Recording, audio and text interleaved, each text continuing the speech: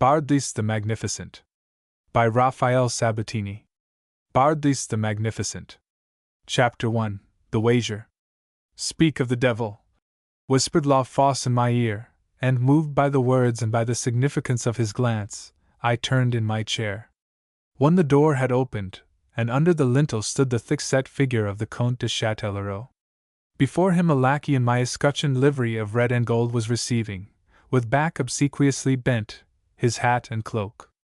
A sudden hush fell upon the assembly where a moment ago this very man had been the subject of our talk, and silenced were the wits that but an instant since had been making free with his name and turning the Languedoc courtship, from which he was newly returned with the shame of defeat, into a subject for heartless mockery and jest.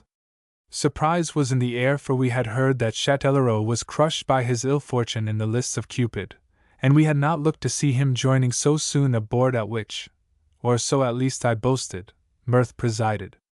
And so for a little space the Count stood pausing on my threshold, whilst we craned our necks to contemplate him as though he had been an object for inquisitive inspection. Then a smothered laugh from the brainless La Fosse seemed to break the spell. I frowned. It was a climax of discourtesy whose impression I must at all costs efface. I leapt to my feet, with a suddenness that sent my chair gliding a full half-yard along the glimmering parquet of the floor, and in 2 strides I had reached the Count and put forth my hand to bid him welcome. He took it with a leisureliness that argued sorrow. He advanced into the full blaze of the candlelight, and fetched a dismal sigh from the depths of his portly bulk. "You are surprised to see me, Monsieur le Marquis," said he, and his tone seemed to convey an apology for his coming, for his very existence almost. Now nature had made my Lord of Châtellerault as proud and arrogant as Lucifer, some resemblance to which illustrious personage his downtrodden retainers were said to detect in the lineaments of his swarthy face. Environment had added to that store of insolence wherewith nature had equipped him, and the king's favor, in which he was my rival, had gone yet further to mold the peacock attributes of his vain soul. So that this wondrous humble tone of his gave me pause, for to me it seemed that not even a courtship gone awry could account for it in such a man.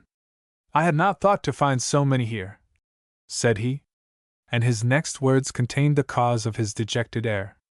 "The king, Monsieur de Bardelys, has refused to see me, and when the sun is gone, we lesser bodies of the courtly firmament must needs turn for light and comfort to the moon," and he made me a sweeping bow. "Meaning that I rule the night?" quoth I, and laughed. "The figure is more playful than exact, for whilst the moon is cold and cheerless, me you shall find ever warm and cordial.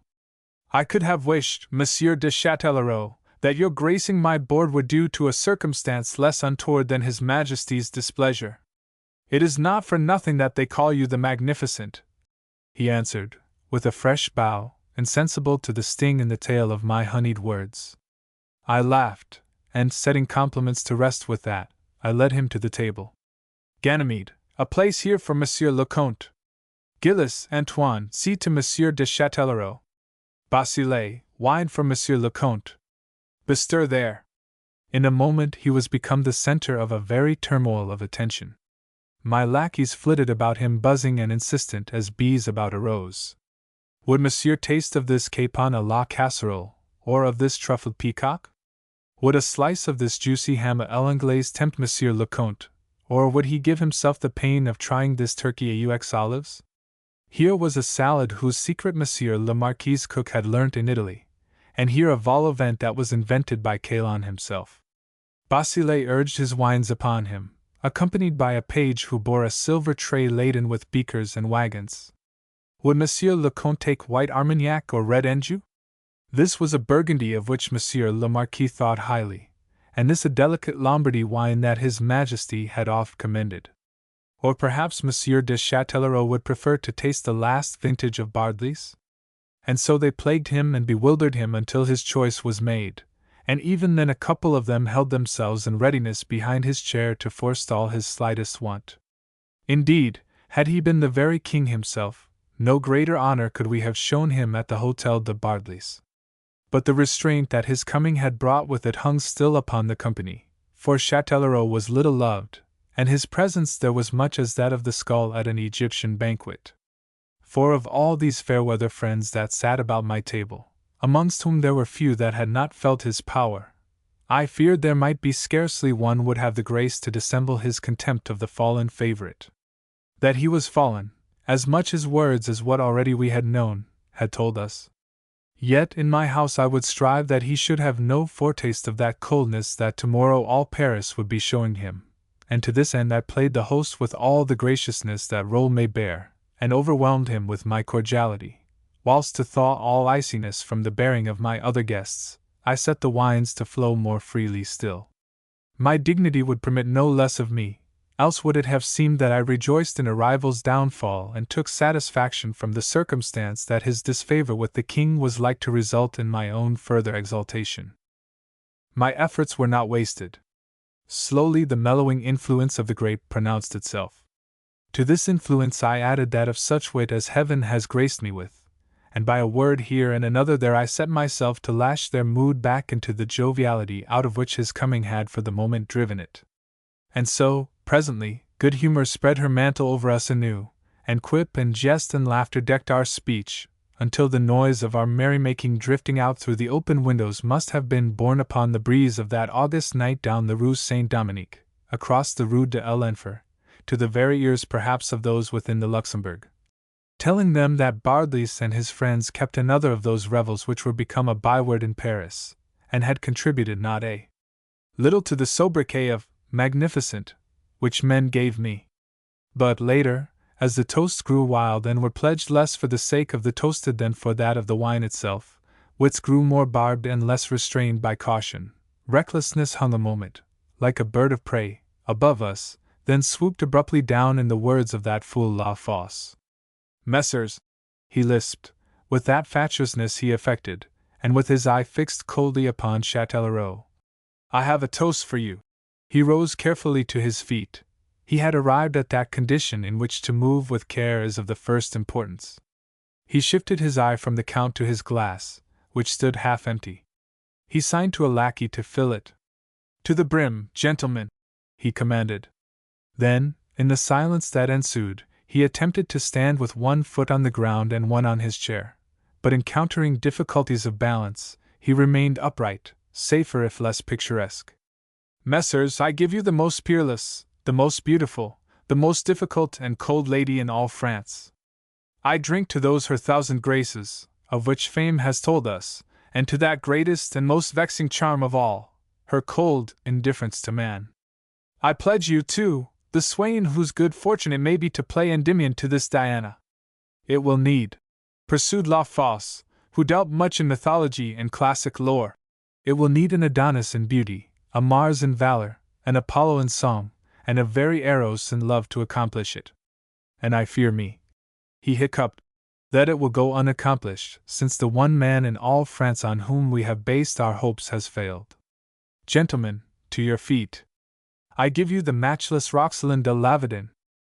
Such amusement as I felt was tempered by apprehension. I shot a swift glance at Châtellerault to mark how he took this pleasantry, and this pledging of the lady whom the king had sent him to woo, but whom he had failed to win. He had risen with the others at La Fosse's bidding, either unsuspicious or else deeming suspicion too flimsy a thing by which to steer conduct. Yet at the mention of her name a scowl darkened his ponderous countenance. He set down his glass with such sudden force that its slender stem was snapped, and a red stream of wine streaked the white tablecloth and spread around a silver flower bowl. The sight of that stain recalled him to himself, and to the manners he had allowed himself for a moment to forget. Bardelys, 1,000 apologies for my clumsiness, he muttered. Spilt wine, I laughed, is a good omen. And for once I accepted that belief, since but for the shedding of that wine and its sudden effect upon him, it is likely we had witnessed a shedding of blood. Thus was the ill-timed pleasantry of my feather-brained La Fosse tided over in comparative safety. But the topic being raised was not so easily abandoned. Mademoiselle de Lavardin grew to be openly discussed, and even the Count's courtship of her came to be hinted at first vaguely, then pointedly, with a lack of delicacy for which I can but blame the wine with which these gentlemen had made a salad of their senses. In growing alarm I watched the Count, but he showed no further sign of irritation. He sat and listened as though no jot concerned. There were moments when he even smiled at some lively sally, and at last he went so far as to join in that merry combat of wits, and defend himself from their attacks, which were made with a good humor that but thinly veiled the dislike he was held in and the satisfaction that was culled from his late discomfiture. For a while I hung back and took no share in the banter that was toward. But in the end, lured perhaps by the spirit in which I have shown that Châtellerault accepted it, and lulled by the wine which in common with my guests I may have abused, I came to utter words but for which this story never had been written. Châtellerault, I laughed, abandon these defensive subterfuges, confess that you are but uttering excuses, and acknowledge that you have conducted this affair with a clumsiness unpardonable in one equipped with your advantages of courtly rearing. A flush overspread his face, the first sign of anger since he had spilled his wine. Your successes, Bardelys, render you vain, and of vanity is presumption born, he replied contemptuously. See, I cried, appealing to the company. Observe how he seeks to evade replying. Nay, but you shall confess your clumsiness.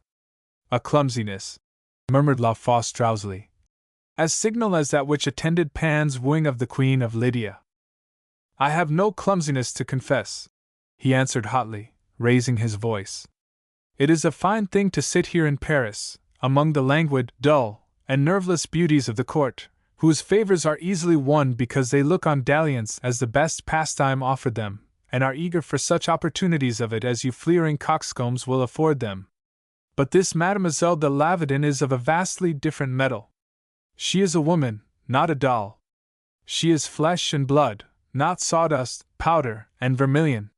She has a heart and a will, not a spirit corrupted by vanity and license. La Fosse burst into a laugh. Hark! Oh, hark! He cried. To the apostle of the chaste.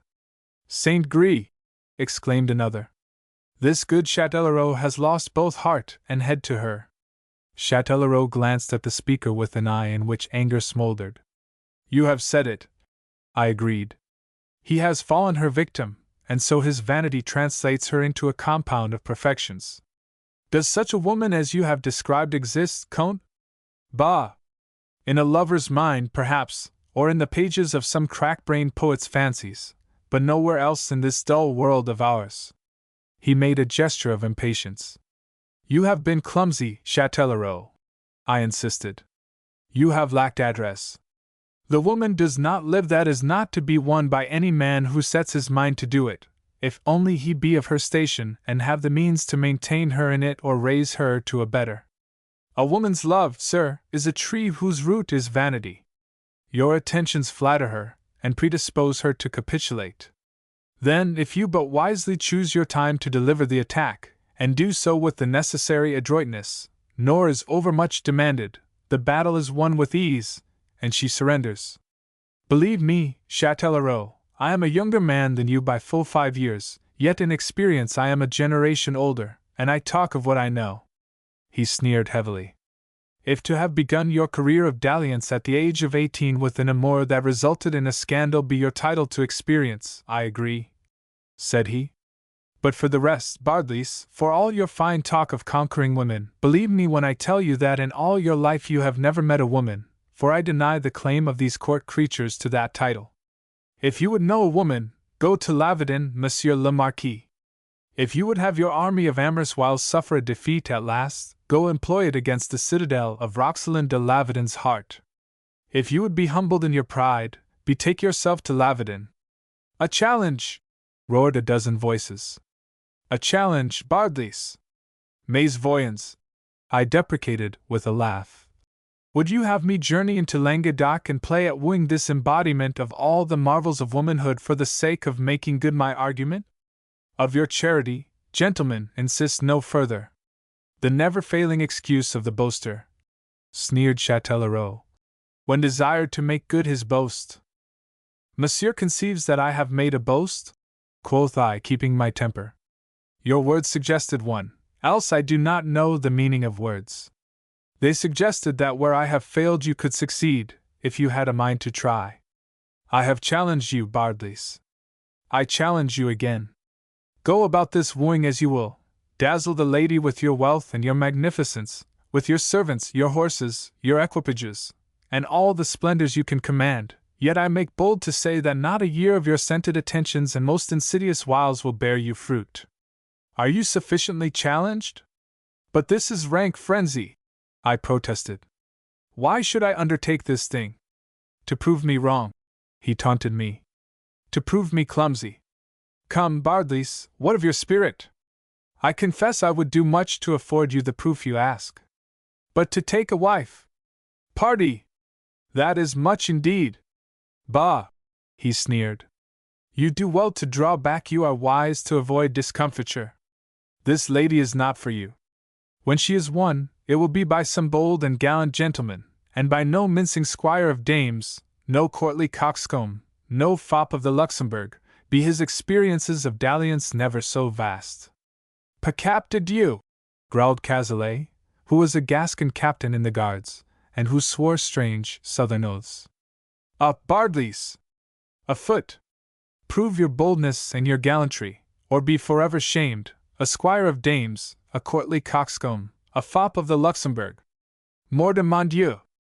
I have given a man a bellyful of steel for the half of those titles. I heeded him little, and as little the other noisy babblers, who now on their feet, those that could stand, were spurring me excitedly to accept the challenge, until from being one of the baiters it seemed that of a sudden the tables were turned and I was become the baited. I sat and thought, revolving the business in my mind, and frankly liking it but little. Doubts of the issue, were I to undertake it, I had none. My views of the other sex were either more nor less than my words to the Count had been calculated to convey. It may be, I know now that it was that the women I had known fitted Châtellerault's description, and were not over difficult to win. Hence, such successes as I had had with them in such comedies of love as I had been engaged upon had given me a false impression. But such at least was not my opinion that night. I was satisfied that Châtellerault talked wildly, and that no such woman lived as he depicted. Cynical and soured you may account me. Such I know I was accounted in Paris, a man satiated with all that wealth and youth and the king's favor could give him, stripped of illusions, of faith and of zest, the very magnificence, so envied, of my existence affording me more disgust than satisfaction, since already I had gauged its shallows. Is it strange, therefore, that in this challenge flung at me with such insistence, a business that at first I disliked grew presently to beckon me with its novelty, and its promise of new sensations? Is your spirit dead, Monsieur de Bardelys? Châtellerault was gibing, when my silence had endured some moments. Is the cock that lately crowed so lustily now dumb? Look you, Monsieur le Marquis, you are accounted here a reckless gamester. Will a wager induce you to this undertaking? I leapt to my feet at that. His derision cut me like a whip. If what I did was the act of a braggart, yet it almost seems I could do no less to bolster up my former boasting, or what into boasting they had translated. You'll lay a wager, will you, Châtellerault? I cried, giving him back defiance for defiance. A breathless silence fell. Then have it so. Listen, gentlemen, that you may be witnesses. I do here pledge my castle of Bardelys, and my estates in Picardy, with every stick and stone and blade of grass that stands upon them, that I shall woo and win Roxelane de Lavedon to be the Marquise of Bardelys. Does the stake satisfy you, Monsieur le Comte? You may set all you have against it, I added coarsely. And yet, I swear, the odds will be heavily in your favor. I remember it was Myronsac who first found his tongue, and sought even at that late hour to set restraint upon us and to bring judgment to our aid. Messrs, he besought us. In heaven's name, bethink you what you do. Bardelys, your wager is a madness. Monsieur de Châtellerault, you'll not accept it. You'll be silent, I rebuked him, with some asperity. What has Monsieur de Châtellerault to say? He was staring at the tablecloth and the stain of the wine that he had spilled when first Mademoiselle de Lavedon's name was mentioned.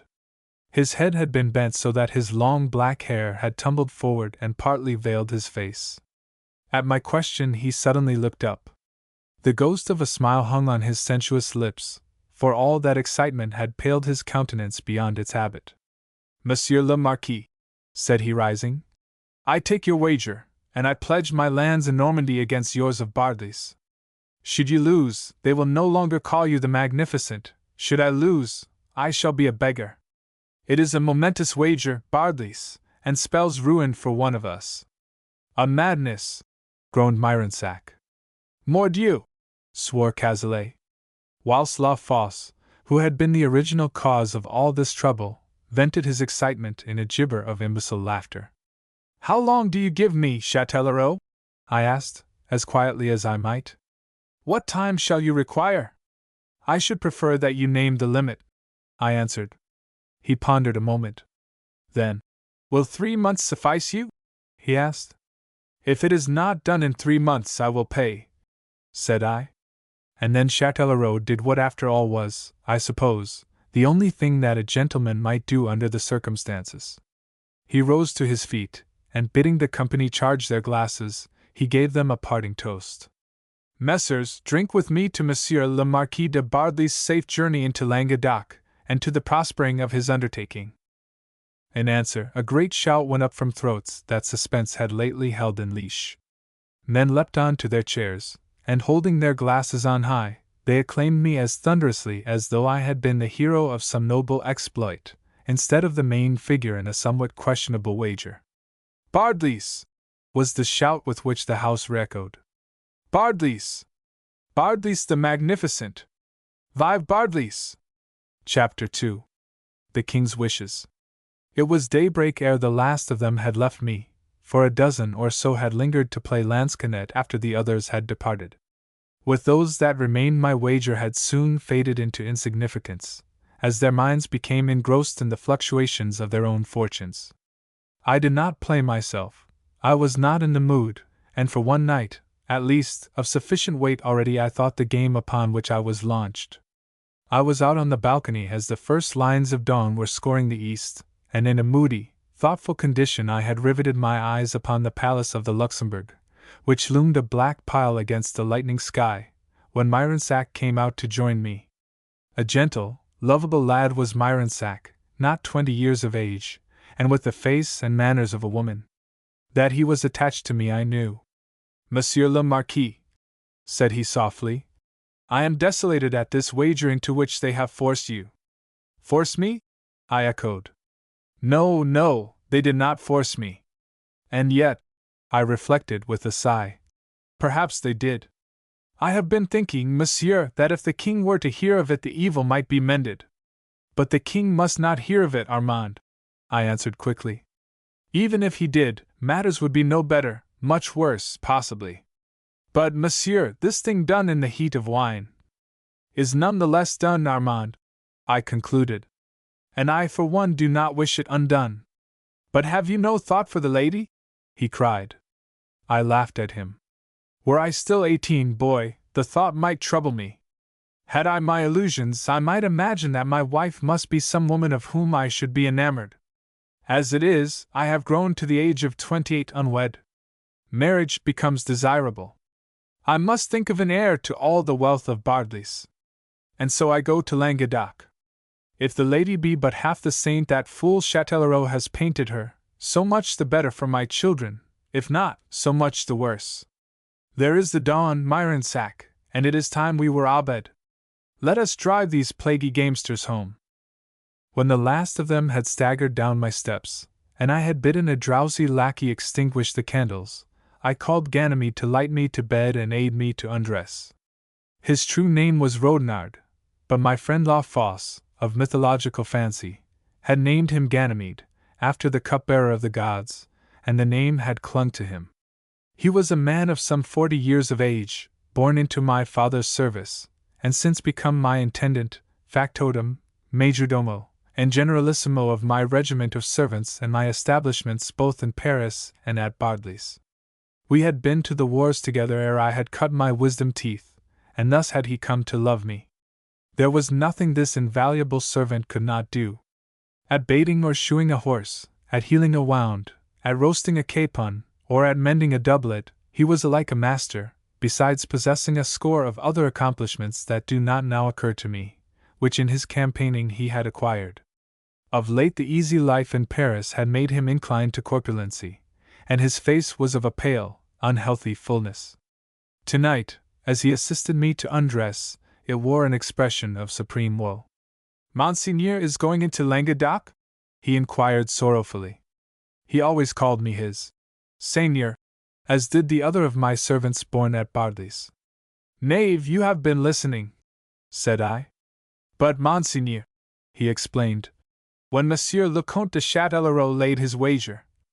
And have I not told you, Ganymede, that when you chance to be among my friends you should hear nothing but the words addressed to you, see nothing but the glasses that need replenishing? But there! We are going into Languedoc. What of it? They say that war may break out at any moment." He groaned. "That Monsieur le Duc de Montmorency is receiving reinforcements from Spain, and that he intends to uphold the standard of Monsieur and the rights of the province against the encroachments of His Eminence the Cardinal. So, we are becoming politicians, Ganymede? And how shall all this concern us? Had you listened more attentively, you had learnt that we go to Languedoc to seek a wife, and not to concern ourselves with cardinals and dukes. Now let me sleep ere the sun rises." On the morrow I attended the levee, and I applied to His Majesty for leave to absent myself. But upon hearing that it was into Languedoc I went, he frowned inquiry. Trouble enough was his brother already making in that province. I explained that I went to seek a wife, and deeming all subterfuge dangerous, since it might only serve to provoke him when later he came to learn the lady's name, I told him, withholding yet all mention of the wager, that I fostered the hope of making Mademoiselle de Lavedon my marquise. Deeper came the line between his brows at that, and blacker grew the scowl. He was not wont to bestow on me such looks as I now met in his weary eyes, for Louis XIII had much affection for me. "You know this lady?" he demanded sharply. "Only by name, your Majesty." At that his brows went up in astonishment. "Only by name? And you would wed her? But, Marcel, my friend, you are a rich man, one of the richest in France. You cannot be a fortune hunter." "Sire," I answered, "fame sings loudly the praises of this lady, her beauty and her virtue, praises that lead me to opine she would make me an excellent chatelaine. I am come to an age when it is well to wed, indeed, your Majesty has often told me so. And it seems to me that all France does not hold a lady more desirable. Heaven send she will agree to my suit!" In that tired way of his that was so pathetic. "Do you love me a little, Marcel?" he asked. "Sire," I exclaimed, wondering whither all this was leading us. "Need I protest it?" "No," he answered dryly. "You can prove it. Prove it by abandoning this Languedoc quest. I have motives, sound motives, motives of political import. I desire another wedding for Mademoiselle de Lavedon. I wish it so, Bardelys, and I look to be obeyed." For a moment temptation had me by the throat. Here was an unlooked-for chance to shake from me a business which reflection was already rendering odious.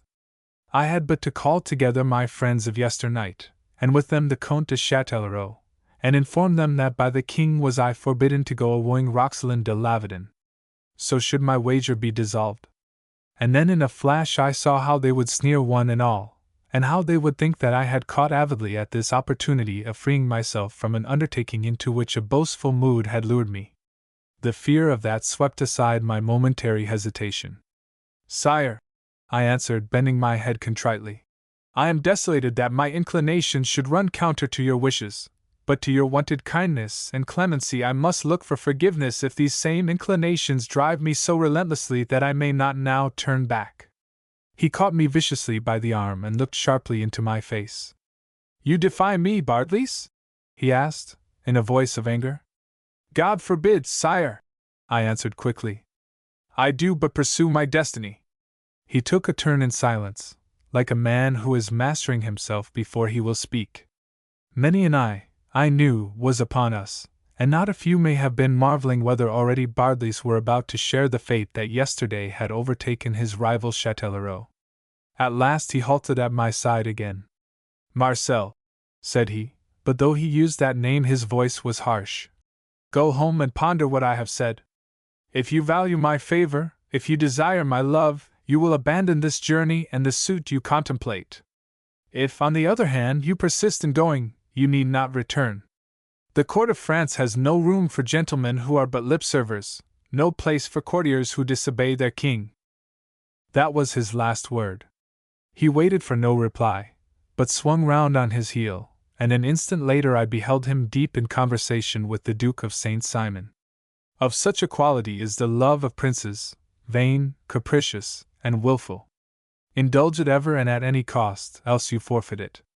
I turned away with a sigh, for in spite of all his weaknesses and meannesses I loved this cardinal-ridden king, and would have died for him had the need occurred, as well he knew. But in this matter, well, I accounted my honor involved, and there was now no turning back save by the payment of my wager and the acknowledgment of defeat. Chapter 3. René de l'Esperron. That very day I set out. For since the king was opposed to the affair, and knowing the drastic measures by which he was wont to enforce what he desired, I realized that did I linger he might find a way definitely to prevent my going. I traveled in a coach, attended by 2 lackeys and a score of men-at-arms in my own livery, all commanded by Ganymede. My intendant himself came in another coach with my wardrobe and traveling necessaries. We were a fine and almost regal cortege as we passed down the Rue de l'Enfer and quitted Paris by the Orleans Gate, taking the road south. So fine a cortege, indeed, that it entered my mind. His Majesty would come to hear of it, and, knowing my destination, send after me to bring me back. To evade such a possibility, I ordered a divergence to be made, and we struck east and into Touraine. At Pont-le-Duc, near Tours, I had a cousin in the Vicomte d'Emerald, and at his chateau I arrived on the 3rd day after quitting Paris. Since that was the last place where they would seek me, if to seek me they were inclined, I elected to remain my cousin's guest for 15 days. And whilst I was there we had news of trouble in the south and of a rising in Languedoc under the Duc de Montmorency. Thus was it that when I came to take my leave of Emerald, he, knowing that Languedoc was my destination, sought ardently to keep me with him until we should learn that peace and order were restored in the province. But I held the trouble lightly, and insisted upon going. Resolutely, then, if by slow stages, we pursued our journey, and came at last to Montauban. There we lay a night at the Auberge de Navarre, intending to push on to Lavardin upon the morrow. My father had been on more than friendly terms with the Vicomte de Lavardin, and upon this I built my hopes of a cordial welcome and an invitation to delay for a few days the journey to Toulouse, upon which I should represent myself as bound. Thus, then, stood my plans. And they remained unaltered for all that upon the morrow there were wild rumors in the air of Montauban. There were tellings of a battle fought the day before at Castelnaudary, of the defeat of Monsieur's partisans, of the utter rout of Gonzalo de Cordova's Spanish tatterdemalions, and of the capture of Montmorency, who was sorely wounded, some said with 20 and some with 30 wounds, and little like to live. Sorrow and discontent stalked abroad in Languedoc that day, for they believed that it was against the Cardinal, who sought to strip them of so many privileges, that Gaston d'Orleans had set up his standard. That those rumors of battle and defeat were true we had ample proof some few hours later, when a company of dragoons in buff and steel rode into the courtyard of the Auberge de Navarre, headed by a young spark of an officer, who confirmed the rumor and set the number of Montmorency's wounds at 17. He was lying, the officer told us, at Castelnaudary, and his Duchess was hastening to him from Béziers. Poor woman! She was destined to nurse him back to life and vigor only that he might take his trial at Toulouse and pay with his head the price of his rebellion. Ganymede, who, through the luxurious habits of his more recent years had, for all his fine swagger, developed a marked distaste for warfare and excitement, besought me to take thought for my safety and to lie quietly at Montauban until the province should be more settled. "The place is a hotbed of rebellion," he urged. "If these truants but learn that we are from Paris and of the king's party, we shall have our throats slit, as I live. There is not a peasant in all this countryside indeed, scarce a man of any sort but is a red-hot Orleanist, anti-cardinalist, and friend of the devil. Bethink you, Monseigneur, to push on at the present is to court murder." "Why, then, we will court murder," said I coldly. "Give the word to saddle." I asked him at the moment of setting out did he know the road to Lavardin, to which the lying poltroon made answer that he did. In his youth he may have known it, and the countryside may have undergone since then such changes as bewildered him. Or it may be that fear dulled his wits, and lured him into taking what may have seemed the safer rather than the likelier road. But this I know, that as night was falling my carriage halted with a lurch, and as I put forth my head I was confronted by my trembling intendant, his great fat face gleaming whitely in the gloom above the lawn collar on his doublet.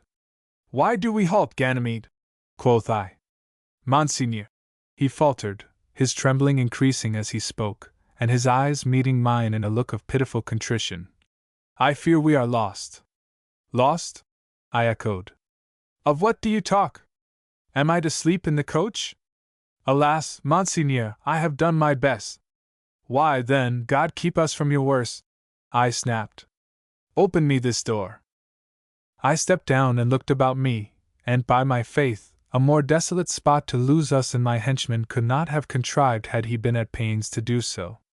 A bleak, barren landscape, such as I could hardly have credited was to be found in all that fair province, unfolded itself, looking now more bleak, perhaps, by virtue of the dim evening mist that hovered over it.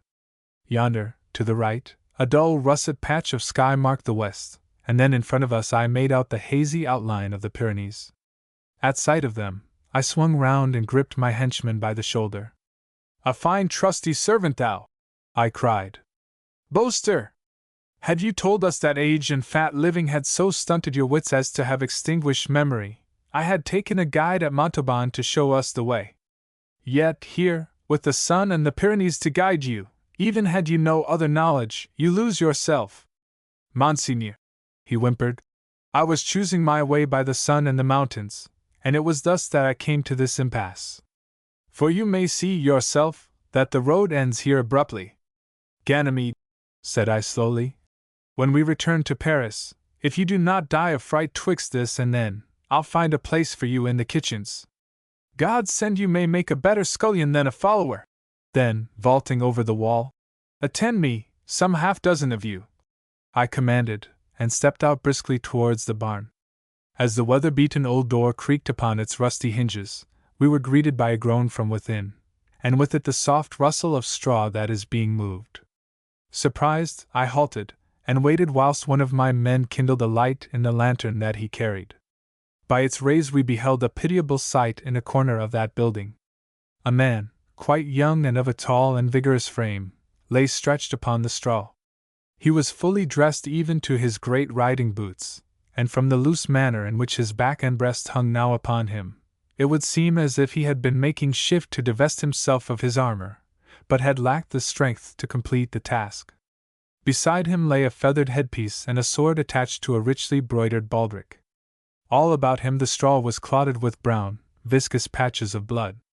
The doublet, which had been of sky-blue velvet, was all sodden and stained, and inspection showed us that he had been wounded in the right side, between the straps of his breastplate. As we stood about him now, a silent, pitying group, appearing fantastic, perhaps, by the dim light of that single lantern, he attempted to raise his head, and then with a groan he dropped it back upon the straw that pillowed it.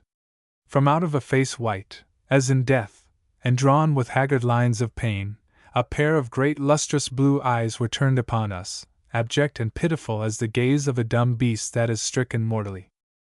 It needed no acuteness to apprehend that we had before us one of yesterday's defeated warriors, one who had spent his last strength in creeping hither to get his dying done in peace.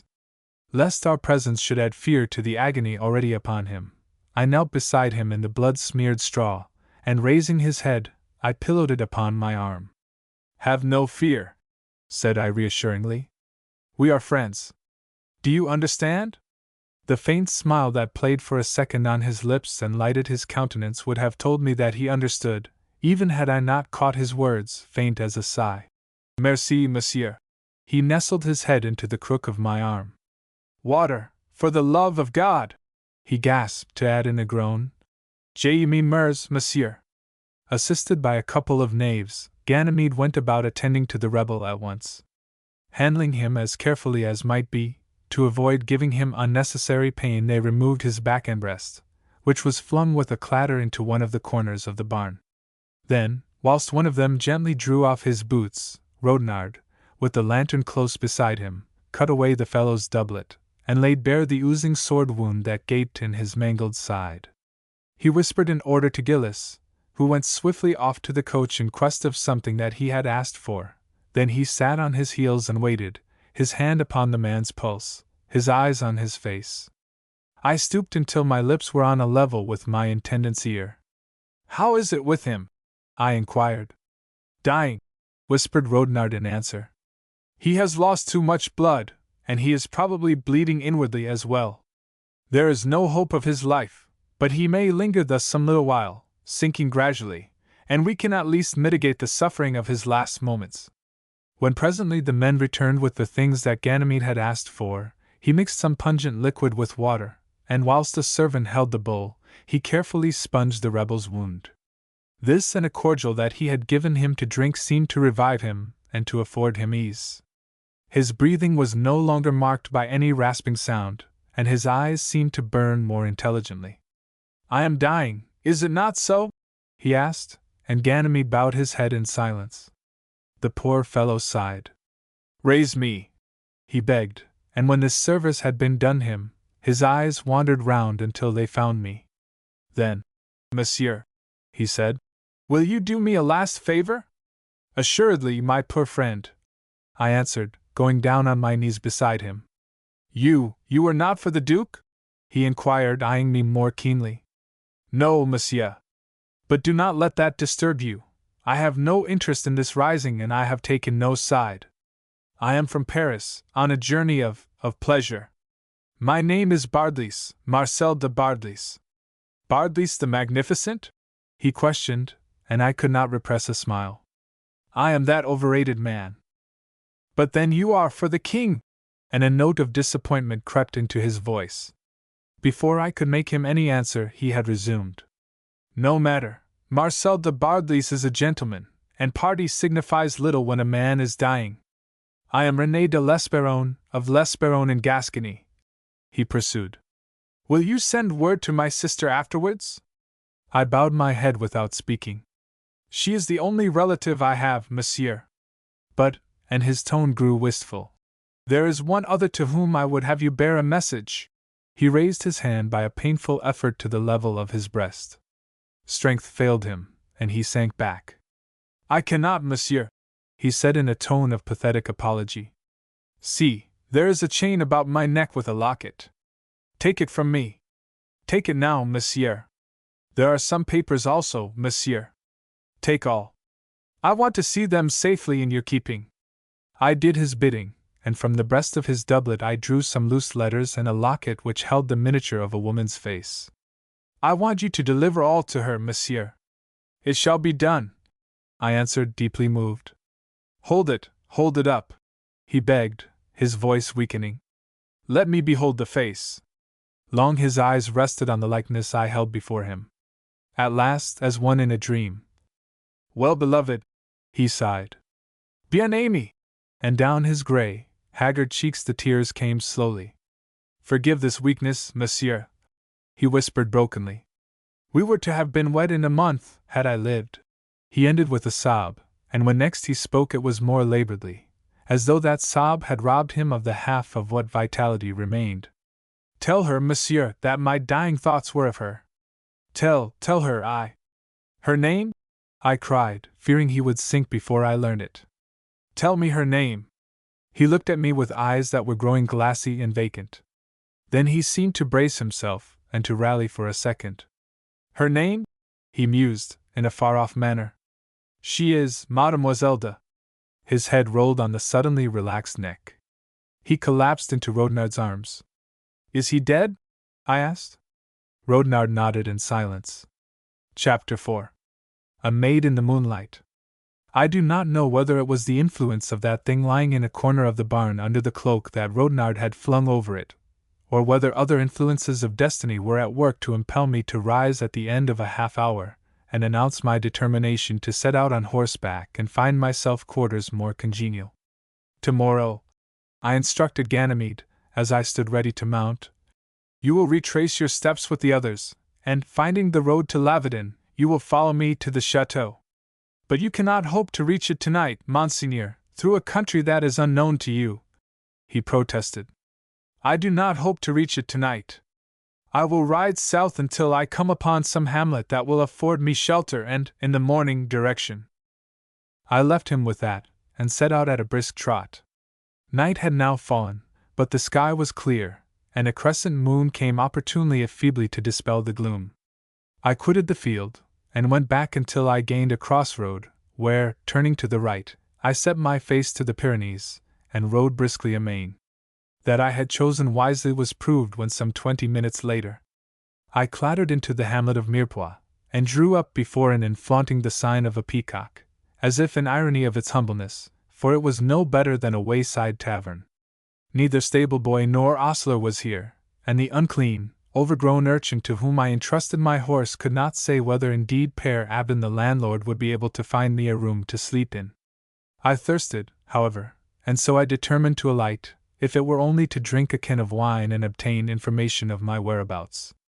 As I was entering the hostelry there was a clatter of hoofs in the street, and 4 dragoons headed by a sergeant rode up and halted at the door of the Payonne. They seemed to have ridden hard and some distance, for their horses were jaded almost to the last point of endurance. Within, I called the host, and having obtained a flagon of the best vintage, heaven fortify those that must be content with his worst, I passed on to make inquiries touching my whereabouts and the way to Lavardin. This I learnt was but some 3 or 4 miles distant. About the other table, there were but 2 within the room, stood the dragoons in a whispered consultation, of which it had been well had I taken heed, for it concerned me more closely than I could have dreamt. "He answers the description," said the sergeant, and though I heard the words I took no thought that it was of me they spoke. "Pedro," swore one of his companions, "I'll wager it is our man." And then, just as I was noticing that Master Abden, who had also overheard the conversation, was eyeing me curiously, the sergeant stepped up to me and, "What is your name, monsieur?" quoth he. I vouchsafed him a stare of surprise before asking in my turn, "How may that concern you?" "Your pardon, my master, but we are on the king's business." I remembered then that he had said I answered some description. With that it flashed through my mind that they had been sent after me by His Majesty to enforce my obedience to his wishes and to hinder me from reaching Lavardin. At once came the dominant desire to conceal my identity that I might go unhindered. The first name that occurred to me was that of the poor wretch I had left in the barn half an hour ago, and so, "I am," said I, "Monsieur de l'Esperron, at your service." Too late I saw the mistake that I had made. I own it was a blunder that no man of ordinary intelligence should have permitted himself to have committed. Remembering the unrest of the province, I should rather have concluded that their business was more like to be in that connection. "He is bold, at least," cried one of the troopers, with a burst of laughter. Then came the sergeant's voice, cold and formal. "In the king's name, Monsieur de l'Esperron, I arrest you." He had whipped out his sword, and the point was within an inch of my breast. But his arm, I observed, was stretched to its fullest extent, which forbade his making a sudden thrust. To hamper him in the lunge there was the table between us. So, my mind working quickly in this desperate situation, and realizing how dire and urgent the need to attempt an escape, I leapt suddenly back to find myself in the arms of his followers. But in moving I had caught up by one of its legs the stool on which I had been sitting. As I raised it, I eluded the pinioning grip of the troopers. I twisted in their grasp, and brought the stool down upon the head of one of them with a force that drove him to his knees. Up went that 3-legged stool again, to descend like a thunderbolt upon the head of another. That freed me. The sergeant was coming up behind, but another flourish of my improvised battle-axe sent the 2 remaining soldiers apart to look to their swords. Ere they could draw, I had darted like a hare between them and out into the street. The sergeant, cursing them with horrid volubility, followed closely upon my heels. Leaping as far into the roadway as I could, I turned to meet the fellow's onslaught. Using the stool as a buckler, I caught his thrust upon it. So violently was it delivered that the point buried itself in the wood and the blade snapped, leaving him a hilt and a stump of steel. I wasted no time in thought. Charging him wildly, I knocked him over just as the 2 unhurt dragoons came stumbling out of the tavern. I gained my horse and vaulted into the saddle.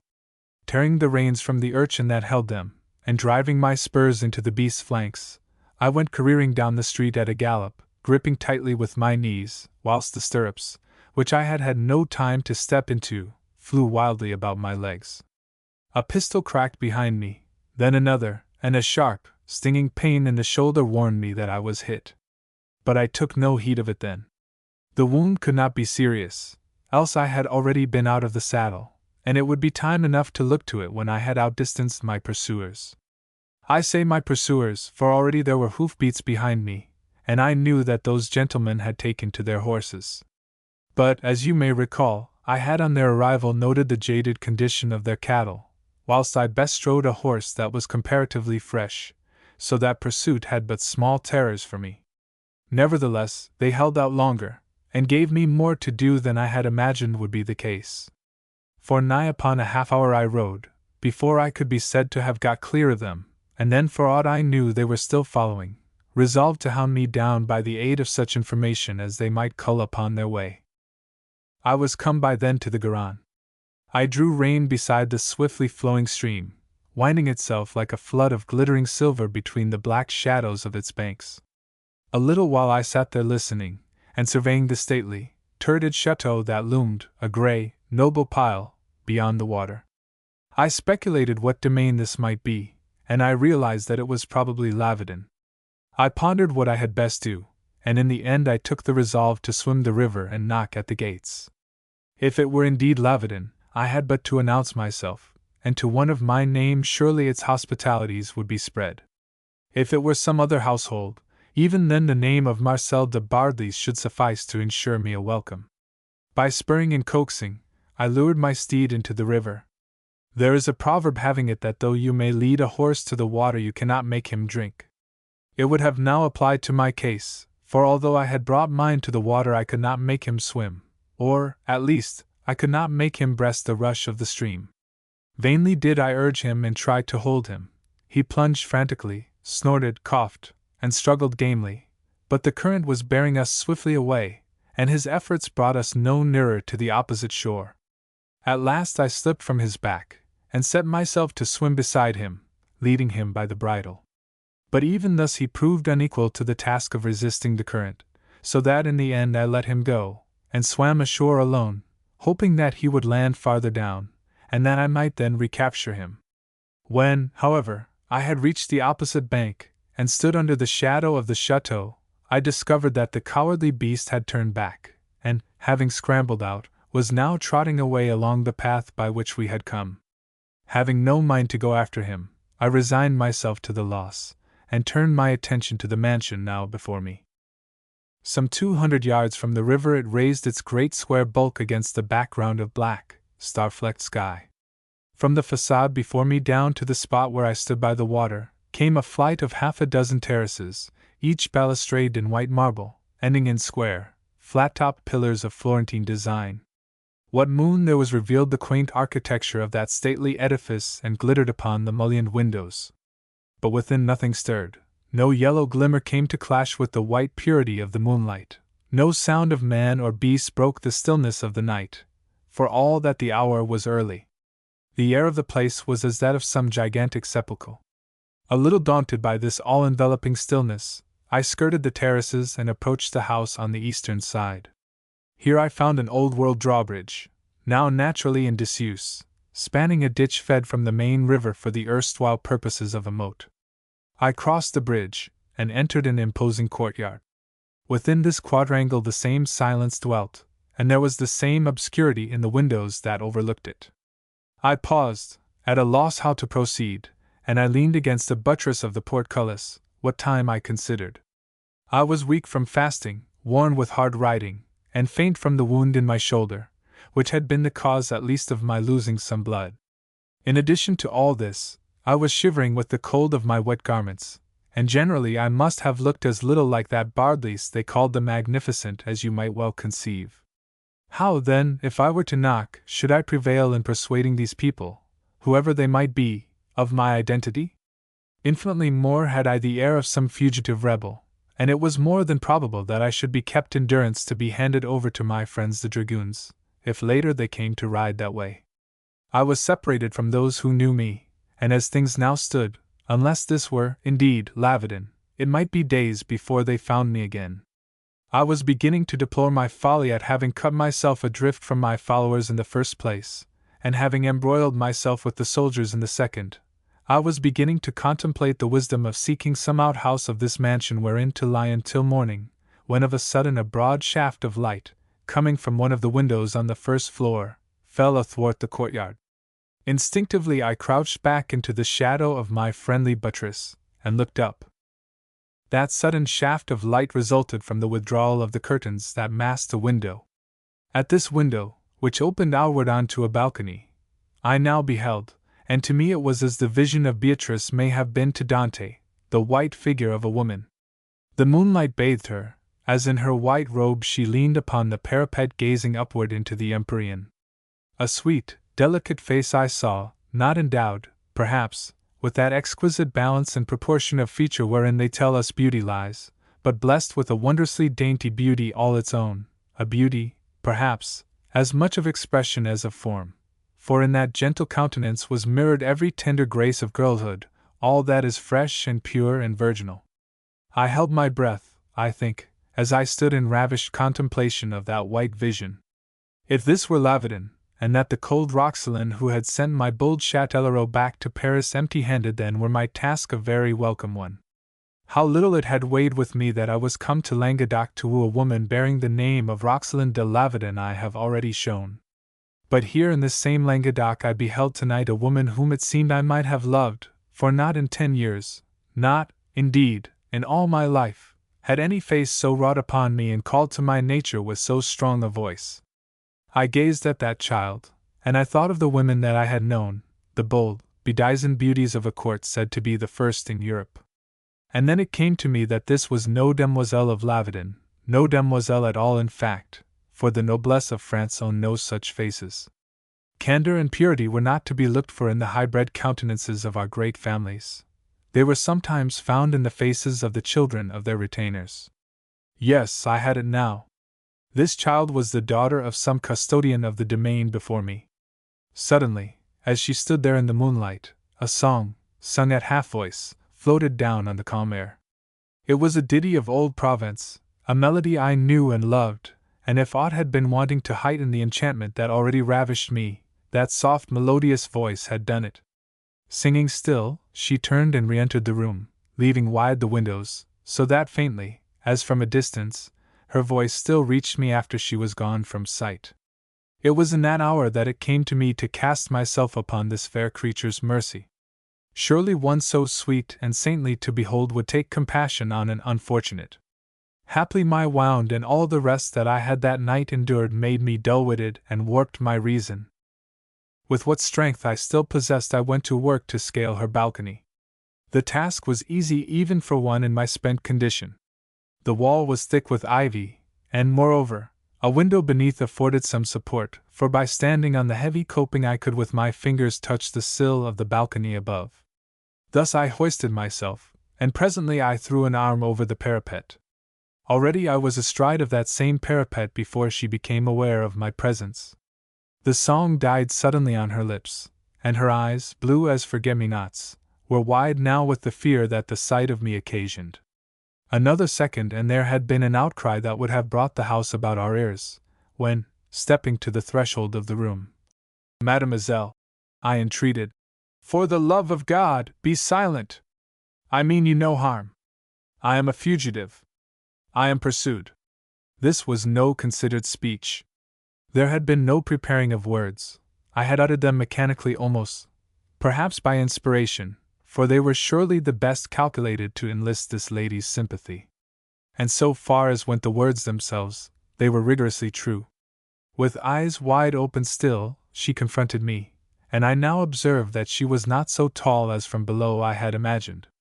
She was, in fact, of a short stature rather, but of proportions so exquisite that she conveyed an impression of some height.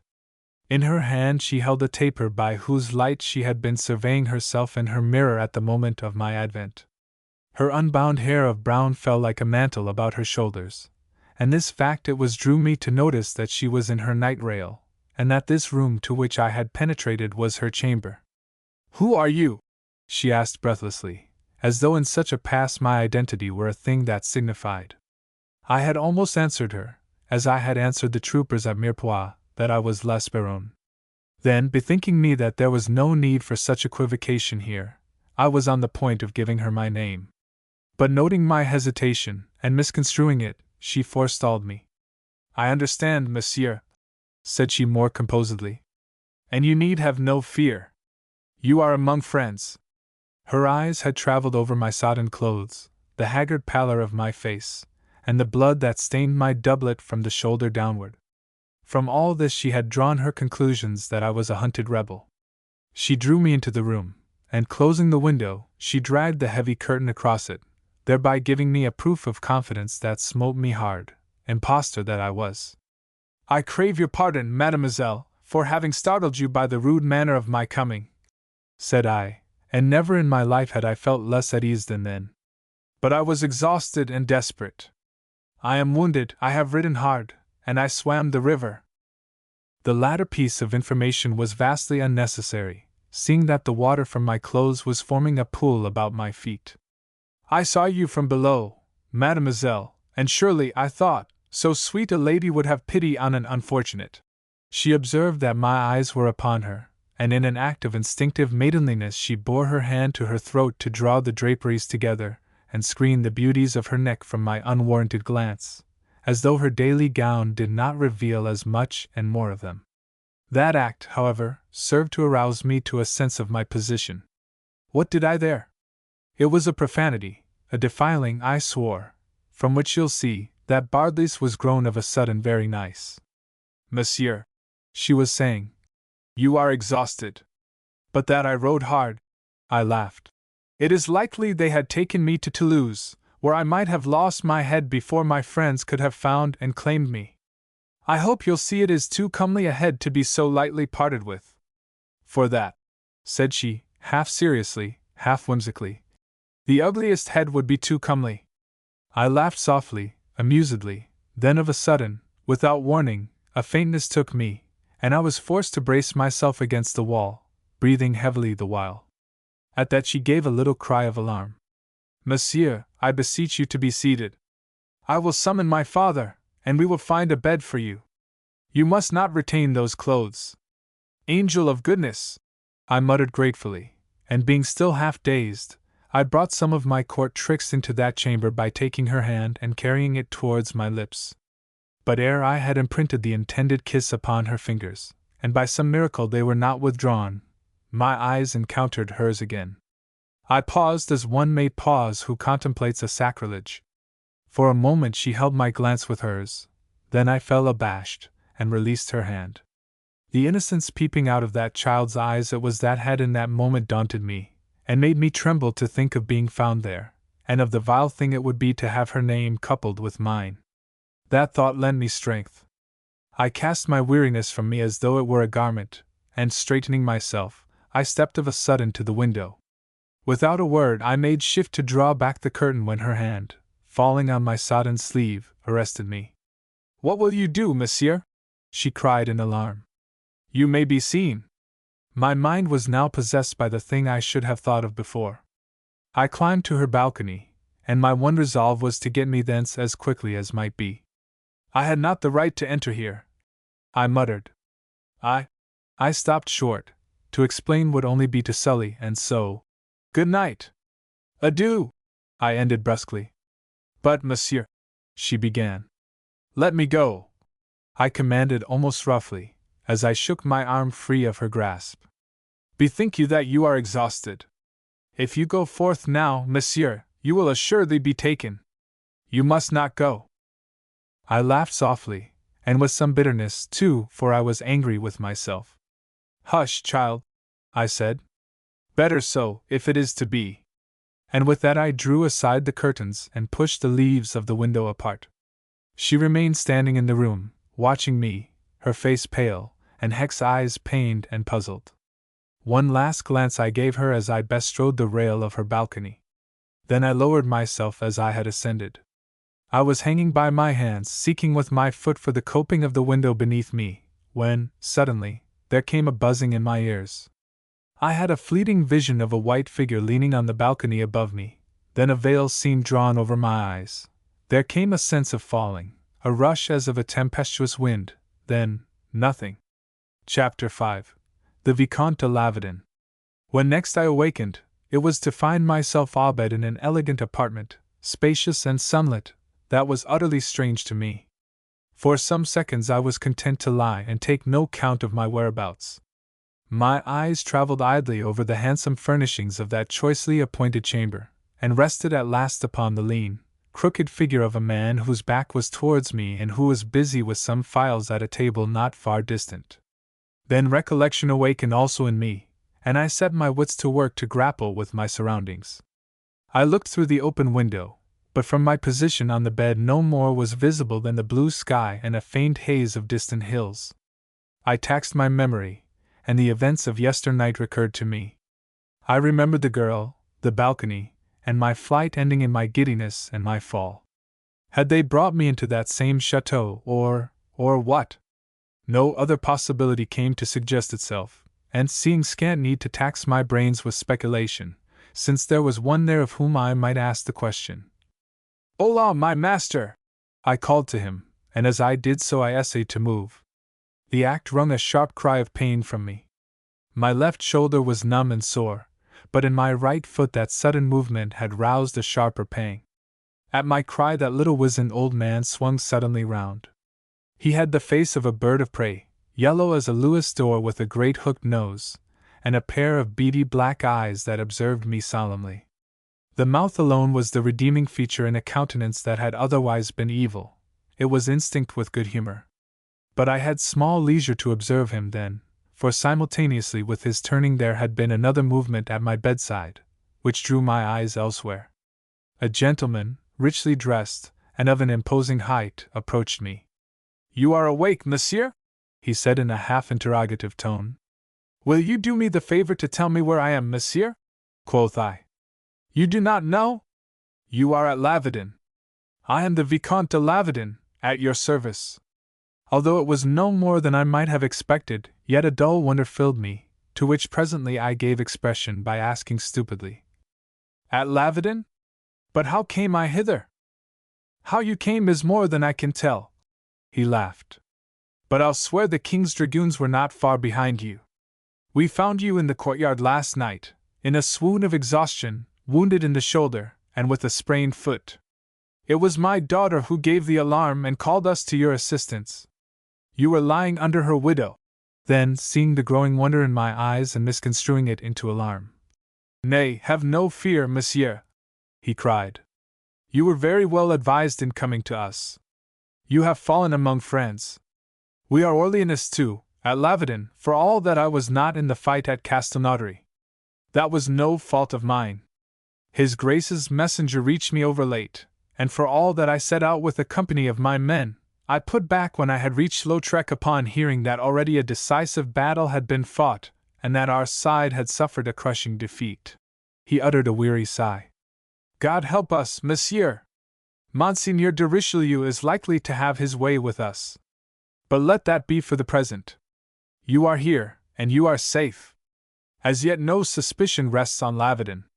I was, as I have said, too late for the fight, and so I came quietly back to save my skin, that I might serve the cause in whatever other way might offer still.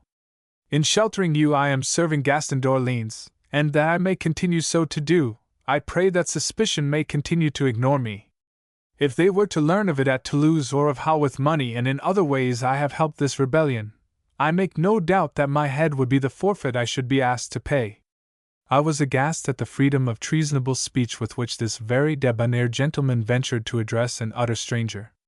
"But tell me, Monsieur de l'Esperron," resumed my host, "how is it with you?" I started in fresh astonishment. How do you know that I am l'Esperron?" I asked. "Ma foi," he laughed. "Do you imagine I had spoken so unreservedly to a man of whom I knew nothing? Think better of me, monsieur, I beseech you. I found these letters in your pocket last night, and their superscription gave me your identity. Your name is well known to me," he added.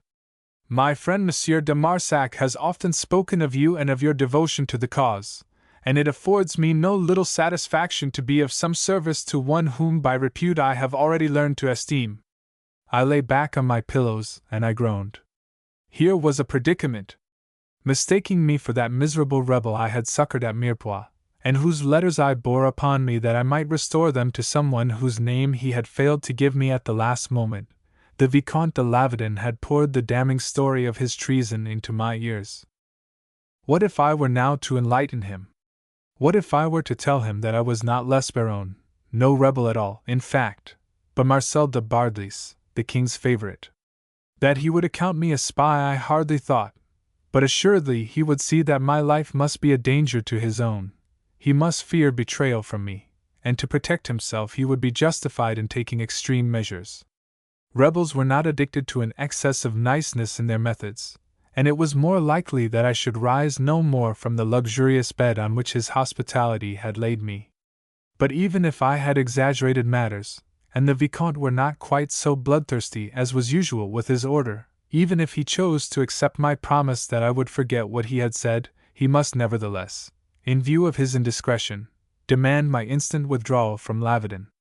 And what, then, of my wager with Châtellerault? Then, in thinking of my wager, I came to think of Roxelane herself, that dainty, sweet-faced child into whose chamber I had penetrated on the previous night. And would you believe it that I, the satiated, cynical, unbelieving Bardelys, experienced dismay at the very thought of leaving Lavedon for no other reason than because it involved seeing no more of that provincial damsel? My unwillingness to be driven from her presence determined me to stay. I had come to Lavedon as L'Esperance, a fugitive rebel. In that character I had all but announced myself last night to Mademoiselle. In that character I had been welcomed by her father. In that character, then, I must remain, that I might be near her, that I might woo and win her, and thus, though this, I swear, had now become a minor consideration with me, make good my boast and win the wager that must otherwise involve my ruin. As I lay back with closed eyes and gave myself over to pondering the situation, I took a pleasure oddly sweet in the prospect of urging my suit under such circumstances. Châtellerault had given me a free hand. I was to go about the wooing of Mademoiselle de Lavedon as I chose. But he had cast it at me in defiance that not with all my magnificence, not with all my retinue and all my state to dazzle her, should I succeed in melting the coldest heart in France. And now, behold! I had cast from me all these outward embellishments. I came without pomp, denuded of every emblem of wealth, of every sign of power. As a poor fugitive gentleman, I came, hunted, proscribed, and penniless, for L'Esperance's estate would assuredly suffer sequestration. To win her thus would, by my faith, be an exploit I might take pride in, a worthy achievement to encompass. And so I left things as they were, and since I offer no denial to the identity that was thrust upon me, as L'Esperance I continued to be known to the Vicomte and to his family. Presently he called the old man to my bedside and I heard them talking of my condition. "You think then, Anatole," he said in the end, "that in 3 or 4 days Monsieur de L'Esperance may be able to rise?" "I am assured of it," replied the old servant. Whereupon, turning to me, "Be therefore of good courage, monsieur," said Lavedon, "for your hurt is none so grievous after all." I was muttering my thanks and my assurances that I was in excellent spirits, when we were suddenly disturbed by a rumbling noise as of distant thunder. "Mordieu!" swore the Vicomte, a look of alarm coming into his face. With a bent head, he stood in a listening attitude. "What is it?" I inquired. "Horsemen, on the drawbridge," he answered shortly. "A troop by the sound." And then, in confirmation of these words, followed a stamping and rattle of hoofs on the flags of the courtyard below. The old servant stood wringing his hands in helpless terror, and wailing, "Monsieur, monsieur!" But the Vicomte crossed rapidly to the window and looked out. Then he laughed with intense relief, and in a wondering voice, "They are not troopers," he announced. "They have more the air of a company of servants in private livery, and there is a carriage, pardieu, 2 carriages."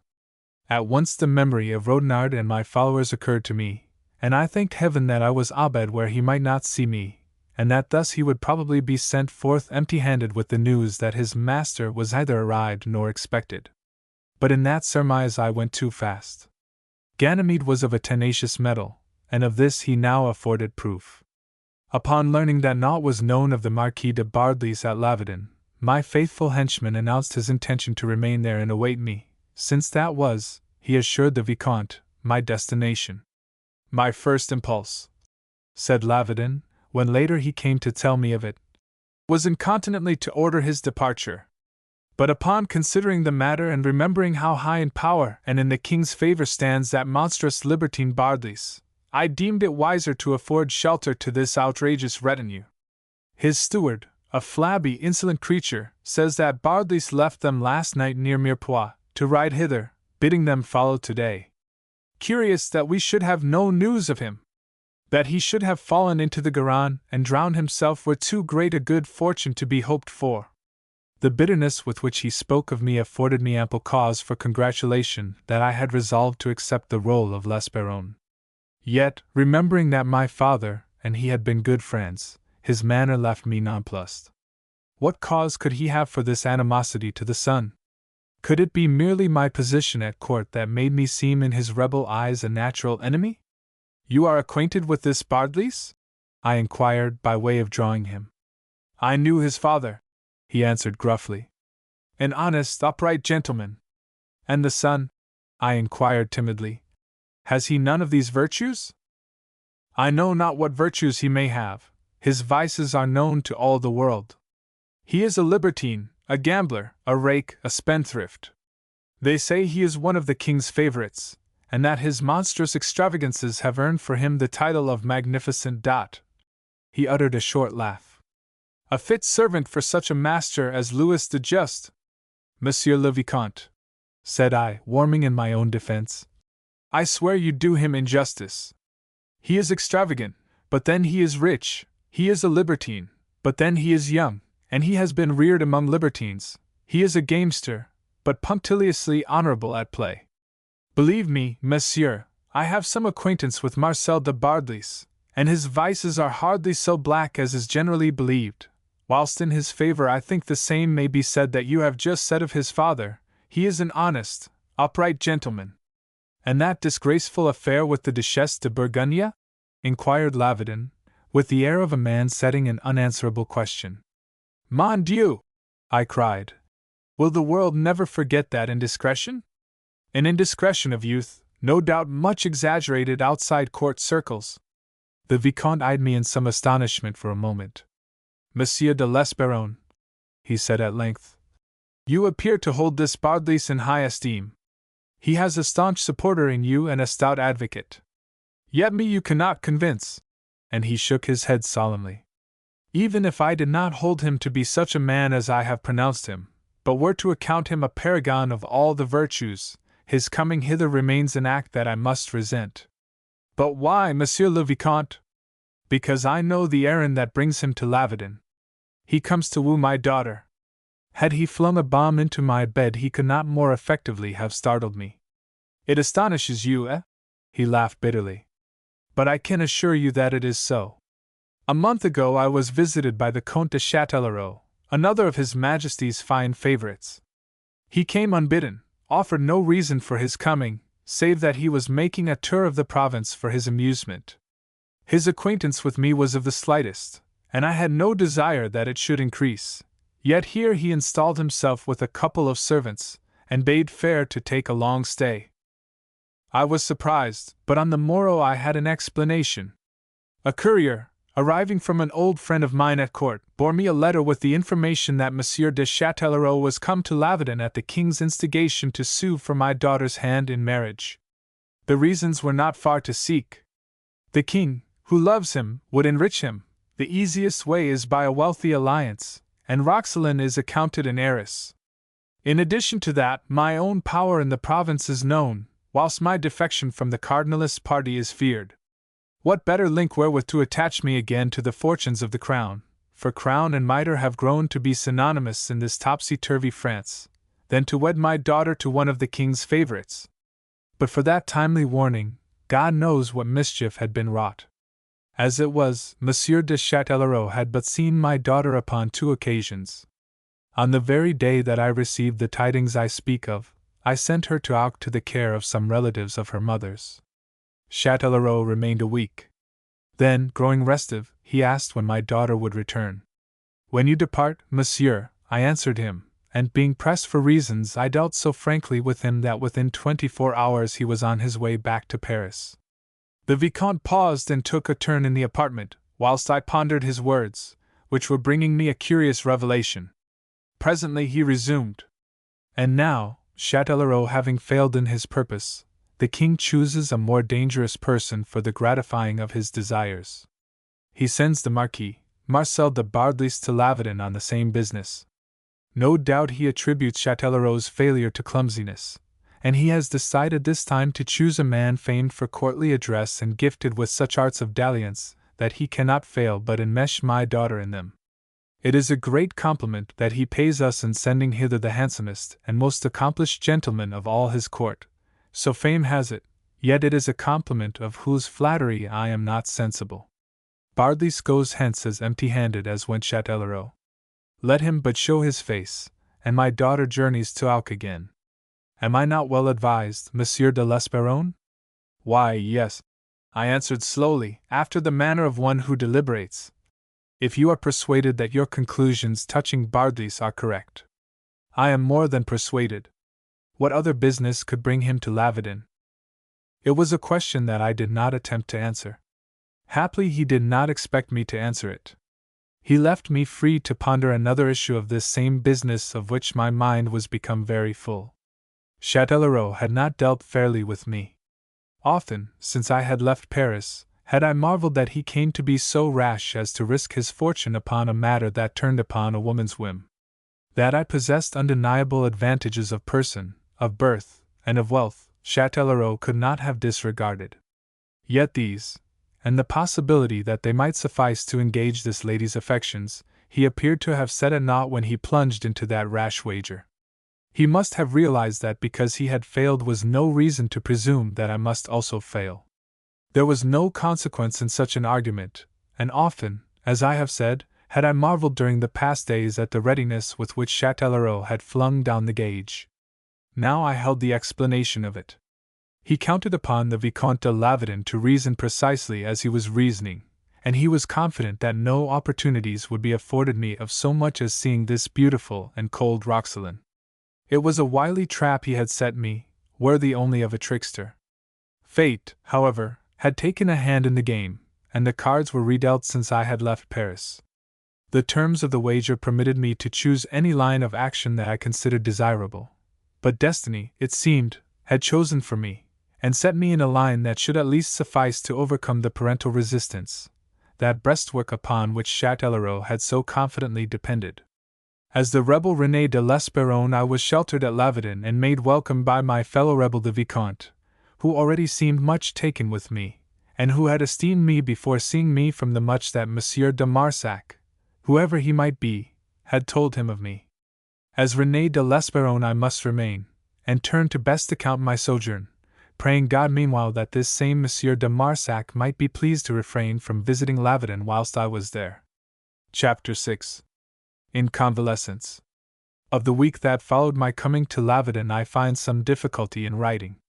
It was for me a time very crowded with events that appeared to be molding my character anew and making of me a person different, indeed, from that Marcel de Bardelys whom in Paris they called the Magnificent. Yet these events, although significant in their total, were of so vague and slight a nature in their detail, that when I come to write of them I find really little that I may set down.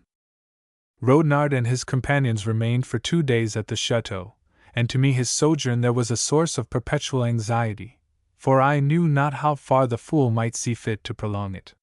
It was well for me that this anxiety of mine was shared by Monsieur de Lavardin, who disliked at such a time the presence of men attached to one who was so notoriously of the king's party.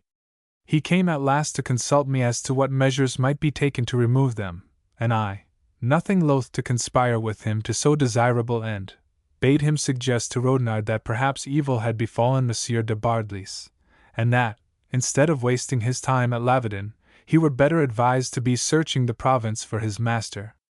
This counsel the Vicomte adopted, and with such excellent results that very day, within the hour, in fact, Ganymede, aroused to a sense of his proper duty, set out in quest of me, not a little disturbed in mind, for with all his shortcomings the rascal loved me very faithfully.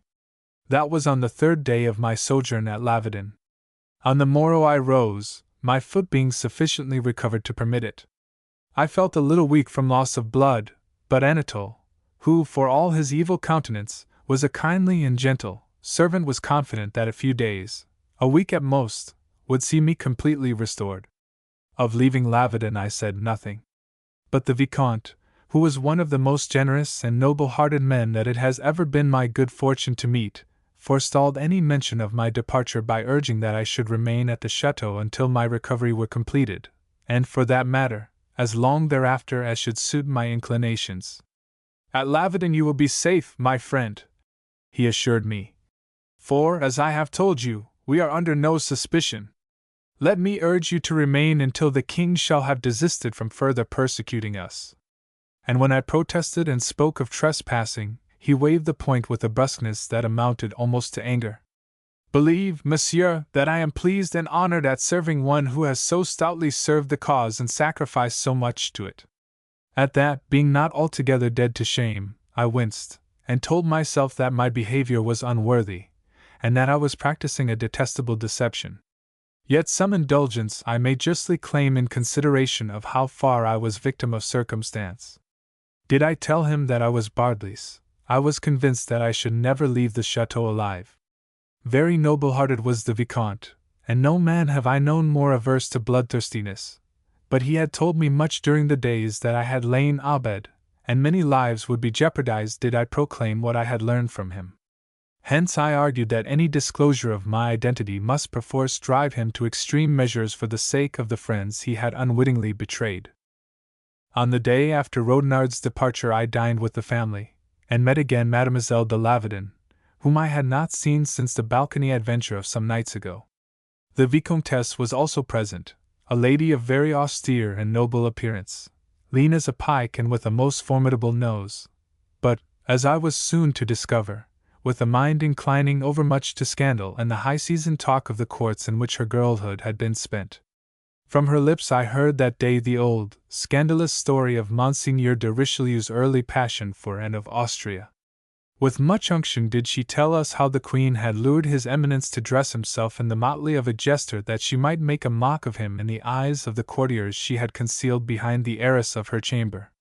This anecdote she gave us with much wealth of discreditable detail, and scant regard for either her daughter's presence, or for the blushes that suffused the poor child's cheeks. In every way she was a pattern of the class of women amongst whom my youth had been spent, a class which had done so much towards shattering my faith and lowering my estimate of her sex.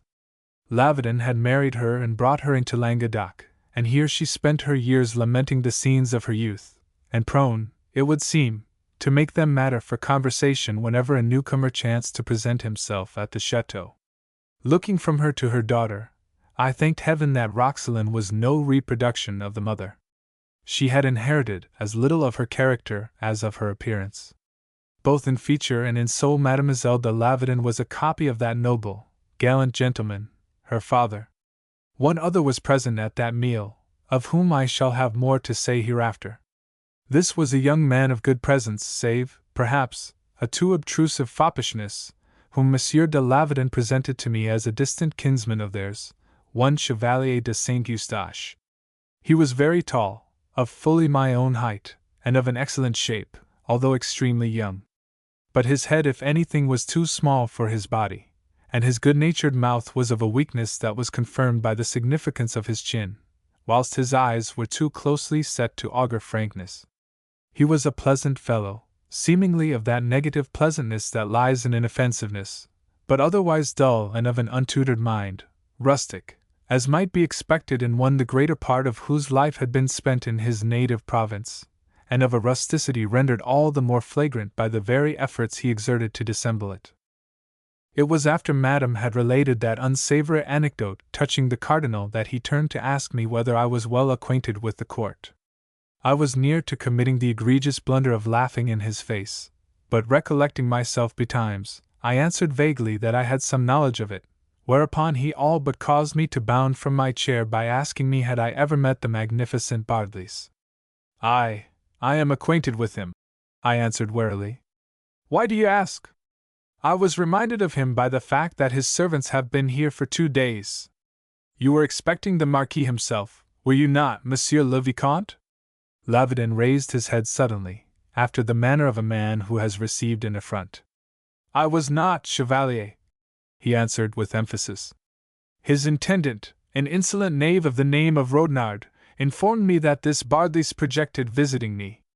He has not come, and I devoutly hope that he may not come. Trouble enough had I to rid myself of his servants, and but for Monsieur de L'Esperin's well-conceived suggestion they might still be here. You have never met him, monsieur? Inquired the Chevalier. Never, replied our host in such a way that any but a fool must have understood that he desired nothing less than such a meeting. A delightful fellow, murmured Saint Eustache. A brilliant, dazzling personality. You are acquainted with him? I asked. Acquainted? Echoed that boastful liar. We were as brothers. How you interest me! And why have you never told us? Quoth Madame, her eyes turned enviously upon the young man, as enviously as were Lavedin's turned in disgust. It is 1,000 pities that Monsieur de Bardelys has altered his plans and is no longer coming to us. To meet such a man is to breathe again the air of the Grand Monde. You remember, Monsieur de l'Esperon, that affair with the Duchess de Bourgogne? And she smiled wickedly in my direction. I have some recollection of it, I answered coldly. But I think that rumor exaggerates. When tongues wag, a little rivulet is often described as a mountain torrent. You would not say so did you but know what I know, she informed me roguishly. Often, I confess, rumor may swell the importance of such an affair, but in this case I do not think that rumor does it justice. I made a deprecatory gesture, and I would have had the subject changed, but ere I could make an effort to that end, the fool Saint Eustache was babbling again.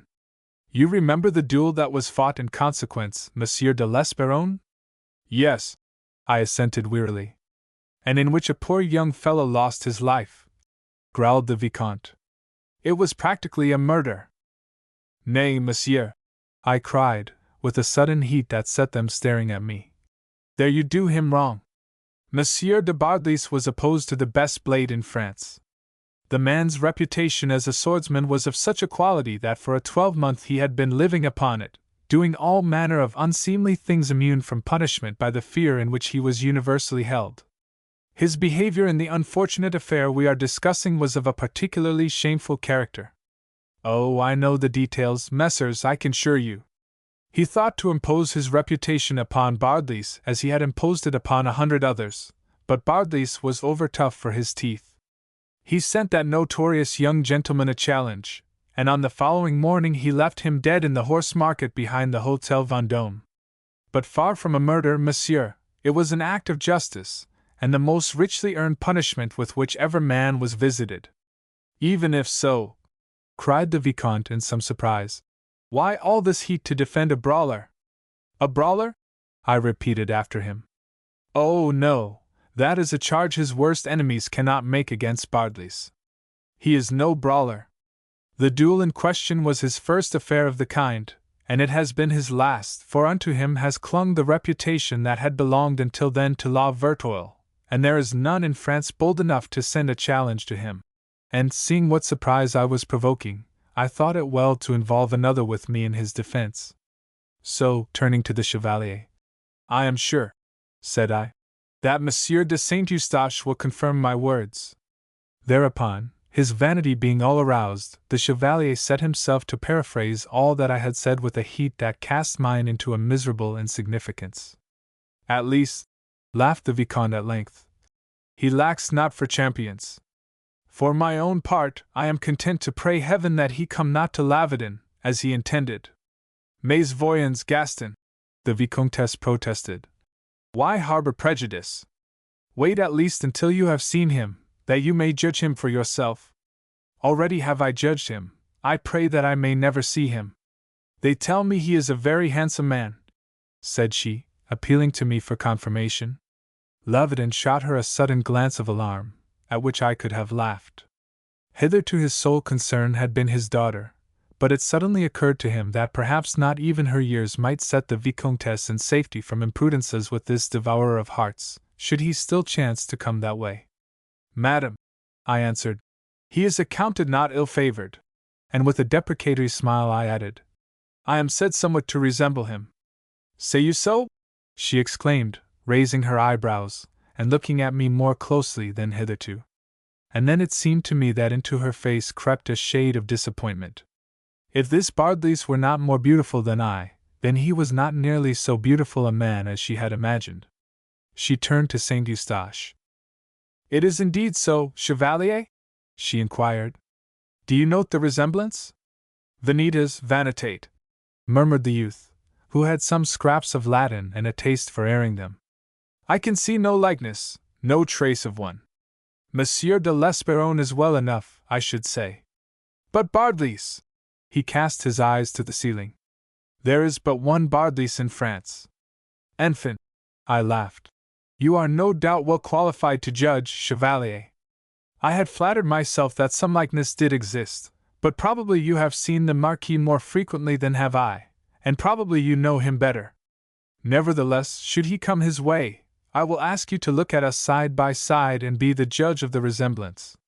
Should I happen to be here, he said, with a sudden constraint not difficult to understand, I shall be happy to act as arbiter. Should you happen to be here? I echoed questioningly.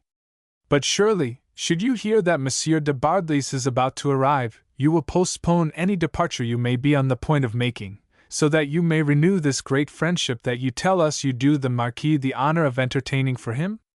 The Chevalier eyed me with the air of a man looking down from a great height upon another. The Vicomte smiled quietly to himself as he combed his fair beard with his forefinger in a meditative fashion, whilst even Roxelane, who had sat silently listening to a conversation that she was at times mercifully spared from following too minutely, flashed me a humorous glance. To the Vicomtesse alone, who in common with women of her type was of a singular obtuseness, was the situation without significance. Saint Eustache, to defend himself against my delicate imputation, and to show how well acquainted he was with Bardelys, plunged at once into 1,000 details of that gentleman's magnificence. He described his suppers, his retinue, his equipages, his houses, his chateaux, his favor with the king, his successes with the fair sex, and I know not what besides, in all of which I confess that even to me there was a certain degree of novelty. Roxelane listened with an air of amusement that showed how well she read him. Later, when I found myself alone with her by the river, whither we had gone after the repast and the Chevalier's reminiscences were at an end, she reverted to that conversation. Is not my cousin a great fanfaron, monsieur? She asked. Surely you know your cousin better than I answered cautiously. Why question me upon his character? I was hardly questioning, I was commenting. He spent a fortnight in Paris once, and he accounts himself, or would have us account him, intimate with every courtier at the Luxembourg.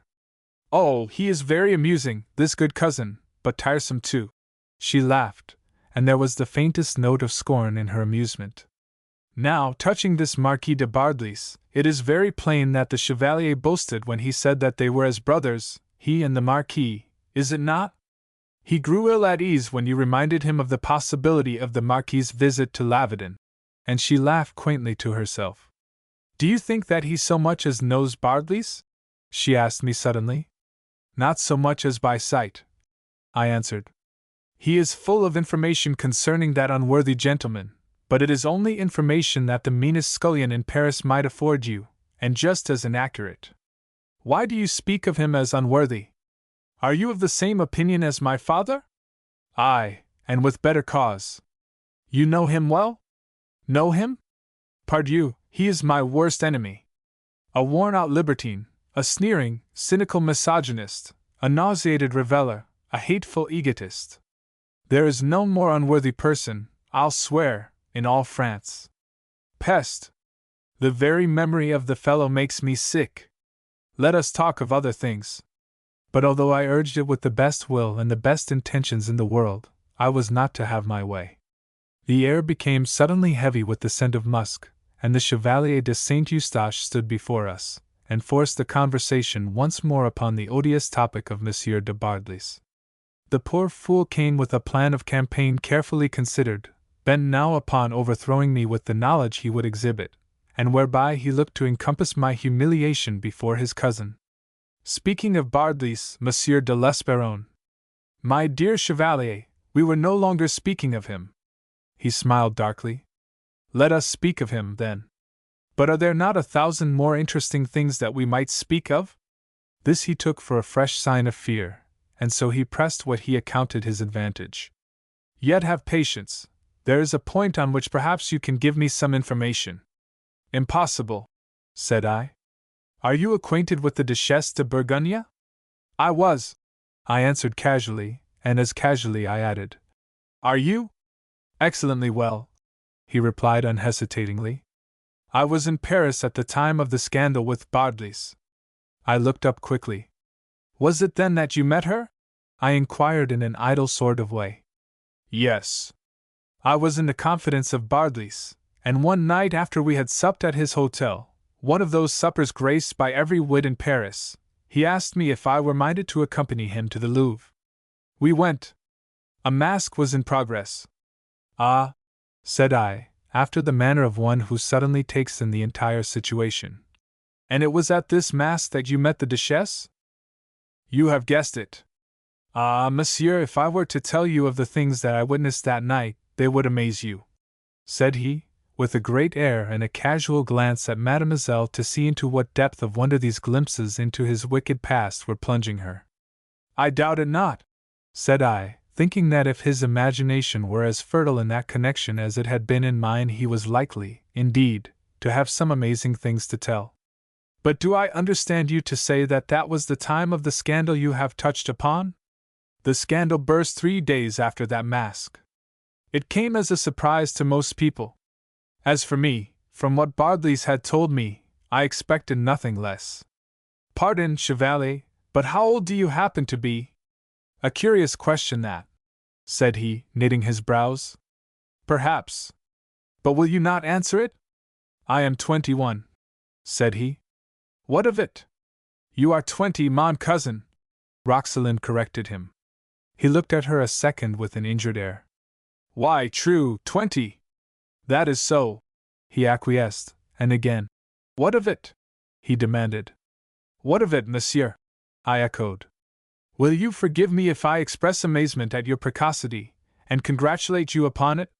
His brows went if possible closer together, and his face grew very red. He knew that somewhere a pitfall awaited him, yet hardly where. I do not understand you. Bethink you, Chevalier. 10 years have flown since the scandal you refer to. So that at the time of your supping with Bardelys and the wits of Paris, at the time of his making a confidant of you and carrying you off to a masque at the Louvre, at the time of his presenting you to the Duchesse de Bourgogne, you were just 10 years of age. I never had cause to think over well of Bardelys, but had you not told me yourself, I should have hesitated to believe him so vile a despoiler of innocence, such a perverter of youth. He crimsoned to the very roots of his hair. Roxalinde broke into a laugh. My cousin, she cried. They that would become masters should begin early, is it not so? Monsieur de l'Esperron, said he, in a very formal voice, do you wish me to apprehend that you have put me through this catechism for the purpose of casting a doubt upon what I have said? But have I done that? Have I cast a doubt? I asked, with the utmost meekness. So I apprehend? Then you apprehend amiss. Your words, I assure you, admit of no doubt whatever. And now, monsieur, if you will have mercy upon me, we will talk of other things. I am so weary of this unfortunate Bardelys and his affairs. He may be the fashion of Paris and at court, but down here his very name befouls the air. Mademoiselle, I said, turning to Roxalinde, you promised me a lesson in the lore of flowers. Come, then, said she, and being an exceedingly wise child, she plunged straightway into the history of the shrubs about us. Thus did we avert a storm that for a moment was very imminent. Yet some mischief was done, and some good, too, perhaps. For if I made an enemy of the Chevalier de Saint Eustache by humbling him in the eyes of the one woman before whom he sought to shine, I established a bond twixt Roxalane and myself by that same humiliation of a foolish coxcomb, whose boastfulness had long wearied her. Chapter 7. The Hostility of Saint Eustache. In the days that followed I saw much of the Chevalier de Saint Eustache. He was a very constant visitor at Lavedon, and the reason of it was not far to seek. For my own part, I disliked him. I had done so from the moment when first I had set eyes on him, and since hatred, like affection, is often a matter of reciprocity, the Chevalier was not slow to return my dislike. Our manner gradually, by almost imperceptible stages, grew more distant, until by the end of a week it had become so hostile that Lavedon found occasion to comment upon it. "Beware of Saint Eustache," he warned me. "You are becoming very manifestly distasteful to each other, and I would urge you to have a care. I don't trust him. His attachment to our cause is of a lukewarm character, and he gives me uneasiness, for he may do much harm if he is so inclined. It is on this account that I tolerate his presence at Lavedon. Frankly, I fear him, and I would counsel you to do no less. The man is a liar, even if but a boastful liar, and liars are never long out of mischief." The wisdom of the words was unquestionable, but the advice in them was not easily followed, particularly by one whose position was so peculiar as my own. In a way I had little cause to fear the harm the Chevalier might do me, but I was impelled to consider the harm that at the same time he might do the Vicomte. Despite our growing enmity, the Chevalier and I were very frequently thrown together. The reason for this was, of course, that wherever Roxalane was to be found there, generally, were we both to be found also. Yet had I advantages that must have gone to swell a rancor based as much upon jealousy as any other sentiment, for whilst he was but a daily visitor at Lavedon, I was established there indefinitely. Of the use that I made of that time I find it difficult to speak. From the first moment that I had beheld Roxalane I had realized the truth of Châtellerault's assertion that I had never known a woman. He was right. Those that I had met and by whom I had judged the sex had, by contrast with this child, little claim to the title. Virtue I had accounted a shadow without substance, innocence, a synonym for ignorance, love, a fable, a fairy tale for the delectation of overgrown children. In the company of Roxalane de Lavedon all those old, cynical beliefs, built up upon a youth of undesirable experiences, were shattered and the error of them exposed. Swiftly was I becoming a convert to the faith which so long I had sneered at, and as lovesick as any unfledged youth in his first amour. Damn! It was something for a man who had lived as I had lived to have his pulses quicken and his color change at a maid's approach, to find himself coloring under her smile and paling under her disdain, to have his mind running on rhymes, and his soul so enslaved that, if she is not to be won, chagrin will dislodge it from his body. Here was a fine mood for a man who had entered upon his business by pledging himself to win and wed this girl in cold and supreme indifference to her personality. And that pledge, how I cursed it during those days at Lavedon! How I cursed Châtellerault, cunning, subtle trickster that he was! How I cursed myself for my lack of chivalry and honor in having been lured so easily into so damnable a business! For when the memory of that wager rose before me it brought despair in its train. Had I found Roxalane the sort of woman that I had looked to find, the only sort that I had ever known, then matters had been easy. I had set myself in cold blood, and by such wiles as I knew, to win such affection as might be hers to bestow, and I would have married her in much the same spirit as a man performs any other of the necessary acts of his lifetime and station. I would have told her that I was Bardelys, and to the woman that I had expected to find there had been no difficulty in making the confession.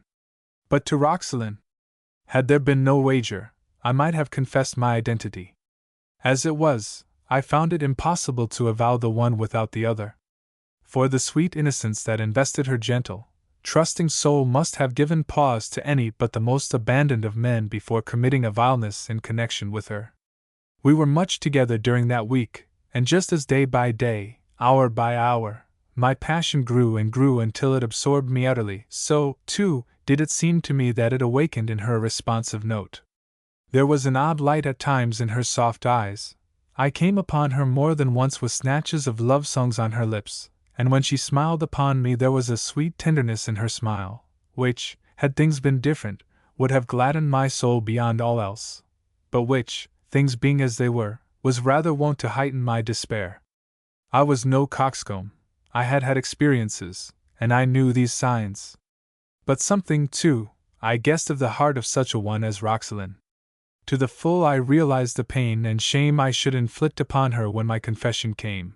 I realized, too, how the love of this dear child, so honorable and high of mind, must turn to contempt and scorn when I plucked away my mask, and let her see how poor a countenance I wore beneath. And yet I drifted with the tide of things. It was my habit so to drift, and the habit of a lifetime is not to be set at naught in a day by a resolve, however firm. A score of times was I reminded that an evil is but increased by being ignored. A score of times confession trembled on my lips, and I burned to tell her everything from its inception, the environment that had erstwhile warped me, the honesty by which I was now inspired, and so cast myself upon the mercy of her belief.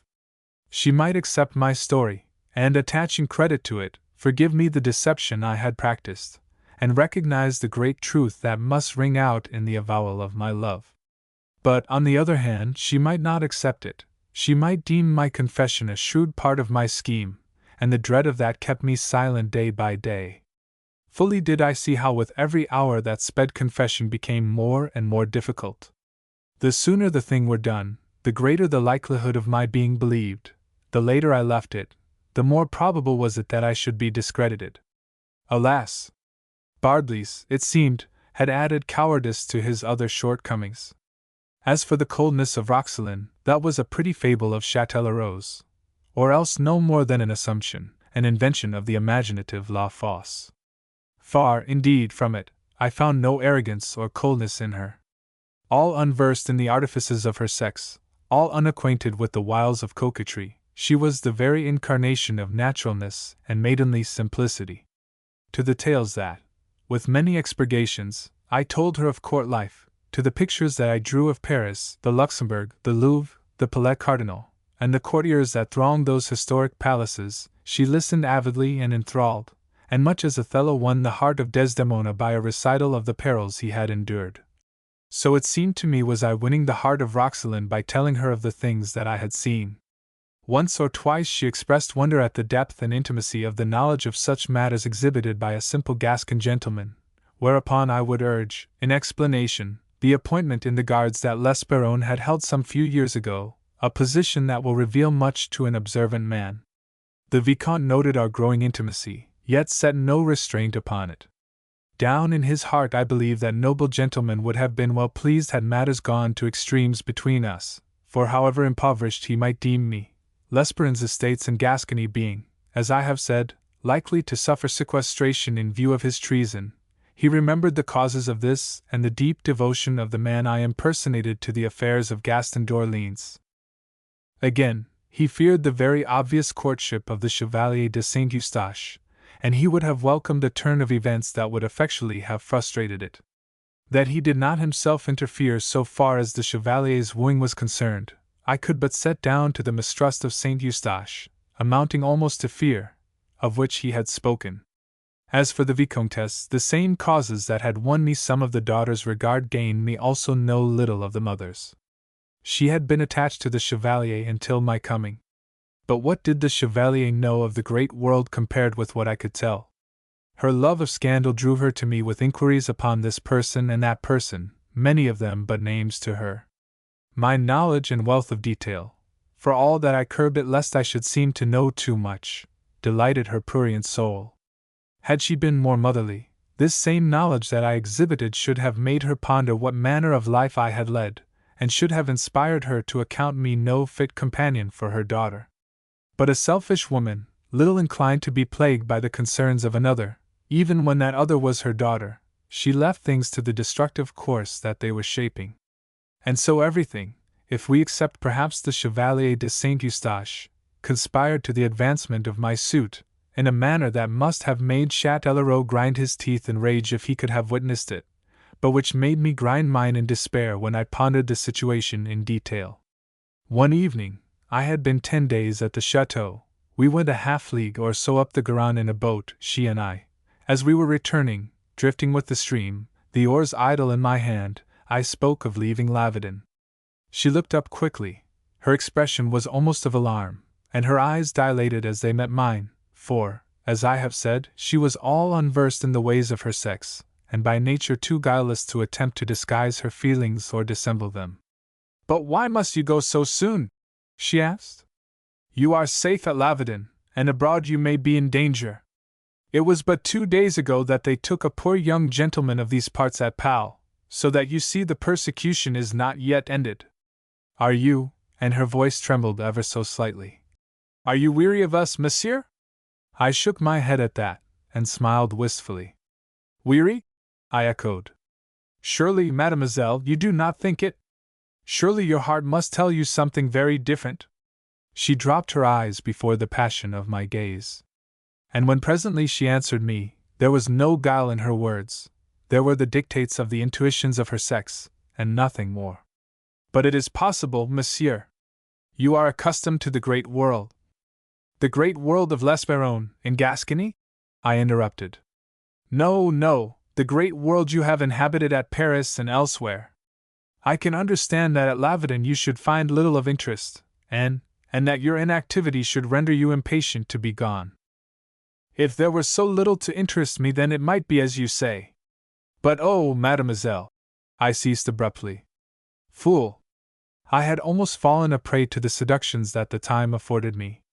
The balmy, languorous eventide, the broad, smooth river down which we glided, the foliage, the shadows on the water, her presence, and our isolation amid such surroundings, had almost blotted out the matter of the wager and of my duplicity. She laughed a little nervous laugh, and maybe to ease the tension that my sudden silence had begotten. "You see," she said, "how your imagination deserts you when you seek to draw upon it for proof of what you protest. You were about to tell me of the interests that hold you at Lavedon, and when you come to ponder them, you find that you can think of nothing. Is it not so?" She put the question very timidly, as if half afraid of the answer she might provoke. "No, it is not so," I said. I paused a moment, and in that moment I wrestled with myself. Confession and avowal. Confession of what I had undertaken, and avowal of the love that had so unexpectedly come to me, trembled upon my lips, to be driven shuddering away in fear. Have I not said that this Bardelys was become a coward? Then my cowardice suggested a course to me, flight. I would leave Lavedon. I would return to Paris and to Châtellerault, owning defeat and paying my wager. It was the only course open to me. My honor, so tardily aroused, demanded no less. Yet, not so much because of that as because it was suddenly revealed to me as the easier course, did I determine to pursue it. What thereafter might become of me I did not know, nor in that hour of my heart's agony did it seem to matter overmuch. "There is much, mademoiselle, much, indeed, to hold me firmly at Lavedon," I pursued at last. "But my obligations demand of me that I depart."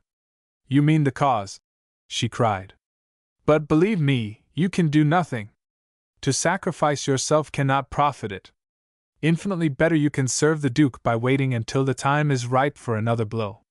And how can you better preserve your life than by remaining at Lavedon until the persecutions are at an end?" I was not thinking of the cause, mademoiselle, but of myself alone, of my own personal honor. I would that I could explain, but I am afraid, I ended lamely. "Afraid?" she echoed, now raising her eyes in wonder. "I afraid. Afraid of your contempt, of your scorn." The wonder in her glance increased and asked a question that I could not answer. I stretched forward, and caught one of the hands lying idle in her lap. "Roxalane," I murmured very gently, and my tone, my touch, and the use of her name drove her eyes for refuge behind their lids again. A flush spread upon the ivory pallor of her face, to fade as swiftly, leaving it very white. Her bosom rose and fell in agitation, and the little hand I held trembled in my grasp. There was a moment's silence. Not that I had need to think or choose my words. But there was a lump in my throat. I take no shame in confessing it, for this was the first time that a good and true emotion had been vouchsafed me since the Duchesse de Bourgogne had shattered my illusions 10 years ago. Roxelane, I resumed presently, when I was more master of myself. We have been good friends, you and I, since that night when I climbed for shelter to your chamber, have we not? But yes, monsieur, she faltered. 10 days ago it is. Think of it, no more than 10 days. And it seems as if I had been months at Lavedon, so well have we become acquainted. In these 10 days we have formed opinions of each other. But with this difference, that whilst mine are right, yours are wrong. I have come to know you for the sweetest, gentlest saint in all this world. Would to God I had known you earlier! It might have been very different. I would have been, different, and I would not have done what I have done. You have come to know me for an unfortunate but honest gentleman. Such am I not. I am under false colors here, mademoiselle. Unfortunate I may be, at least, of late I seem to have become so. Honest I am not, I have not been. There, child, I can tell you no more. I am too great a coward. But when later you shall come to hear the truth, when, after I am gone, they may tell you a strange story touching this fellow Lesperone who sought the hospitality of your father's house, bethink you of my restraint in this hour, bethink you of my departure. You will understand these things perhaps afterwards. But bethink you of them, and you will unriddle them for yourself, perhaps. Be merciful upon me then, judge me not over harshly.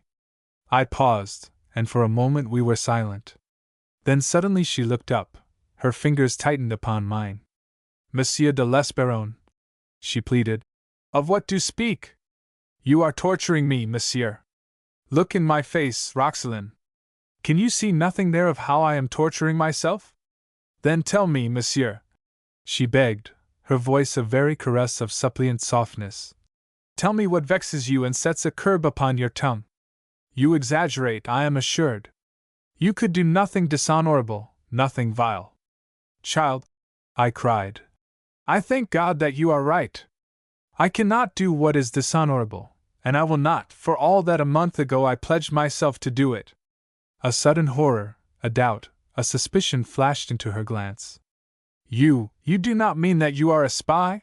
She asked, and from my heart a prayer of thanks went up to heaven that this at least it was mine frankly to deny. No, not that. I am no spy. Her face cleared again, and she sighed. It is, I think, the only thing I could not forgive. Since it is not that, will you not tell me what it is? For a moment the temptation to confess, to tell her everything, was again upon me. But the futility of it appalled me. Don't ask me, I besought her. You will learn it soon enough. For I was confident that once my wager was paid, the news of it, and of the ruin of Bardelys would spread across the face of France like a ripple over water. Presently. Forgive me for having come into your life, Roxelane, I implored her, and then I sighed again. Hélas! Had I but known you earlier! I did not dream such women lived in this worn-out France. I will not pry, monsieur, since your resolve appears to be so firm. But if after I have heard this thing you speak of, she said presently, speaking with averted eyes, and if, having heard it, I judge you more mercifully than you judge yourself, and I send for you, will you come back to Lavedon? My heart gave a great bound, a sudden throb of hope. But as sudden and as great was the rebound into despair. You will not send for me, be assured of that, I said with finality, and we spoke no more. I took the oars and plied them vigorously. I was in haste to end the situation. Tomorrow I must think of my departure, and, as I rowed, I pondered the words that had passed between us. Not one word of love had there been, and yet, in the very omission of it, a vowel had lain on either side. A strange wooing had been mine, a wooing that precluded the possibility of winning, and yet a wooing that had won. Aye, it had won, but it might not take. I made fine distinctions and quaint paradoxes as I tugged at my oars, for the human mind is a curiously complex thing, and with some of us there is no such spur to humor as the sting of pain. Roxelane sat white and very thoughtful, but with veiled eyes so that I might guess nothing of what passed within her mind. At last we reached the chateau, and as I brought the boat to the terrace steps, it was Saint Eustache who came forward to offer his wrist to Mademoiselle. He noted the pallor of her face, and darted me a quick, suspicion-laden glance. As we were walking towards the chateau, "Monsieur de l'Esperron," said he in a curious tone, "do you know that a rumor of your death is current in the province?" "I had hoped that such a rumor might get abroad when I disappeared," I answered calmly. "And you have taken no single step to contradict it?" "Why should I, since in that rumor may be said to lie my safety? Nevertheless, Monsieur Voyance, surely you might at least relieve the anxieties, the affliction, I might almost say, of those who are mourning you." "Ah," said I, "and who may these be?" He shrugged his shoulders and pursed his lips in a curiously deprecatory smile, with a sidelong glance at Mademoiselle. "Do you need that I name Mademoiselle de Marsac?" he sneered. I stood still, my wits busily working, my face impassive under his scrutinizing glance. In a flash it came to me that this must be the writer of some of the letters L'Esperron had given me, the original of the miniature I carried. As I was silent, I grew suddenly conscious of another pair of eyes observing me, Mademoiselle's. She remembered what I had said, she may have remembered how I had cried out the wish that I had met her earlier, and she may not have been slow to find an interpretation for my words. I could have groaned in my rage at such a misinterpretation. I could have taken the Chevalier round to the other side of the chateau, and killed him with the greatest relish in the world. But I restrained myself, I resigned myself to be misunderstood. What choice had I? "Monsieur de Saint Eustache," said I very coldly, and looking him straight between his close-set eyes, "I have permitted you many liberties, but there is one that I cannot permit any one, and much as I honor you, I can make no exception in your favor. That is to interfere in my concerns and presume to dictate to me the manner in which I shall conduct them. Be good enough to bear that in your memory." In a moment he was all servility. The sneer passed out of his face, the arrogance out of his demeanor. He became as full of smiles and capers as the meanest sycophant. "You will forgive me, monsieur!" he cried, spreading his hands, and with the humblest smile in the world. "I perceive that I have taken a great liberty, yet you have misunderstood its purport. I sought to sound you touching the wisdom of a step upon which I have ventured." "That is, monsieur?" I asked, throwing back my head, with the scent of danger breast high. "I took it upon myself today to mention the fact that you are alive and well to one who had a right, I thought, to know of it, and who is coming hither tomorrow." "That was a presumption you may regret," said I between my teeth. "To whom do you impart this information?" "To your friend, Monsieur de Marsac," he answered, and through his mask of humility the sneer was again growing apparent. "He will be here tomorrow," he repeated. Marsac was that friend of L'Esperron's to whose warm commendation of the Gascon rebel I owed the courtesy and kindness that the Vicomte de Lavedon had meted out to me since my coming. Is it wonderful that I stood as if frozen, my wits refusing to work and my countenance wearing, I doubt not, a very stricken look? Here was one coming to Lavedon who knew L'Esperron, one who would unmask me and say that I was an impostor. What would happen then? A spy they would of a certainty account me, and that they would make short work of me I never doubted. But that was something that troubled me less than the opinion Mademoiselle must form. How would she interpret what I had said that day? In what light would she view me hereafter? Such questions sped like swift arrows through my mind, and in their train came a dull anger with myself that I had not told her everything that afternoon. It was too late now. The confession would come no longer of my own free will, as it might have done an hour ago, but would be forced from me by the circumstances that impended. Thus it would no longer have any virtue to recommend it to her mercy.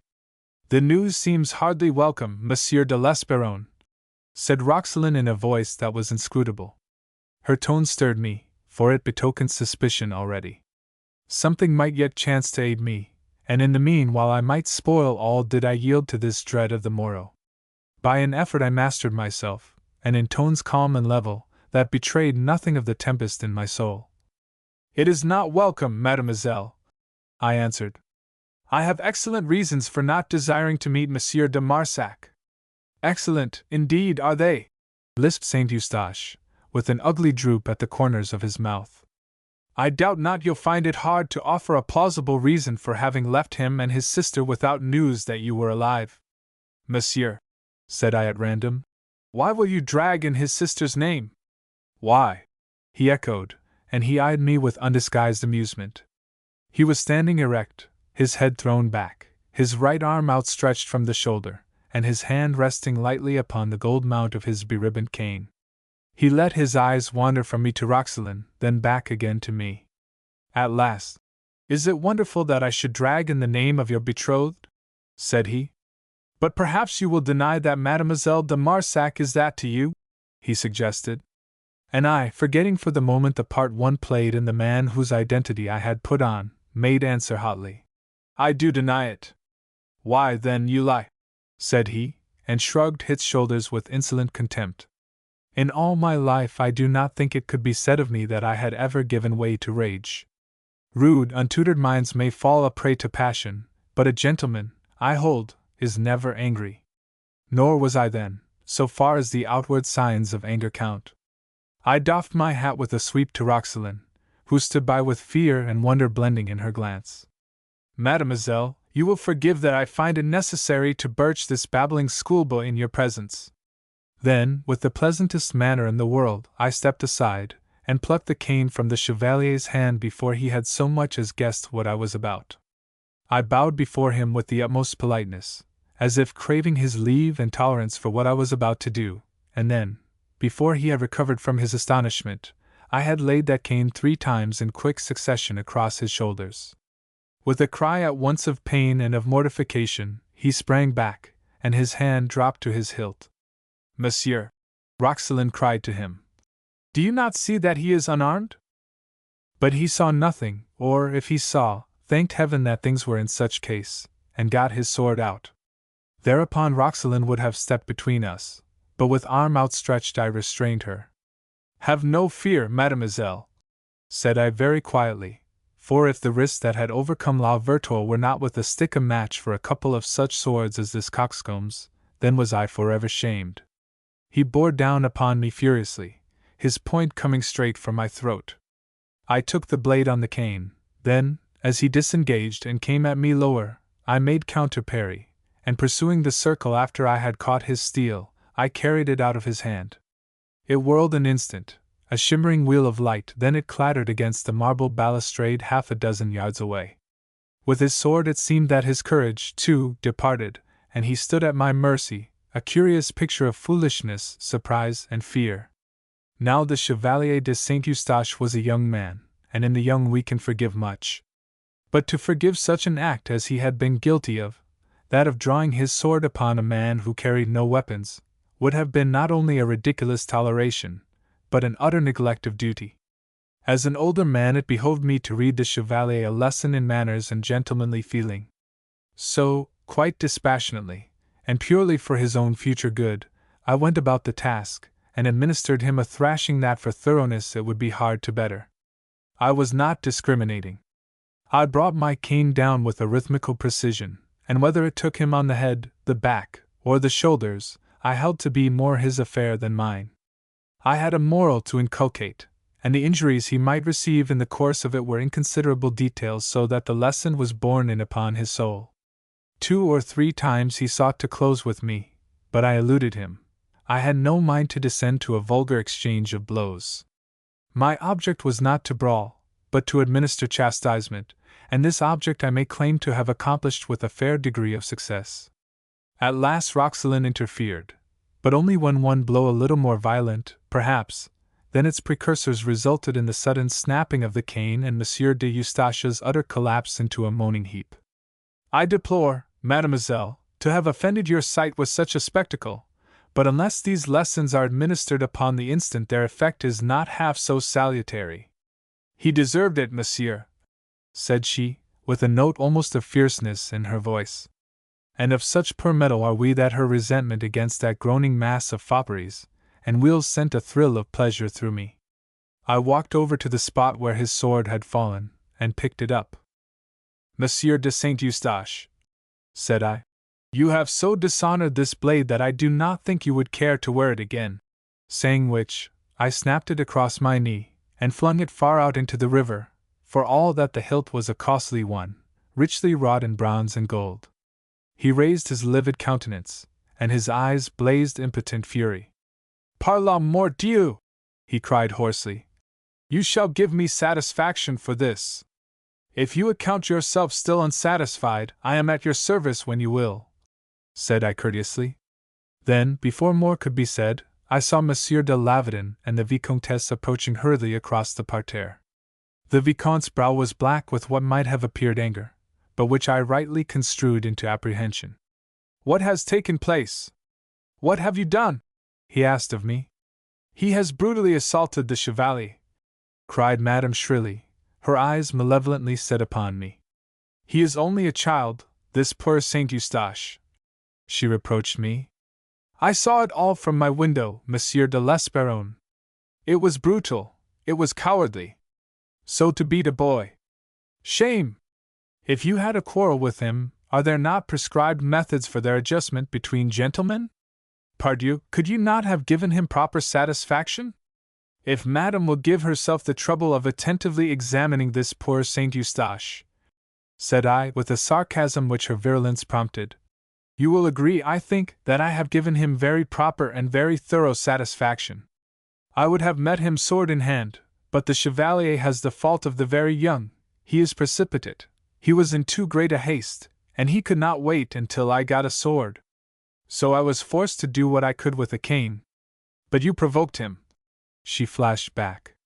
"Whoever told you so has misinformed you, madam. On the contrary, he provoked me. He gave me the lie. I struck him, could I do less, and he drew. I defended myself, and I supplemented my defense by a caning, so that this poor Saint Eustache might realize the unworthiness of what he had done. That is all, madam." But she was not so easily to be appeased, not even when Mademoiselle and the Vicomte joined their voices to mine in extenuation of my conduct. It was like Lavedon. For all that he was full of dread of the result, and of the vengeance Saint Eustache might wreak, boy though he was, he expressed himself freely touching the Chevalier's behavior and the fittingness of the punishment that had overtaken him.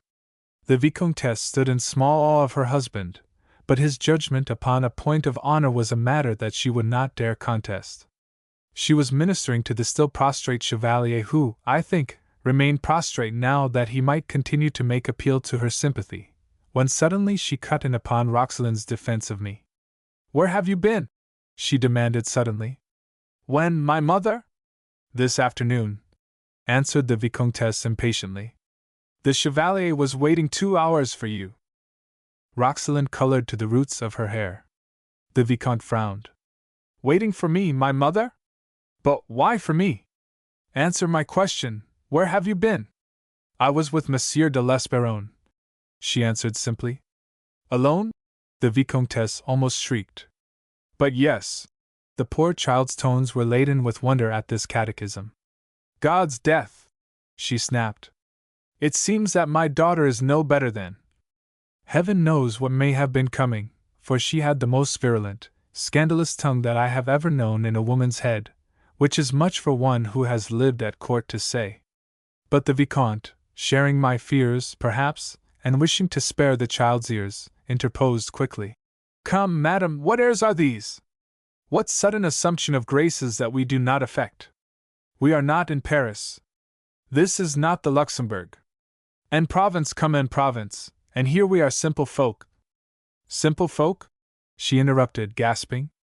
"By God, am I married to a plowman? Am I Vicomtesse of Lavedon, or the wife of a boor of the countryside?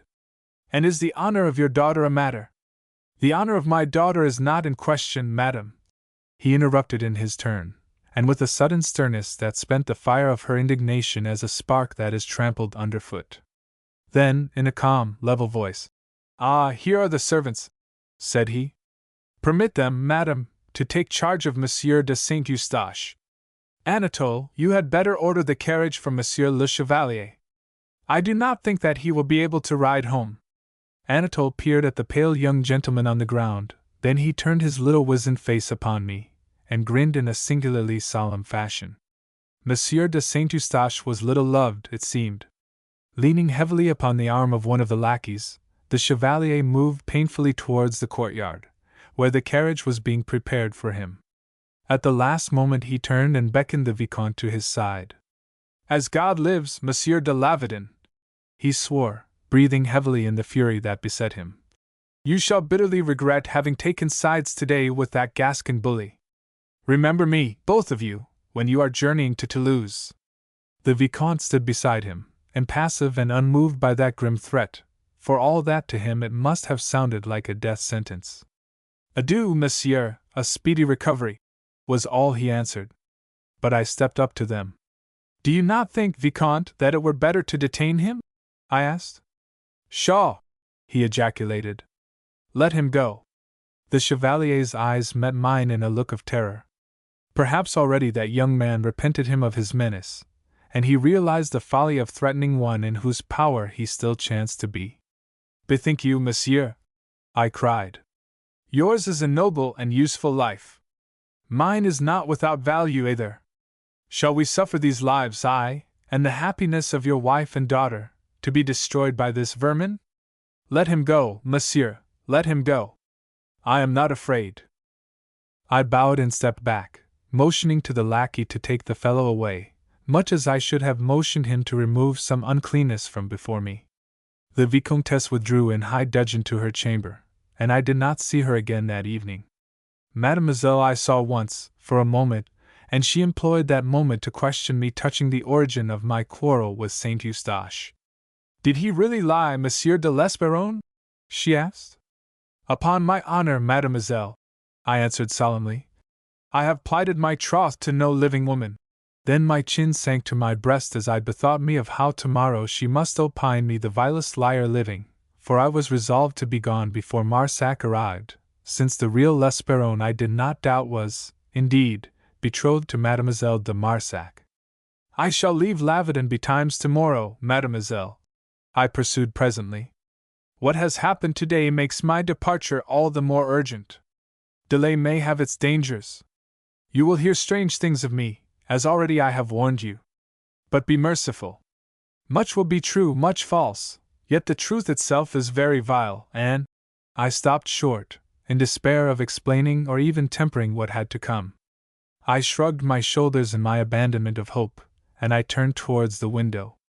She crossed the room and came to stand beside me. "Will you not tell me? Have you no faith in me?" "Ah, Monsieur de l'Esperron! Sh. Child, I cannot. It is too late to tell you now." "Oh, not too late!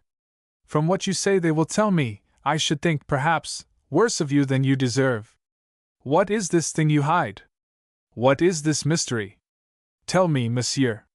Tell me." Did ever woman more plainly tell a man she loved him, and that loving him she would find all excuses for him?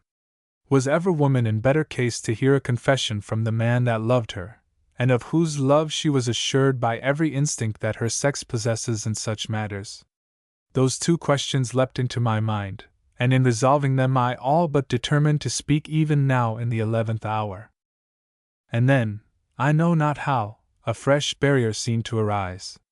It was not merely a matter of telling her of the wager I was embarked upon, not merely a matter of telling her of the duplicity that I had practiced, of the impostures by which I had gained admittance to her father's confidence and trust, not merely a matter of confessing that I was not L'Esperron. There would still be the necessity of saying who I was. Even if she forgave all else, could she forgive me for being Bardelys, the notorious Bardelys, the libertine, the rake, some of whose exploits she had heard of from her mother, painted 100 times blacker than they really were?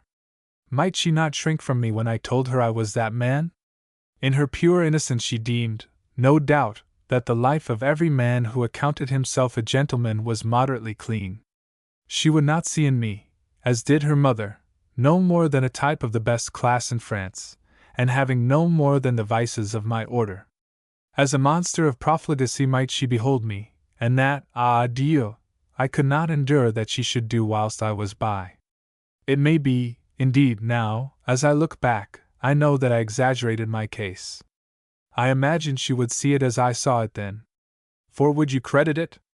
With this great love that was now come to me, It seemed the ideals of my boyhood were returned, and I abhorred the man that I had been. The life I had led now filled me with disgust and loathing. The notions I had formed seemed to me now all vicious and distorted, my cynicism shallow and unjust. Monsieur de l'Esperron, she called softly to me, noting my silence. I turned to her.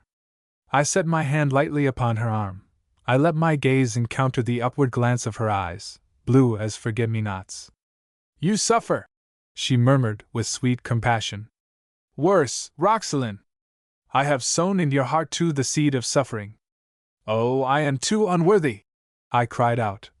And when you come to discover how unworthy it will hurt you, it will sting your pride to think how kind you were to me.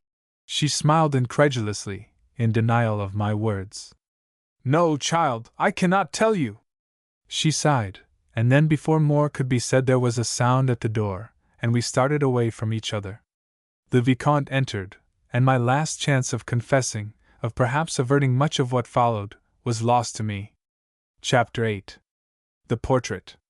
Into the mind of every thoughtful man must come at times with bitterness the reflection of how utterly we are at the mercy of fate, the victims of her every whim and caprice. We may set out with the loftiest, the sternest resolutions to steer our lives along a well-considered course, yet the slightest of fortuitous circumstances will suffice to force us into a direction that we had no thought of taking. Now, had it pleased Monsieur de Marsac to have come to Lavedon at any reasonable hour of the day, I should have been already upon the road to Paris, intent to own defeat and pay my wager.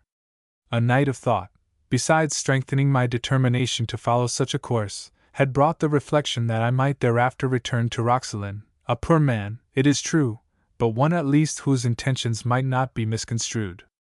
And so, when at last I sank into sleep, my mind was happier than it had been for many days. Of Roxalyn's love I was assured, and it seemed that I might win her, after all, once I removed the barrier of shame that now deterred me. It may be that those thoughts kept me awake until a late hour, and that to this I owe it that when on the morrow I awakened the morning was well advanced. The sun was flooding my chamber, and at my bedside stood Anatole. What's o'clock? I inquired, sitting bolt upright. Past 10, said he, with stern disapproval. And you have let me sleep? I cried. We do little else at Lavedon even when we are awake, he grumbled. There was no reason why Monsieur should rise.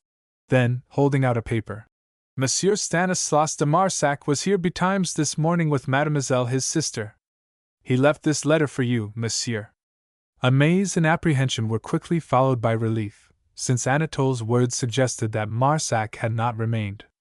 I took the letter, nevertheless, with some misgivings, and whilst I turned it over in my hands I questioned the old servant. He stayed an hour at the chateau, Monsieur, Anatole informed me. Monsieur le Vicomte would have had you roused, but he would not hear of it. If what Monsieur de Saint-Eustache has told me touching your guest should prove to be true, said he, I would prefer not to meet him under your roof, Monsieur. Monsieur de Saint-Eustache, my master replied, is not a person whose word should have weight with any man of honor. But in spite of that, Monsieur de Marsac held to his resolve, and although he would offer no explanation in answer to my master's many questions, you were not aroused. At the end of a half-hour his sister entered with Mademoiselle. They had been walking together on the terrace, and Mademoiselle de Marsac appeared very angry. Affairs are exactly as Monsieur de Saint-Eustache has represented them, said she to her brother. At that he swore a most villainous oath, and called for writing materials. At the moment of his departure he desired me to deliver this letter to you, and then rode away in a fury, and seemingly not on the best of terms with Monsieur le Vicomte. And his sister? I asked quickly. She went with him. A fine pair, as I live, he added, casting his eyes to the ceiling. At least I could breathe freely. They were gone, and whatever damage they may have done to the character of poor René de l'Esperron ere they departed, they were not there, at all events, to denounce me for an impostor. With a mental apology to the shade of the departed L'Esperron for all the discredit I was bringing down upon his name, I broke the seal of that momentous epistle, which enclosed a length of some 32 inches of string. Monsieur, I read, wherever I may chance to meet you it shall be my duty to kill you. A rich beginning, in all faith. If he could but maintain that uncompromising dramatic flavor to the end, his epistles should be worth the trouble of deciphering, for he penned a vile scrawl of pothooks. It is because of this, the letter proceeded, that I have refrained from coming face to face with you this morning. The times are too troublous and the province is in too dangerous a condition to admit of an act that might draw the eyes of the keeper of the seals upon Lavedon. To my respect, then, to Monsieur le Vicomte, and to my own devotion to the cause we mutually serve, do you owe it that you still live. I am on my way to Spain to seek shelter there from the king's vengeance.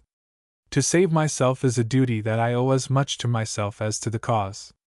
But there is another duty, one that I owe my sister, whom you have so outrageously slighted, and this duty, by God's grace, I will perform before I leave. Of your honor, monsieur, we will not speak, for reasons into which I need not enter, and I make no appeal to it. But if you have a spark of manhood left, if you are not an utter craven as well as a knave, I shall expect you on the day after tomorrow, at any hour before noon, at the Auberge de la Couronne at Grenade. There, monsieur, if you please, we will adjust our differences.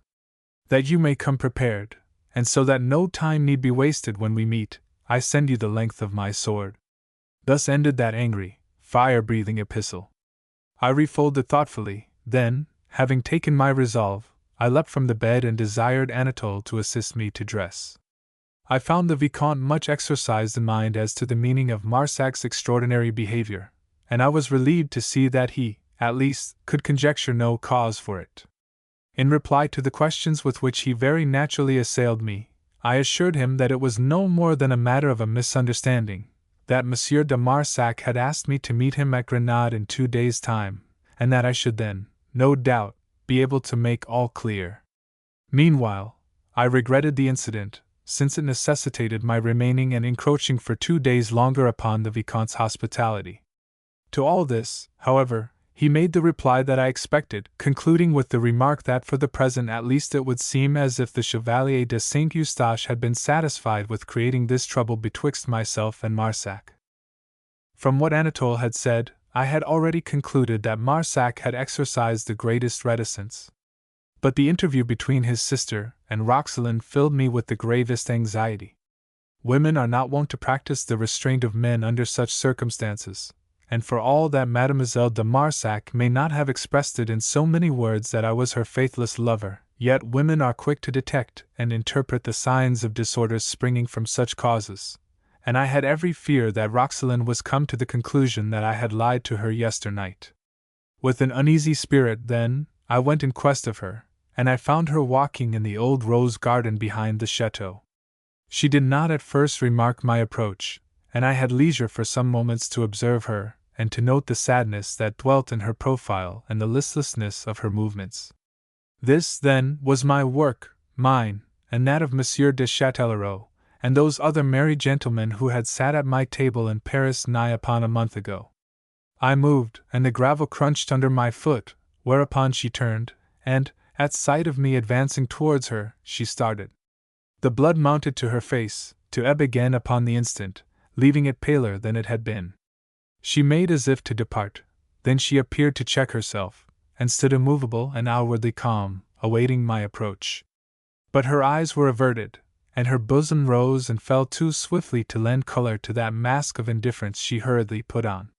Yet, as I drew nigh, she was the first to speak, and the triviality of her words came as a shock to me, and for all my knowledge of woman's way caused me to doubt for a moment whether perhaps her calm were not real, after all. "You are a laggard this morning, Monsieur de l'Esperron," and with a half-laugh, she turned aside to break a rose from its stem. "True," I answered stupidly. "I slept over late. A thousand pities, since thus you miss seeing Mademoiselle de Marsac. Have they told you that she was here?" "Yes, mademoiselle. Stanislas de Marsac left a letter for me." "You will regret not having seen them, no doubt?" quoth she. I evaded the interrogative note in her voice. "That is their fault. They appear to have preferred to avoid me. Is it matter for wonder?"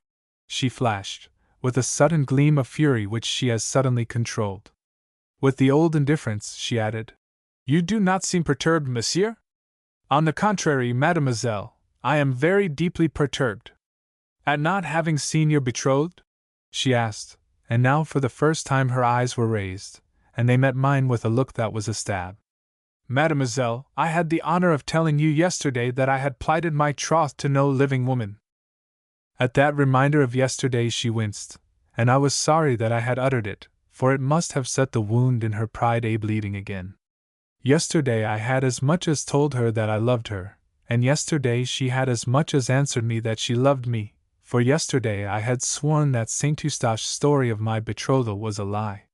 Today she had had assurance of the truth from the very woman to whom L'Espérance's faith was plighted, and I could imagine something of her shame. Yesterday, monsieur, she answered contemptuously. You lied in many things? Nay, I spoke the truth in all. Oh, God in heaven, mademoiselle! I exclaimed in sudden passion. Will you not believe me? Will you not accept my word for what I say, and have a little patience until I shall have discharged such obligations as will permit me to explain? Explain? Quoth she, with withering disdain. There is a hideous misunderstanding in all this. I am the victim of a miserable chain of circumstances. Oh, I can say no more. These Marsacs I shall easily pacify. I am to meet Monsieur de Marsac at Grenade on the day after tomorrow. In my pocket I have a letter from this living sword blade, in which he tells me that he will give himself the pleasure of killing me then. Yet, I hope he does, monsieur, she cut in, with a fierceness before which I fell dumb and left my sentence unfinished. I shall pray God that he may, she added. You deserve it as no man deserved it yet. For a moment I stood stricken, indeed, by her words. Then, my reason grasping the motive of that fierceness, a sudden joy pervaded me. It was a fierceness breathing that hatred that is a part of love, than which, it is true, no hatred can be more deadly. And yet so eloquently did it tell me of those very feelings which she sought jealously to conceal, that, moved by a sudden impulse, I stepped close up to her. Roxelane, I said fervently, you do not hope for it. What would your life be if I were dead? Child, you love me even as I love you. I caught her suddenly to me with infinite tenderness, with reverence almost. Can you lend no ear to the voice of this love? Can you not have faith in me a little? Can you not think that if I were quite as unworthy as you make believe to your very self, this love could have no place? It has no place, she cried. You lie, as in all things else. I do not love you. I hate you. Do you? How I hate you! She had lain in my arms until then, with upturned face and piteous, frightened eyes, like a bird that feels itself within the toils of a snake, yet whose horror is blent with a certain fascination. Now, as she spoke, her will seemed to reassert itself, and she struggled to break from me. But as her fierceness of hatred grew, so did my fierceness of resolve gain strength, and I held her tightly. Why do you hate me? I asked steadily. Ask yourself, Roxelane, and tell me what answer your heart makes. Does it not answer that indeed you do not hate me, that you love me? Oh God, to be so insulted! She cried out. Will you not release me, miserable? Must I call for help? Oh, you shall suffer for this. As there is a heaven, you shall be punished. But in my passion I held her, despite entreaties, threats, and struggles. I was brutal, if you will. Yet think of what was in my soul at being so misjudged, at finding myself in this position, and deal not over harshly with me. The courage to confess which I had lacked for days came to me then. I must tell her. Let the result be what it might, it could not be worse than this, and this I could endure no longer. Listen, Roxelane! I will not listen! Enough of insults have I heard already. Let me go! Nay, but you shall hear me. I am not René de l'Espéron. Had these Marsacs been less impetuous and foolish, had they waited to have seen me this morning, they would have told you so. She paused for a second in her struggles to regard me. Then, with a sudden contemptuous laugh, she renewed her efforts more vigorously than before. What fresh lies do you offer me? Release me, I will hear no more. As heaven is my witness, I have told you the truth. I know how wild a sound it has, and that is partly why I did not tell you earlier. But your disdain I cannot suffer. That you should deem me a liar in professing to love you. Her struggles were grown so frantic that I was forced to relax my grip. But this I did with a suddenness that threw her out of balance, and she was in danger of falling backwards. To save herself, she caught at my doublet, which was torn open under the strain. We stood some few feet apart, and white and palpitating in her anger, she confronted me. Her eyes lashed me with their scorn, but under my steady, unflinching gaze they fell at last. When next she raised them, there was a smile of quiet but unutterable contempt upon her lips. "Will you swear," said she, "that you are not René de l'Esserron? That Mademoiselle de Marsac is not your betrothed?" "Yes, by my every hope of heaven!" I cried passionately. She continued to survey me with that quiet smile of mocking scorn. "I have heard it said," quoth she, "that the greatest liars are ever those that are readiest to take oath." Then, with a sudden gasp of loathing, "I think you have dropped something, monsieur," said she, pointing to the ground. And without waiting for more, she swung round and left me. Face upwards at my feet lay the miniature that poor L'Esperron had entrusted to me in his dying moments. It had dropped from my doublet in the struggle, and I never doubted now but that the picture it contained was that of Mademoiselle de Marsac. Chapter 9. A Night Alarm. I was returning that same afternoon from a long walk that I had taken, for my mood was of that unenviable sort that impels a man to be moving, when I found a traveling chaise drawn up in the quadrangle as if ready for a journey. As I mounted the steps of the chateau, I came face to face with Mademoiselle, descending. I drew aside that she might pass, and this she did with her chin in the air, and her petticoat drawn to her that it might not touch me. I would have spoken to her, but her eyes looked straight before her with a glance that was too forbidding, besides which there was the gaze of a half-dozen grooms upon us. So, bowing before her, the plume of my doffed hat sweeping the ground, I let her go. Yet I remained standing where she had passed me, and watched her enter the coach. I looked after the vehicle as it wheeled round and rattled out over the drawbridge, to raise a cloud of dust on the white, dry road beyond. In that hour I experienced a sense of desolation and a pain to which I find it difficult to give expression. It seemed to me as if she had gone out of my life for all time, as if no reparation that I could ever make would suffice to win her back after what had passed between us that morning. Already wounded in her pride by what Mademoiselle de Marsac had told her of our relations, my behavior in the rose garden had completed the work of turning into hatred the tender feelings that but yesterday she had all but confessed for me. That she hated me now, I was well assured. My reflections as I walked had borne it in upon me how rash, how mad had been my desperate action, and with bitterness I realized that I had destroyed the last chance of ever mending matters. Not even the payment of my wager and my return in my true character could avail me now. The payment of my wager, forsooth! Even that lost what virtue it might have contained. Where was the heroism of such an act? Had I not failed, indeed? And was not, therefore, the payment of my wager become inevitable? Fool! Fool! Why had I not profited that gentle mood of hers when we had drifted down the stream together? Why had I not told her then of the whole business from its ugly inception down to the pass to which things were come, adding that to repair the evil I was going back to Paris to pay my wager, and that when that was done, I would return to ask her to become my wife? That was the course a man of sense would have adopted. He would have seen the dangers that beset him in my false position, and would have been quick to have forestalled them in the only manner possible. Hi-ho! It was done.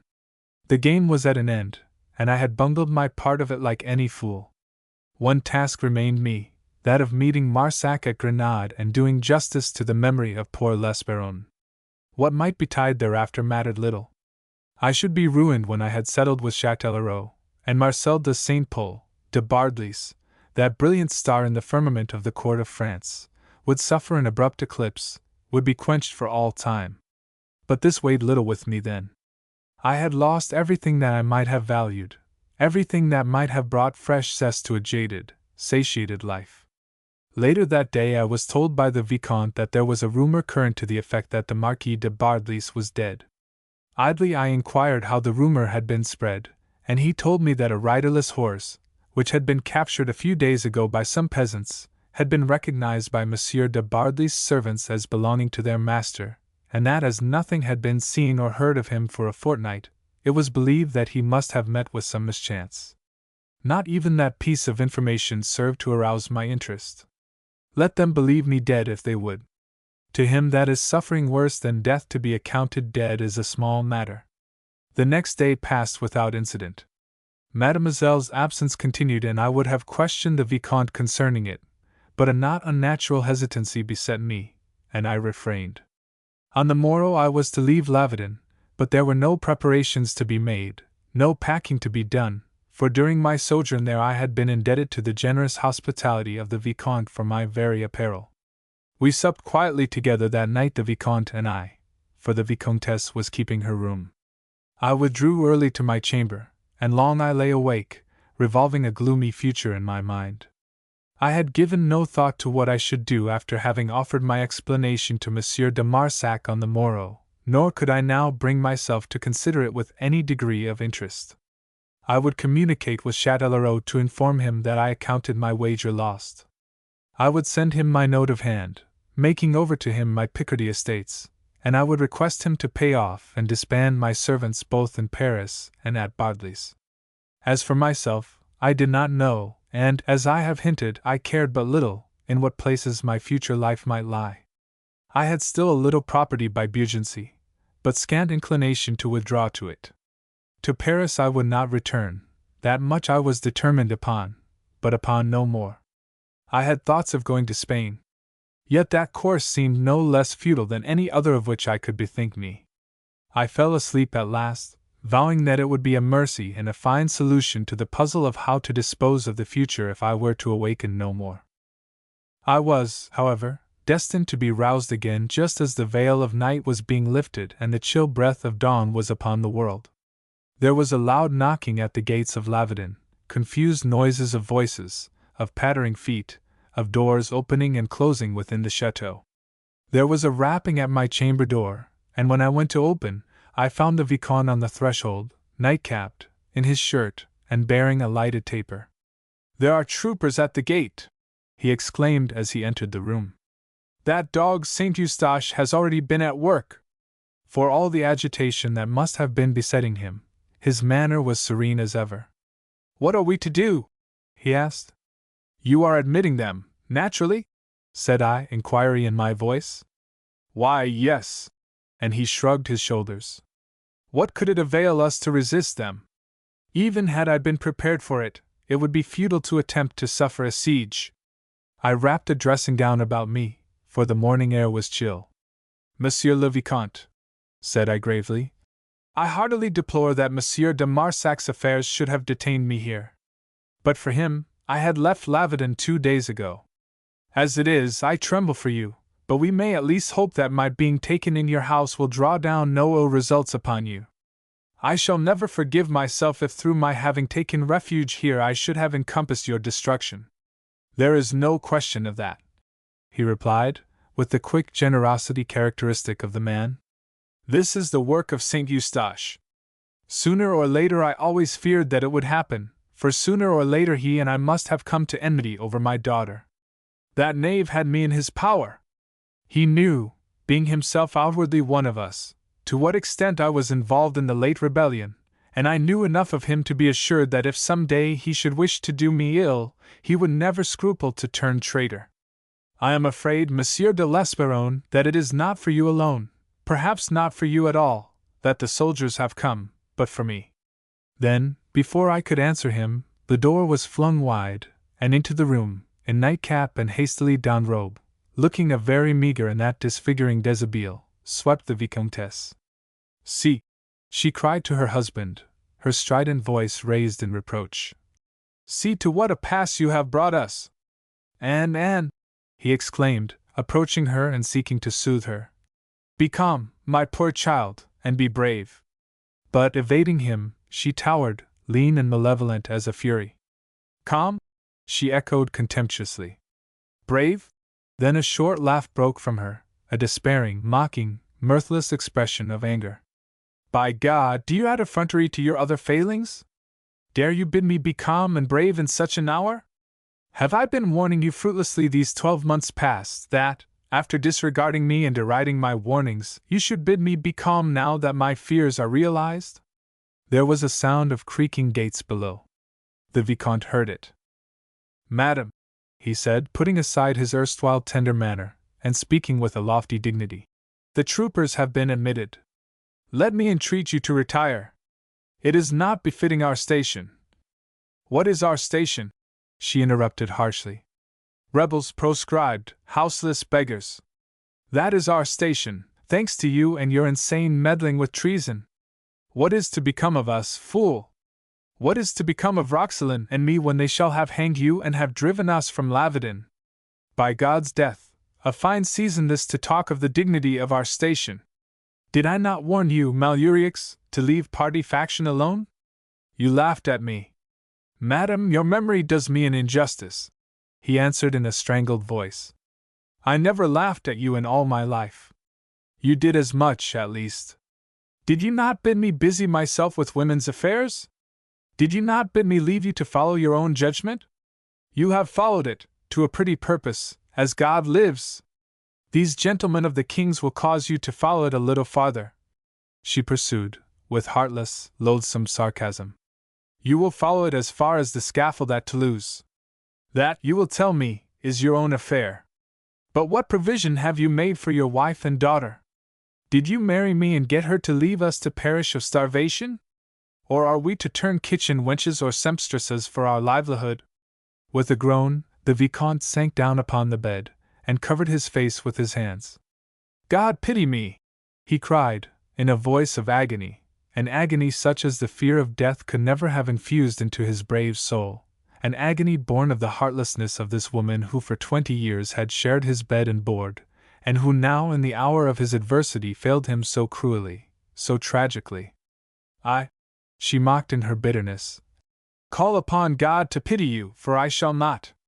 She paced the room now, like a caged lioness, her face livid with the fury that possessed her. She no longer asked questions, she no longer addressed him. Oath followed oath from her thin lips, and the hideousness of this woman's blasphemy made me shudder. At last there were heavy steps upon the stairs, and, moved by a sudden impulse, Madam, I cried, let me prevail upon you to restrain yourself. She swung round to face me, her dose-set eyes ablaze with anger. Sang you!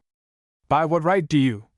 She began, but this was no time to let a woman's tongue go babbling on, no time for ceremony, no season for making a leg and addressing her with a simper.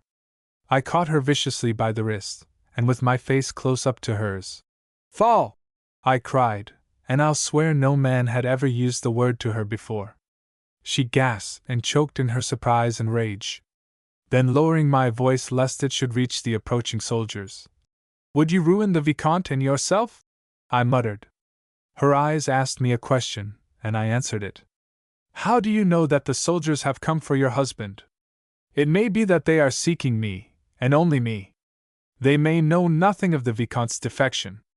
Shall you, then, be the one to inform them of it by your unbridled rantings and your accusations?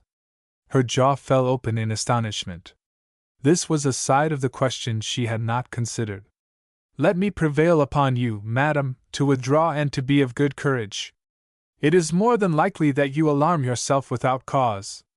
She continued to stare at me in her amazement and the confusion that was congenital with it, and if there was not time for her to withdraw, at least the possibility I had suggested acted as a timely warning.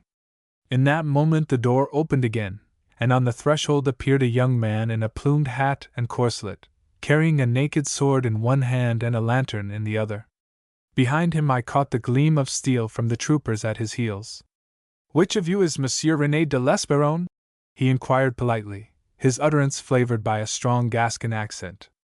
I stood forward. I am known by that name, Monsieur le Capitaine, said I.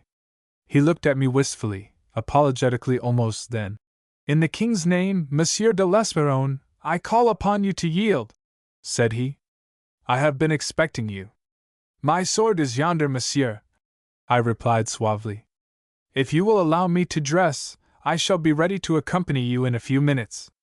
He bowed, and it at once became clear that his business at Lavardin was, as I had suggested to the Vicomtesse might be possible, with me alone. "I am grateful for the readiness of your submission," said this very polite gentleman. He was a comely lad, with blue eyes and a good-humored mouth, to which a pair of bristling mustaches sought vainly to impart an expression of ferocity. "Before you proceed to dress, monsieur, I have another duty to discharge." "Discharge your duty, monsieur," I answered. Whereupon he made a sign to his men, and in a moment they were ransacking my garments and effects. While this was taking place, he turned to the Vicomte and Vicomtesse, and offered them 1,000 apologies for having interrupted their slumbers, and for so rudely depriving them of their guest. He advanced in his excuse the troublous nature of the times, and threw in a bunch of mollysons at the circumstances which forced upon soldiers the odious duties of the tipstaff, hoping that we would think him none the less a gentleman for the unsavory business upon which he was engaged. From my clothes they took the letters addressed to L'Esperone which that poor gentleman had entrusted to me on the night of his death, and among these there was one from the Duc d'Orléans himself, which would alone have sufficed to have hanged a regiment. Besides these, they took Monsieur de Marsac's letter of 2 days ago, and the locket containing the picture of Mademoiselle de Marsac. The papers and the portrait they delivered to the captain, who took them with the same air of deprecation tainted with disgust that colored all his actions in connection with my arrest. To this same repugnance for his catchpole work do I owe it that at the moment of setting out he offered to let me ride without the annoyance of an escort if I would pass him my parole not to attempt an escape. We were standing, then, in the hall of the chateau. His men were already in the courtyard, and there were only present Monsieur le Vicomte and Anatole, the latter reflecting the look of sorrow that haunted his master's face. The captain's generosity was certainly leading him beyond the bounds of his authority, and it touched me. "Monsieur is very generous," said I.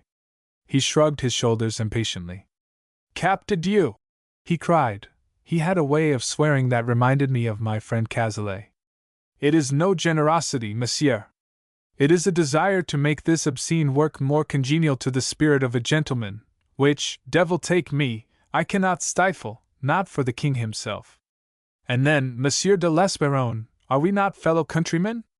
Are we not Gascons both? Pardieu, there is no more respected a name in the whole of Gascony than that of L'Esperone, and that you belong to so honorable a family is alone more than sufficient to warrant such slight favors as it may be in my power to show you. You have my parole that I will attempt no escape, Monsieur le Capitaine," I answered, bowing my acknowledgment of his compliments. "I am Myronsac de Castorix, of Chateau Rouge in Gascony," he informed me, returning my bow. My faith, had he not made a pretty soldier he would have made an admirable master of deportment. My leave-taking of Monsieur de Lavedon was brief but cordial, apologetic on my part, intensely sympathetic on his. And so I went out alone with Castorix upon the road to Toulouse, his men being ordered to follow in half an hour's time and to travel at their leisure. As we cantered along, Castorix and I, we talked of many things, and I found him an amusing and agreeable companion. Had my mood been other than despairing, the news he gave me might have occasioned me some concern, for it seemed that prisoners arraigned for treason and participation in the late rising were being very summarily treated. Many were never so much as heard in their own defense, the evidence collected of their defection being submitted to the tribunal, and judgment being forthwith passed upon them by judges who had no ears for anything they might advance in their own favor. The evidence of my identity was complete. There was my own admission to Castorix. The evidence of the treason of L'Esperone was none the less complete. In fact, it was notorious, and there was the Duke's letter found amongst my effects. If the judges refused to lend an ear to my assurances that I was not L'Esperone at all, but the missing Bardelys, my troubles were likely to receive a very summary solution. The fear of it, however, weighed not over heavily upon me. I was supremely indifferent. Life was at an end so far as I was concerned.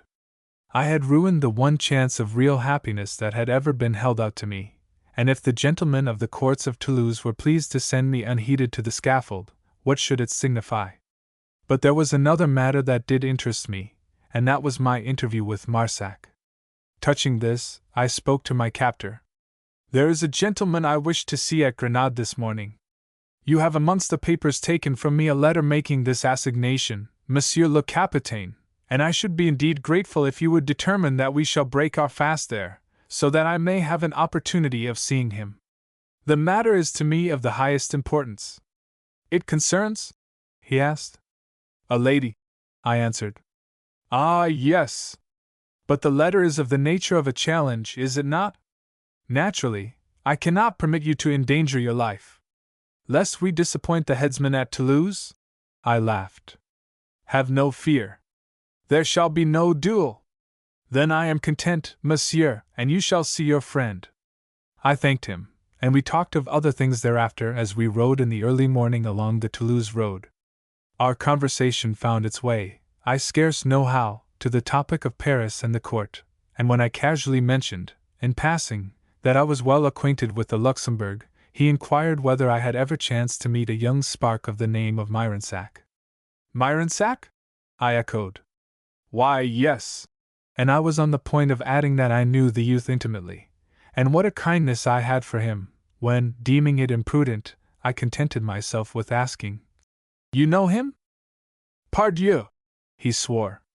The fellow is my cousin. We are both Myronsacs. He is Myronsac of Castelvert, whilst I, as you may remember I told you, am Myronsac of Castelrix. To distinguish us, he is always known as Myronsac, and I as Castelrix. Peste! It is not the only distinction, for while he basks in the sunshine of the great world of Paris, they are wealthy, the Myronsacs of Castelvert, I, a poor devil of a Gascony cadet, am playing the catch-pole in Languedoc. I looked at him with fresh interest, for the mention of that dear lad Myronsac brought back to my mind the night in Paris on which my ill-starred wager had been laid, and I was reminded of how that high-minded youth had sought, when it was too late, to reason me out of the undertaking by alluding to the dishonor with which in his honest eyes it must be fraught. We spoke of his cousin, Castorix, and I went so far now as to confess that I had some love for the youth, whom I praised in unmistakable terms. This inclined to increase the friendliness which my young captain had manifested since my arrest, and I was presently emboldened by it to beg of him to add to the many favors that I already owed him by returning to me the portrait which his men had subtracted from my pocket. It was my wish to return this to Marsac, whilst at the same time it would afford corroboration of my story. To this Castorix made no difficulty. Why, yes, said he, and he produced it. I crave your pardon for not having done the thing of my own accord. What can the keeper of the seals want with that picture? I thanked him, and pocketed the locket. Poor lady! He sighed, a note of compassion in his voice. By my soul, Monsieur de l'Esperon, fine work this for soldiers, is it not? Diable! It is enough to turn a gentleman's stomach sour for life, and make him go hide himself from the eyes of honest men. Had I known that soldiering meant such business, I had thought twice before I adopted it as a career for a man of honor. I had remained in Gascony and tilled the earth sooner than have lent myself to this. My good young friend, I laughed. What you do in the king's name. So does every tipstaff, he answered impatiently, his mustaches bristling as the result of the scornful twist he gave his lips. To think that I should have a hand in bringing tears to the eyes of that sweet lady! Quelle besson! Bon Dieu, quelle besson! I laughed at the distress vented in that whimsical Gascon tongue of his, whereupon he eyed me in a wonder that was tempered with admiration. For to his brave soul a gentleman so stoical as to laugh under such parlous circumstances was very properly a gentleman to be admired. Chapter 10. The Risen Dead. It was close upon 10 o'clock as we rode into the yard of the imposing Hôtel de la Couronne at Grenade. Castorix engaged a private room on the first floor, a handsome chamber overlooking the courtyard, and in answer to the inquiries that I made I was informed by the landlord that Monsieur de Marsac was not yet arrived. My assignation was before noon, Monsieur de Castorix, said I. With your permission, I would wait until noon. He made no difficulty. 2 hours were of no account. We had all risen very early, and he was, himself, he said, entitled to some rest. Whilst I stood by the window it came to pass then a very tall, indifferently apparelled gentleman issued from the hostelry and halted for some moments in conversation with the ostler below. He walked with an enfeebled step, and leaned heavily for support upon a stout cane. As he turned to re-enter the inn, I had a glimpse of a face woefully pale, about which, as about the man's whole figure, there was a something that was familiar, a something that puzzled me, and on which my mind was still dwelling when presently I sat down to breakfast with Castorix. It may have been a half-hour later, and our meal being at an end, we were sitting talking, I growing impatient the while that this Monsieur de Marsac should keep me waiting so, when of a sudden the rattle of hoofs drew me once more to the window. A gentleman, riding very recklessly, had just dashed through the porte-cochere, and was in the act of pulling up his horse. He was a lean, active man, very richly dressed, and with a face that by its swarthiness of skin and the sable hue of beard and hair looked almost black. "Ah, you are there!" he cried, with something between a snarl and a laugh, and addressing somebody within the shelter of the porch. "Par la mordieu, I had hardly looked to find you." From the recess of the doorway I heard a gasp of amazement, and a cry of, "Marsac! You here?" So this was the gentleman I was to see! A stable boy had taken his reins, and he leapt nimbly to the ground. Into my range of vision hobbled now the enfeebled gentleman whom earlier I had noticed. "My dear Stanislas!" he cried. "I cannot tell you how rejoiced I am to see you!" And he approached Marsac with arms that were opened as if to embrace him. The newcomer surveyed him a moment in wonder, with eyes grown dull. Then abruptly raising his hand, he struck the fellow on the breast, and thrust him back so violently that but for the stable boy's intervention he had of a certainty fallen. With a look of startled amazement on his haggard face, the invalid regarded his assailant. As for Marsac, he stepped close up to him. "What is this?" he cried harshly. "What is this make-believe feebleness? That you are pale, poltroon, I do not wonder. But why these tottering limbs? Why this assumption of weakness? Do you look to trick me by these signs? Have you taken leave of your senses?" exclaimed the other, a note of responsive anger sounding in his voice. "Have you gone mad, Stanislas?" "Abandon this pretense," was the contemptuous answer.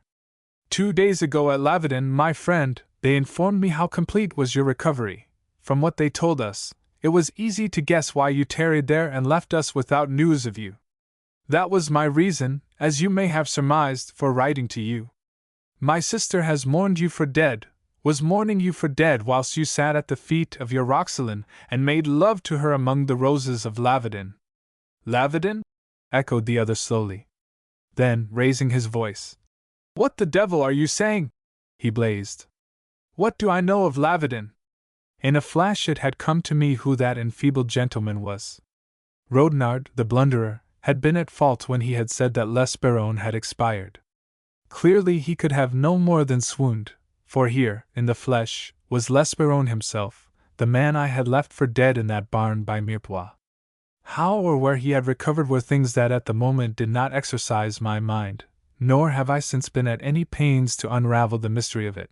But there he was, and for the moment that fact was all sufficing. What complications would come of his presence heaven alone could foretell. "Put an end to this play-acting!" roared the savage Marsac. "It will avail you nothing. My sister's tears may have weighed lightly with you, but you shall pay the price of them, and of the slight you have put upon her." "My God, Marsac!" cried the other, roused to an equal fierceness. "Will you explain?" "I," snarled Marsac, and his sword flashed from his scabbard. "I'll explain. As God lives, I'll explain, with this." And he whirled his blade under the eyes of the invalid. "Come, my master, the comedy's played out. Cast aside that crutch and draw, man, or, sang you, I'll run you through as you stand." There was a commotion below. The landlord and a posse of his satellites, waiters, ostlers, and stable boys, rushed between them, and sought to restrain the bloodthirsty Marsac. But he shook them off as a bull shakes off a pack of dogs, and like an angry bull, too, did he stand his ground and bellow. In a moment his sweeping sword had cleared a circle about him. In its lightning dartings hither and thither at random, it had stung a waiter in the calf, and when the fellow saw the blood staining his hose, he added to the general din his shrieks that he was murdered. Marsac swore and threatened in a breath, and a kitchen wench, from a point of vantage on the steps, called shame upon him and abused him roundly for a cowardly assassin to assail a poor sufferer who could hardly stand upright. "Pecap de Dieu!" swore Casterex at my elbow. "Saw you ever such an ado? What has chanced?" But I never stayed to answer him. Unless I acted quickly, blood would assuredly be shed. I was the one man who could explain matters, and it was a mercy for L'Esperone that I should have been at hand in the hour of his meeting that fire-eater Marsac. I forgot the circumstances in which I stood to Casterex. I forgot everything but the imminent necessity that I should intervene. Some 7 feet below our window was the roof of the porch. From that to the ground it might be some 8 feet more. Before my Gascon captain knew what I was about, I had swung myself down from the window onto the projecting porch. A second later, I created a diversion by landing in the midst of the courtyard fray, with the alarmed Casterex, who imagined that I was escaping, following by the same unusual road, and shouting as he came, "Monsieur de L'Esperone! Hi! Monsieur de L'Esperone! Mordieu! Remember your parole, Monsieur de L'Esperone!" Nothing could have been better calculated to stem Marsac's fury. Nothing could have so predisposed him to lend an ear to what I had to say, for it was very evident that Casterex's words were addressed to me, and that it was I whom he called by the name of L'Esperone. In an instant I was at Marsac's side. But before I could utter a word, "What the devil does this mean?" he asked, eyeing me with fierce suspicion. "It means, monsieur, that there are more L'Esperones than one in France. I am the L'Esperone who was at Lavardin. If you doubt me, ask this gentleman, who arrested me there last night. Ask him, too, why we have halted here. Ask him, if you will, to show you the letter that you left at Lavardin making an assignation here before noon today, which letter I received." The suspicion faded from Marsac's eyes, and they grew round with wonder as he listened to this prodigious array of evidence. L'Esperone looked on in no less amazement, yet I am sure from the manner of his glance that he did not recognize in me the man that had succored him at Mirepoix. That, after all, was natural enough, for the minds of men in such reduced conditions as had been his upon that night are not prone to receive very clear impressions, and still less prone to retain such impressions as they do receive. Before Marsac could answer me, Casterex was at my side. "1,000 apologies," he laughed. "A fool might have guessed the errand that took you so quickly through that window, and none but a fool would have suspected you of seeking to escape. It was unworthy in me, Monsieur de L'Esperone." I turned to him while those others still stood gaping, and led him aside. "Monsieur le Capitaine," said I, "you find it troublesome enough to reconcile your conscience with such arrests as you are charged to make, is it not so?" "Mordieu!" he cried, by way of emphatically assenting. "Now, if you should chance to overhear words betraying to you certain people whom otherwise you would never suspect of being rebels, your soldier's duty would, nevertheless, compel you to apprehend them, would it not?" "Why, true. I am afraid it would," he answered, with a grimace. "But if forewarned that by being present in a certain place you should overhear such words, what course would you pursue?" "Avoid it like a pestilence, monsieur," he answered promptly. "Then, Monsieur le Capitaine, may I trespass upon your generosity to beseech you to let me take these litigants to our room upstairs, and to leave us alone there for a half-hour?" Frankness was my best friend in dealing with Casterex. Frankness, and his distaste for the business they had charged him with. As for Marsac and L'Esperone, they were both eager enough to have the mystery explained, and when Casterex having consented, I invited them to my chamber, they came readily enough. Since Monsieur de L'Esperone did not recognize me, there was no reason why I should enlighten him touching my identity, and every reason why I should not. As soon as they were seated, I went to the heart of the matter at once and without preamble. "A fortnight ago, gentlemen," said I was driven by a pack of dragoons across the Garonne. I was wounded in the shoulder and very exhausted, and I knocked at the gates of Lavardin to crave shelter. That shelter, gentlemen, was afforded me, and when I had announced myself as Monsieur de L'Esperone, it was all the more cordially because one Monsieur de Marsac, who was a friend of the Vicomte de Lavardin, and a partisan in the lost cause of Orleans, happened often to have spoken of a certain Monsieur de L'Esperone as his very dear friend. I have no doubt, gentlemen, that you will think harshly of me because I did not enlighten the Vicomte. But there were reasons for which I trust you will not press me, since I shall find it difficult to answer you with truth. But is your name L'Esperone? Cried L'Esperone. That, monsieur, is a small matter. Whether my name is L'Esperone or not, I confess to having practiced a duplicity upon the Vicomte and his family, since I am certainly not the L'Esperone whose identity I accepted. But if I accepted that identity, monsieur, I also accepted your liabilities, and so I think that you should find it in your heart to extend me some measure of forgiveness. As René de L'Esperone, of L'Esperone in Gascony, I was arrested last night at Lavardin, and, as you may observe, I am being taken to Toulouse to stand the charge of high treason. I have not demurred, I have not denied in the hour of trouble the identity that served me in my hour of need. I am taking the bitter with the sweet, and I assure you, gentlemen, that the bitter predominates in a very marked degree. But this must not be, cried L'Esperone, rising. I know not what use you may have made of my name, but I have no reason to think that you can have brought discredit upon it, and so— I thank you, monsieur, and so I cannot submit that you shall go to Toulouse in my stead. Where is this officer whose prisoner you are? Pray summon him, monsieur, and let us set the matter right. This is very generous, I answered calmly. But I have crimes enough upon my head, and so if the worst should befall me, I am simply atoning in one person for the errors of two. But that is no concern of mine, he cried. It is so much your concern that if you commit so egregious a blunder as to denounce yourself, you will have ruined yourself, without materially benefiting me. He still objected, but in this strain I argued for some time, and to such good purpose that in the end I made him realize that by betraying himself he would not save me, but only join me on the journey to the scaffold. Besides, gentlemen, I pursued, my case is far from hopeless.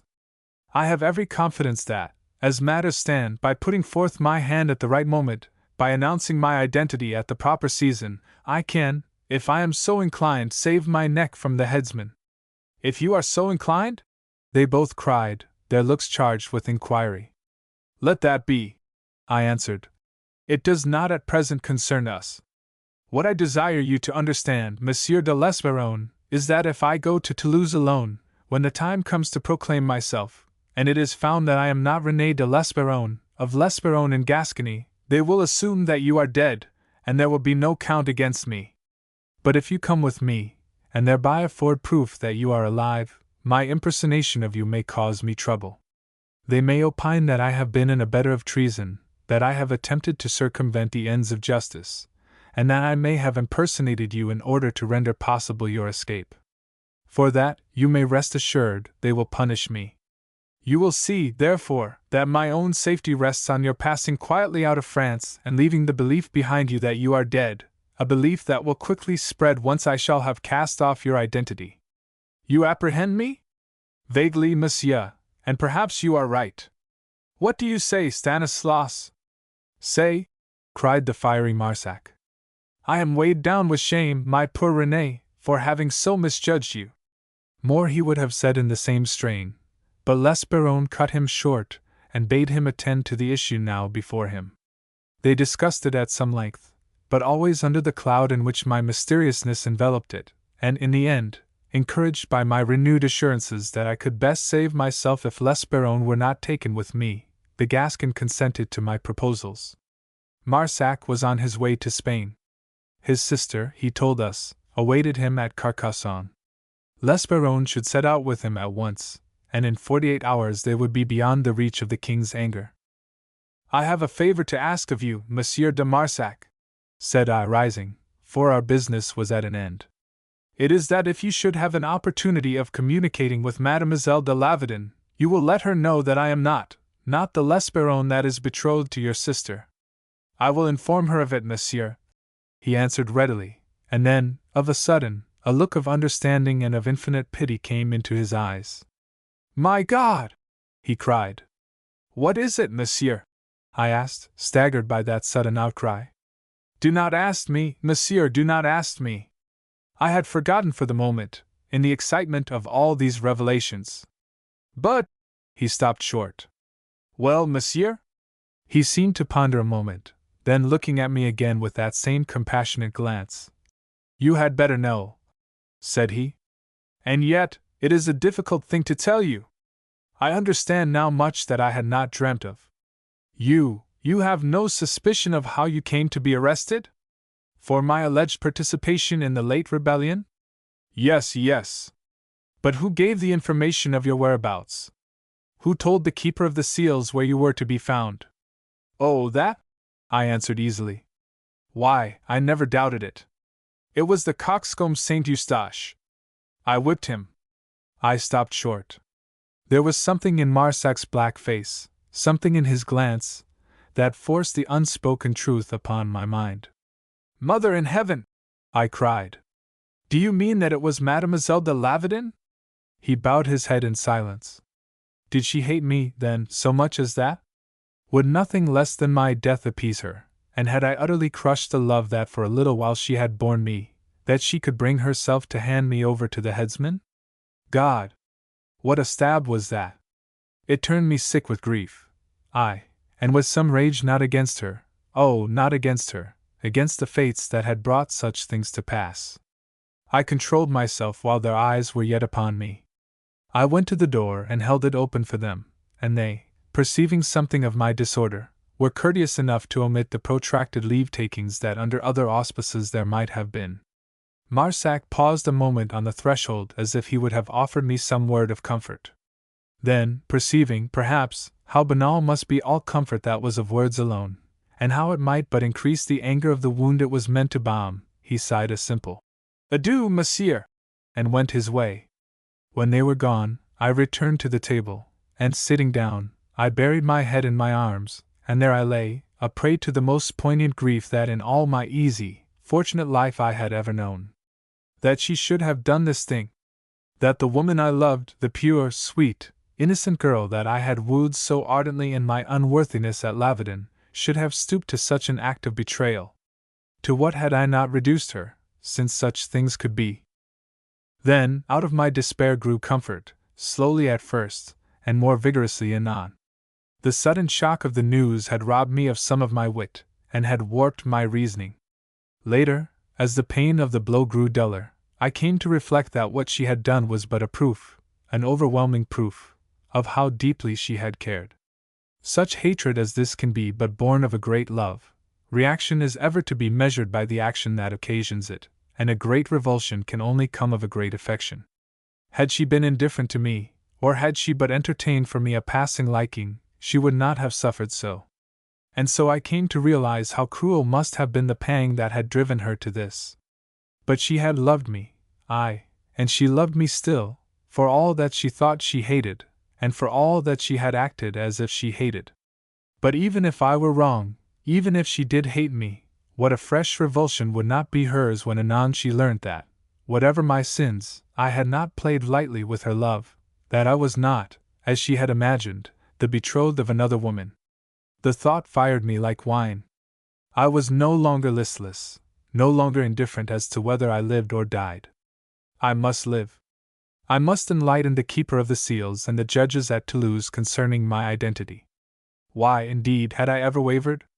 Bardelys the Magnificent must come to life again, and then, what then? As suddenly as I had been exalted was I cast down. There was a rumor abroad that Bardelys was dead.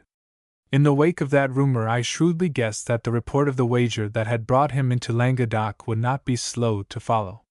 What then? Would she love me any the better? Would she hate me any the less? If now she was wounded by the belief that I had made sport of her love, would not that same belief be with her again when she came to know the truth? The tangle was a grievous one. Yet I took heart. My old resolve returned to me, and I saw the need for urgency. In that alone could lie now my redemption in her eyes. My wager must be paid before I again repaired to her, for all that it should leave me poor indeed. In the meanwhile, I prayed God that she might not hear of it ere I returned to tell her. Chapter 11. The King's Commissioner. For that most amiable of Gascon cadets, Monsieur de Castorix, I have naught but the highest praise. In his every dealing with me he revealed himself so very gallant, generous, and high-minded a gentleman that it was little short of a pleasure to be his prisoner. He made no inquiries touching the nature of my interview with those two gentlemen at the Hotel de la Couronne, and when at the moment of leaving I requested him to deliver a packet to the taller of those same two, he did so without comment or question. That packet contained the portrait of Mademoiselle de Marsac, but on the inner wrapper was a note requesting L'Esperone not to open it until he should be in Spain. Neither Marsac nor L'Esperone did I see again before we resumed our journey to Toulouse. At the moment of setting out, a curious incident occurred. Castorix's company of dragoons had ridden into the courtyard as we were mounting. They lined up under their lieutenant's command to allow us to pass, but as we reached the porte cochere we were delayed for a moment by a traveling carriage, entering for relays, and coming, apparently, from Toulouse. Castorix and I backed our horses until we were in the midst of the dragoons, and so we stood while the vehicle passed in. As it went by, one of the leather curtains was drawn back, and my heart was quickened by the sight of a pale girl face, with eyes of blue, and brown curls lying upon the slender neck. Her glance lighted on me, swordless and in the midst of that company of troopers, and I bowed low upon the withers of my horse, doffing my hat in distant salutation. The curtain dropped again, and eclipsed the face of the woman that had betrayed me. With my mind full of wild surmisings as to what emotions might have awakened in her upon beholding me, I rode away in silence at Monsieur de Castorix's side. Had she experienced any remorse? Any shame? Whether or not such feelings had been aroused at sight of me, it certainly would not be long ere she experienced them, for at the Hotel de la Couronne were those who would enlighten her. The contemplation of the remorseful grief that might anon beset her when she came to ponder the truth of matters, and with that truth, those things that at Lavedon I had uttered, filled me presently with regret and pity. I grew impatient to reach Toulouse and tell the judges of the mistake that there had been. My name could not be unknown to them, and the very mention of it, I thought, should suffice to give them pause and lead them to make inquiries before sending me to the scaffold. Yet I was not without uneasiness, for the summariness with which Castorix had informed me they were in the habit of dealing with those accused of high treason occasioned me some apprehensive pangs. This apprehension led me to converse with my captor touching those trials, seeking to gather from him who were the judges. I learnt then that besides the ordinary tribunal, a commissioner had been dispatched by His Majesty, and was hourly expected to arrive at Toulouse. It would be his mission to supervise and direct the inquiries that were taking place. It was said, he added, that the king himself was on his way thither, to be present at the trial of Monsieur le Duc de Montmorency. But he was traveling by easy stages, and was not yet expected for some days.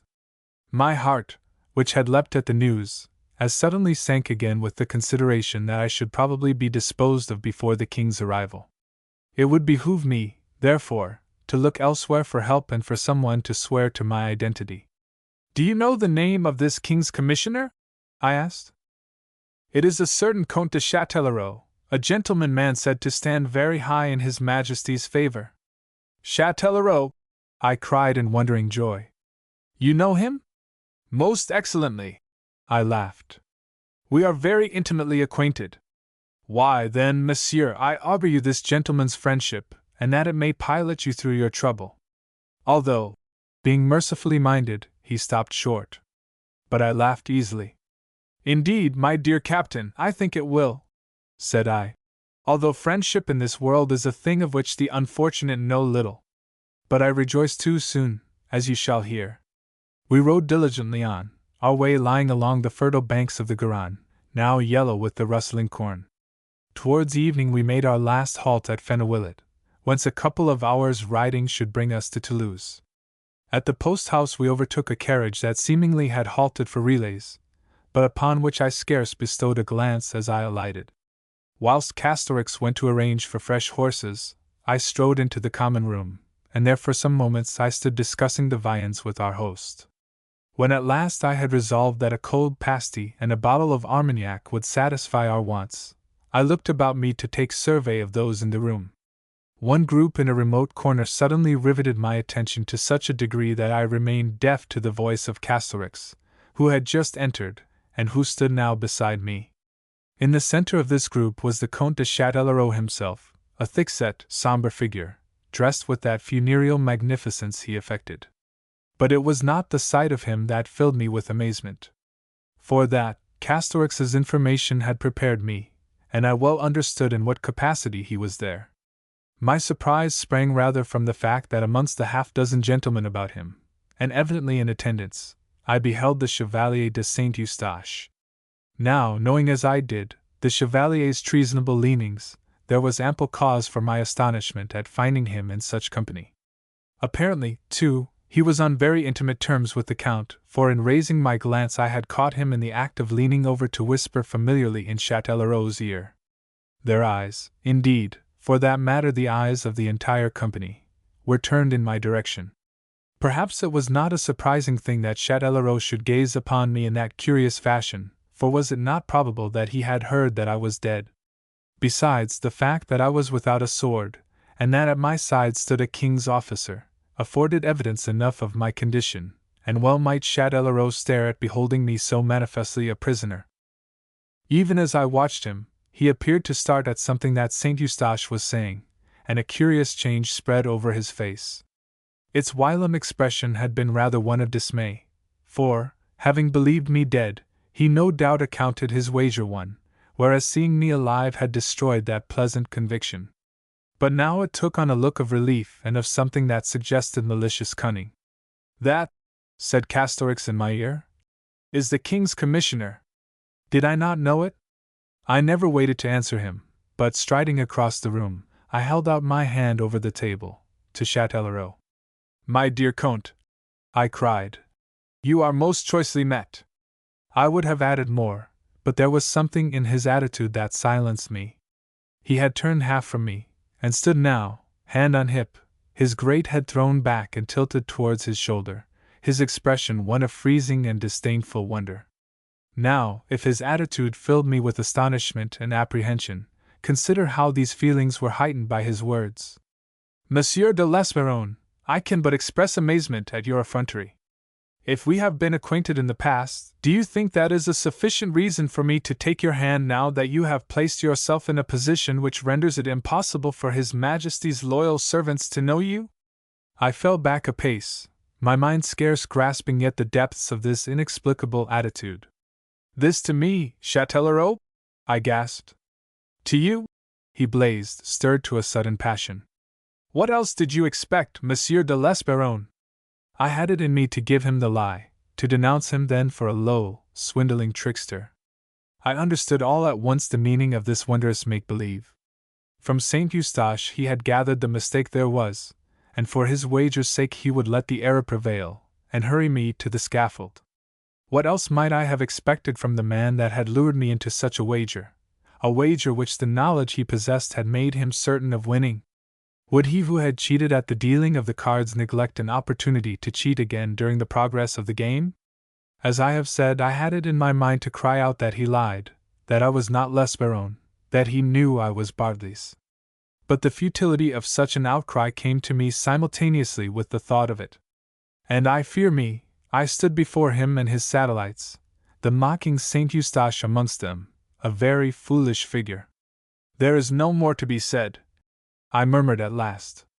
"But there is," he retorted. "There is much more to be said. You shall render yet an account of your treason, and I am afraid, my poor rebel, that your comely head will part company with your shapely body. You and I will meet at Toulouse. What more is to be said will be said in the tribunal there." A chill encompassed me. I was doomed, it seemed. This man, ruling the province pending the king's arrival, would see to it that none came forward to recognize me. He would expedite the comedy of my trial, and close it with the tragedy of my execution. My professions of a mistake of identity, if I wasted breath upon them, would be treated with disdain and disregarded utterly. God! What a position had I got myself into, and what a vein of comedy ran through it, grim, tragic comedy, if you will, yet comedy to all faith. The very woman whom I had wagered to wed had betrayed me into the hands of the very man with whom I laid my wager. But there was more in it than that. As I had told Myronsac that night in Paris, when the thing had been initiated, it was a duel that was being fought betwixt Châtellerault and me, a duel for supremacy in the king's good graces. We were rivals, and he desired my removal from the court. To this end had he lured me into a bargain that should result in my financial ruin, thereby compelling me to withdraw from the costly life of the Luxembourg, and leaving him supreme, the sole and uncontested recipient of our master's favor. Now into his hand fate had thrust a stouter weapon and a deadlier, a weapon which not only should make him master of the wealth that I had pledged, but one whereby he might remove me for all time, 1,000-fold more effectively than the mere encompassing of my ruin would have done. I was doomed. I realized it fully and very bitterly. I was to go out of the ways of men unnoticed and unmourned, as a rebel, under the obscure name of another and bearing another's sins upon my shoulders. I was to pass almost unheeded to the gallows. Bardelys the Magnificent, the Marquis Marcel Saint-Pol de Bardelys, whose splendor had been a byword in France, was to go out like a guttering candle. The thought filled me with the awful frenzy that so often goes with impotency, such a frenzy as the damned in hell may know. I forgot in that hour my precept that under no conditions should a gentleman give way to anger. In a blind access of fury I flung myself across the table and caught that villainous cheat by the throat, before any there could put out a hand to stop me. He was a heavy man, if a short one, and the strength of his thick-set frame was a thing abnormal. Yet at that moment such nervous power did I gather from my rage, that I swung him from his feet as though he had been the puniest weakling. I dragged him down onto the table, and there I ground his face with a most excellent goodwill and relish. "You liar, you cheat, you thief!" I snarled like any cross-grained mongrel. "The king shall hear of this, you knave! By God, he shall!" They dragged me from him at last, those lapdogs that attended him, and with much rough handling they sent me sprawling among the sawdust on the floor. It is more than likely that but for Castorix's intervention they had made short work of me there and then. But with a bunch of Mordieurs, Sanguis, and Picap de Dieus, the little Gascon flung himself before my prostrate figure, and bade them in the king's name, and at their peril, to stand back. Châtellerault, sorely shaken, his face purple, and with blood streaming from his nostrils, had sunk into a chair. He rose now, and his first words were incoherent, raging gasps. "What is your name, sir?" he bellowed at last, addressing the captain. "Amédée de Mirensac de Castorix, of Château Rouge in Gascony," answered my captor, with a grand manner and a flourish, and added, "Your servant. What authority have you to allow your prisoners this degree of freedom?" "I do not need authority, monsieur," replied the Gascon. "Do you not?" blazed the Count. "We shall see. Wait until I am in Toulouse, my malapert friend." Castorix drew himself up, straight as a rapier, his face slightly flushed and his glance angry, yet he had the presence of mind to restrain himself, partly at least. "I have my orders from the Keeper of the Seals, to effect the apprehension of Monsieur de l'Esperron, and to deliver him up, alive or dead, at Toulouse. So that I do this, the manner of it is my own affair, and who presumes to criticize my methods censoriously impugns my honor and affronts me. And who affronts me, monsieur, be he whosoever he may be, renders me satisfaction. I beg that you will bear that circumstance in mind." His mustaches bristled as he spoke, and altogether his air was very fierce and truculent. For a moment I trembled for him. But the Count evidently thought better of it than to provoke a quarrel, particularly one in which he would be manifestly in the wrong, King's Commissioner though he might be. There was an exchange of questionable compliments betwixt the officer and the Count, whereafter, to avoid further unpleasantness, Castorix conducted me to a private room, where we took our meal in gloomy silence. It was not until an hour later, when we were again in the saddle and upon the last stage of our journey, that I offered Castorix an explanation of my seemingly mad attack upon Châtellerault. "You have done a very rash and unwise thing, monsieur," he had commented regretfully, and it was in answer to this that I poured out the whole story. I had determined upon this course while we were supping, for Castorix was now my only hope, and as we rode beneath the stars of that September night I made known to him my true identity. I told him that Châtellerault knew me, and I informed him that a wager lay between us, withholding the particulars of its nature, which had brought me into Languedoc and into the position wherein he had found and arrested me. At first he hesitated to believe me, but when at last I had convinced him by the vehemence of my assurances as much as by the assurances themselves, he expressed such opinions of the Comte de Châtellerault as made my heart go out to him. "You see, my dear Castorix, that you are now my last hope," I said. "A forlorn one, my poor gentleman!" he groaned. "Nay, that need not be. My intendant Rodinard and some 20 of my servants should be somewhere betwixt this and Paris. Let them be sought for monsieur, and let us pray God that they be still in Languedoc and may be found in time." "It shall be done, monsieur, I promise you," he answered me solemnly. "But I implore you not to hope too much from it. Châtellerault has it in his power to act promptly, and you may depend that he will waste no time after what has passed. Still, we may have 2 or 3 days, and in those days you must do what you can, my friend. You may depend upon me," he promised. "And meanwhile, Castorix," said I, "you will say no word of this to anyone." That assurance also he gave me, and presently the lights of our destination gleamed out to greet us. That night I lay in a dank and gloomy cell of the prison of Toulouse, with never a hope to bear company during those dark, wakeful hours. A dull rage was in my soul as I thought of my position, for it had not needed Castorix's recommendation to restrain me from building false hopes upon his chances of finding Rodinard and my followers in time to save me. Some little ray of consolation I culled, perhaps, from my thoughts of Roxelane.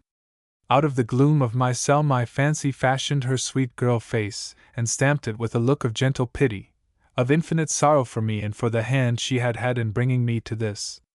That she loved me I was assured, and I swore that if I lived I would win her yet, in spite of every obstacle that I myself had raised for my undoing. Chapter 12. The Tribunal of Toulouse. I had hoped to lie some days in prison before being brought to trial, and that during those days Castorix might have succeeded in discovering those who could witness to my identity. Conceive, therefore, something of my dismay when on the morrow I was summoned an hour before noon to go present myself to my judges. From the prison to the palace I was taken in chains like any thief, for the law demanded this indignity to be borne by one charged with the crimes they imputed to me. The distance was but short, yet I found it overlong, which is not wonderful considering that the people stopped to line up as I went by and to cast upon me a shower of opprobrious derision, for Toulouse was a very faithful and loyal city. It was within some 200 yards of the palace steps that I suddenly beheld a face in the crowd, at the sight of which I stood still in my amazement. This earned me a stab in the back from the butt end of the pike of one of my guards. "What ails you now?" quoth the man irritably. "Forward, Monsieur le Traître!" I moved on, scarce remarking the fellow's roughness. My eyes were still upon that face, the white, piteous face of Roxelane. I smiled reassurance and encouragement, but even as I smiled the horror in her countenance seemed to increase. Then, as I passed on, she vanished from my sight, and I was left to conjecture the motives that had occasioned her return to Toulouse. Had the message that Marsac would yesterday have conveyed to her caused her to retrace her steps that she might be near me in my extremity, or had some weightier reason influenced her return? Did she hope to undo some of the evil she had done? Alas, poor child! If such were her hopes, I sorely feared me they would prove very idle. Of my trial I should say but little did not the exigencies of my story render it necessary to say much. Even now, across the gap of years, my gorge rises at the mockery which, in the king's name, those gentlemen made of justice. I can allow for the troubled conditions of the times, and I can realize how in cases of civil disturbances and rebellion it may be expedient to deal summarily with traitors, yet not all the allowances that I can think of would suffice to condone the methods of that tribunal. The trial was conducted in private by the keeper of the seals, a lean, wizened individual, with an air as musty and dry as that of the parchments among which he had spent his days. He was supported by 6 judges, and on his right sat the king's commissioner, Monsieur de Châtellerault, the bruised condition of whose countenance still advertised the fact that we had met but yesterday. Upon being asked my name and place of abode, I created some commotion by answering boldly, "I am the Sieur Marcel de Saint Pol, Marquis of Bardelys in Picardy." The president, that is to say, the keeper of the seals, turned inquiringly to Châtellerault. The Count, however, did no more than smile and point to something written on a paper that lay spread upon the table. The President nodded. Monsieur René de l'Esperron, said he, the court may perhaps not be able to discriminate whether this statement of yours is a deliberate attempt to misguide or frustrate the ends of justice, or whether, either in consequence of your wounds or as a visitation of God for your treason, you are the victim of a deplorable hallucination. But the court wishes you to understand that it is satisfied of your identity. The papers found upon your person at the time of your arrest, besides other evidence in our power, remove all possibility of doubt in that connection. Therefore, in your own interests, we implore you to abandon these false statements, if so be that you are master of your wits. Your only hope of saving your head must lie in your truthfully answering our questions, and even then, Monsieur de l'Esperron, the hope that we hold out to you is so slight as to be no hope at all. There was a pause, during which the other judges nodded their heads in sage approval of their president's words. For myself, I kept silent, perceiving how little it could avail me to continue to protest, and awaited his next question. You were arrested, monsieur, at the Château de Lavardin 2 nights ago by a company of dragoons under the command of Captain de Casterix. Is that so? It is so, monsieur. And at the time of your arrest, upon being apprehended as René de l'Esperron, you offered no repudiation of the identity. On the contrary, when Monsieur de Casterix called for Monsieur de l'Esperron, you stepped forward and acknowledged that you were he. Pardon, monsieur. What I acknowledged was that I was known by that name. The President chuckled evilly, and his satellite smiled in polite reflection of his mood. This acute differentiating is peculiar, Monsieur de l'Esperron, to persons of unsound mental condition, said he. I am afraid that it will serve little purpose. A man is generally known by his name, is he not? I did not answer him. Shall we call Monsieur de Casterix to confirm what I have said? It is not necessary. Since you allow that I may have said I was known by the name, but refuse to recognize the distinction between that and a statement that l'Esperron is my name, it would serve no purpose to summon the captain. The President nodded, and with that the point was dismissed, and he proceeded as calmly as though there never had been any question of my identity. You are charged, Monsieur de l'Esperron, with high treason in its most virulent and malignant form. You are accused of having borne arms against His Majesty. Have you anything to say? I have to say that it is false, monsieur, that His Majesty has no more faithful or loving subject than am I. The President shrugged his shoulders, and a shade of annoyance crossed his face. If you are come here for no other purpose than to deny the statements that I make, I am afraid that we are but wasting time, he cried testily. If you desire it, I can summon Monsieur de Casterix to swear that at the time of your arrest and upon being charged with the crime you made no repudiation of that charge.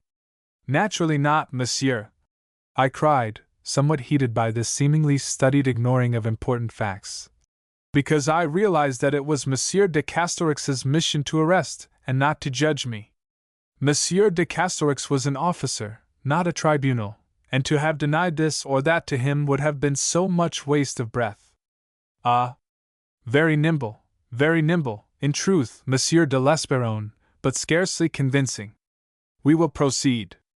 You are charged with having taken part in several of the skirmishes against the armies of Marshals de Schomberg and La Force, and finally, with having been in close attendance upon Monsieur de Montmorency at the Battle of Castelnaudary.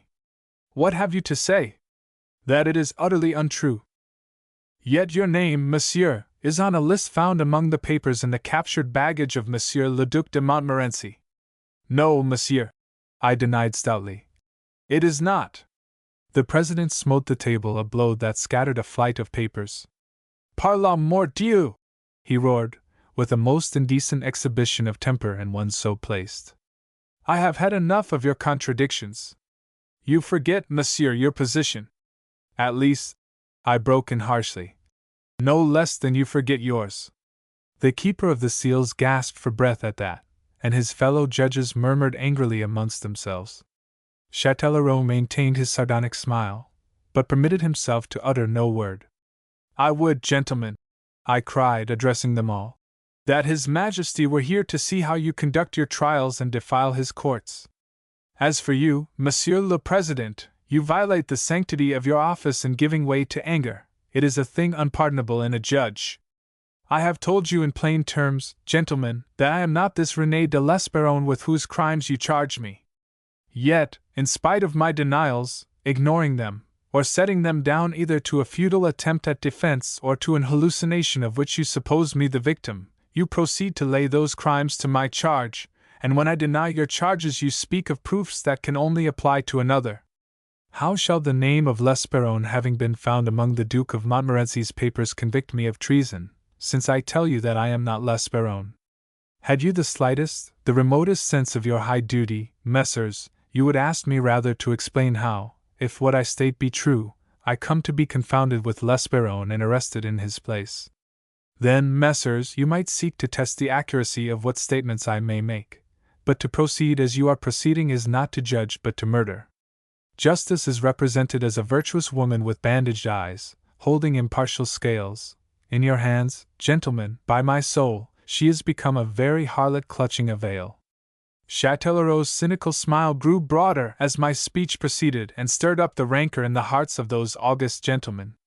The keeper of the seals went white and red by turns, and when I paused there was an impressive silence that lasted for some moments. At last the President leant over to confer in a whisper with Châtellerault. Then, in a voice forcefully calm, like the calm of nature when thunder is brewing, he asked me, "Who do you insist that you are, monsieur?" Once already have I told you, and I venture to think that mine is a name not easily forgotten. I am the Sieur Marcel de Saint Pol, Marquis of Bardelys in Picardy. A cunning grin parted his thin lips. Have you any witnesses to identify you? Hundreds, monsieur, I answered eagerly, seeing salvation already within my grasp. Name some of them. I will name one whose word you will not dare to doubt. That is? His Majesty the King. I am told that he is on his way to Toulouse, and I but ask, messrs, that you await his arrival before going further with my trial. Is there no other witness of whom you can think, monsieur? Some witness that might be produced more readily. For if you can, indeed, establish the identity you claim, why should you languish in prison for some weeks? His voice was soft and oily. The anger had all departed out of it, which I, like a fool, imagined to be due to my mention of the king.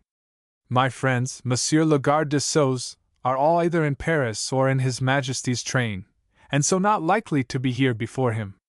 There is my intendant, Rodinard, and there are my servants, some 20 of them, who may perhaps be still in Languedoc, and for whom I would entreat you to seek. Them you might succeed in finding within a few days if they have not yet determined to return to Paris in the belief that I am dead. He stroked his chin meditatively, his eyes raised to the sunlit dome of glass overhead. "Aich!" he gasped. It was a long-drawn sigh of regret, of conclusion, or of weary impatience. "There is no one in Toulouse who will swear to your identity, monsieur?" he asked. "I am afraid there is not," I replied. "I know of no one." As I uttered those words, the President's countenance changed as abruptly as if he had flung off a mask. From soft and cat-like that he had been during the past few moments, he grew of a sudden savage as a tiger. He leapt to his feet, his face crimson, his eyes seeming to blaze, and the words he spoke came now in a hot, confused, and almost incoherent torrent. "Miserable!" he roared. "Out of your own mouth have you convicted yourself. And to think that you should have stood there and wasted the time of this court, His Majesty's time, with your damnable falsehoods. What purpose did you think to serve by delaying your doom? Did you imagine that haply, whilst we sent to Paris for your witnesses, the king might grow weary of justice, and in some fit of clemency announce a general pardon? Such things have been known, and it may be that in your cunning you play for such a gain based upon such a hope. But justice, fool, is not to be cozened. Had you, indeed, been Bardelys, you had seen that here in this court sits a gentleman who is very intimate with him. He is there, monsieur, that is Monsieur le Comte de Châtellerault, of whom perhaps you may have heard. Yet when I ask you whether in Toulouse there is any one who can bear witness to your identity, you answer me that you know of no one. I will waste no more time with you, I promise you." He flung himself back into his chair like a man exhausted, and mopped his brow with a great kerchief which he had drawn from his robes. His fellow judges laid their heads together, and with smiles and nods, winks and leers, they discussed and admired the miraculous subtlety and acumen of this Solomon. Châtellerault sat, calmly smiling, in solemn mockery. For a spell I was too thunderstruck to speak, aghast at this catastrophe. Like a fool, indeed, I had tumbled into the pit that had been dug for me by Châtellerault, for I never doubted that it was of his contriving. At last, "My masters," said I, "these conclusions may appear to you most plausible, but believe me, they are fallacious. I am perfectly acquainted with Monsieur de Châtellerault, and he with me, and if he were to speak the truth and play the man and the gentleman for once, he would tell you that I am, indeed, Bardelys. But Monsieur le Comte has ends of his own to serve in sending me to my doom. It is in a sense through his agency that I am at present in this position, and that I have been confounded with L'Esperance. What, then, could it have availed me to have made appeal to him? And yet, Monsieur le Président, he was born a gentleman, and he may still retain some notion of honor. Ask him, sir, ask him point blank, whether I am or not Marcel de Bardelys." The firmness of my tones created some impression upon those feeble minds. Indeed, the President went so far as to turn an interrogative glance upon the Count. But Châtellerault, supremely master of the situation, shrugged his shoulders, and smiled a pitying, long-suffering smile. "Must I really answer such a question, Monsieur le Président?" he inquired in a voice and with a manner that clearly implied how low would be his estimate of the President's intelligence if he were, indeed, constrained to do so. "But no, Monsieur le Comte," replied the President with sudden haste, and in scornful rejection of the idea. "There is no necessity that you should answer." "But the question, Monsieur le Président," I thundered, my hand outstretched towards Châtellerault. "Ask him, if you have any sense of your duty, ask him, am I not Marcel de Bardelys?" "Silence!" blazed the President back at me. "You shall not fool us any longer, you nimble-witted liar!" My head drooped. This coward had, indeed, shattered my last hope. "Some day, monsieur," I said very quietly, "I promise you that your behavior and these gratuitous insults shall cost you your position. Pray God they do not cost you also your head." My words they treated as one might treat the threats of a child. That I should have had the temerity to utter them did but serve finally to decide my doom, if, indeed, anything had been wanting.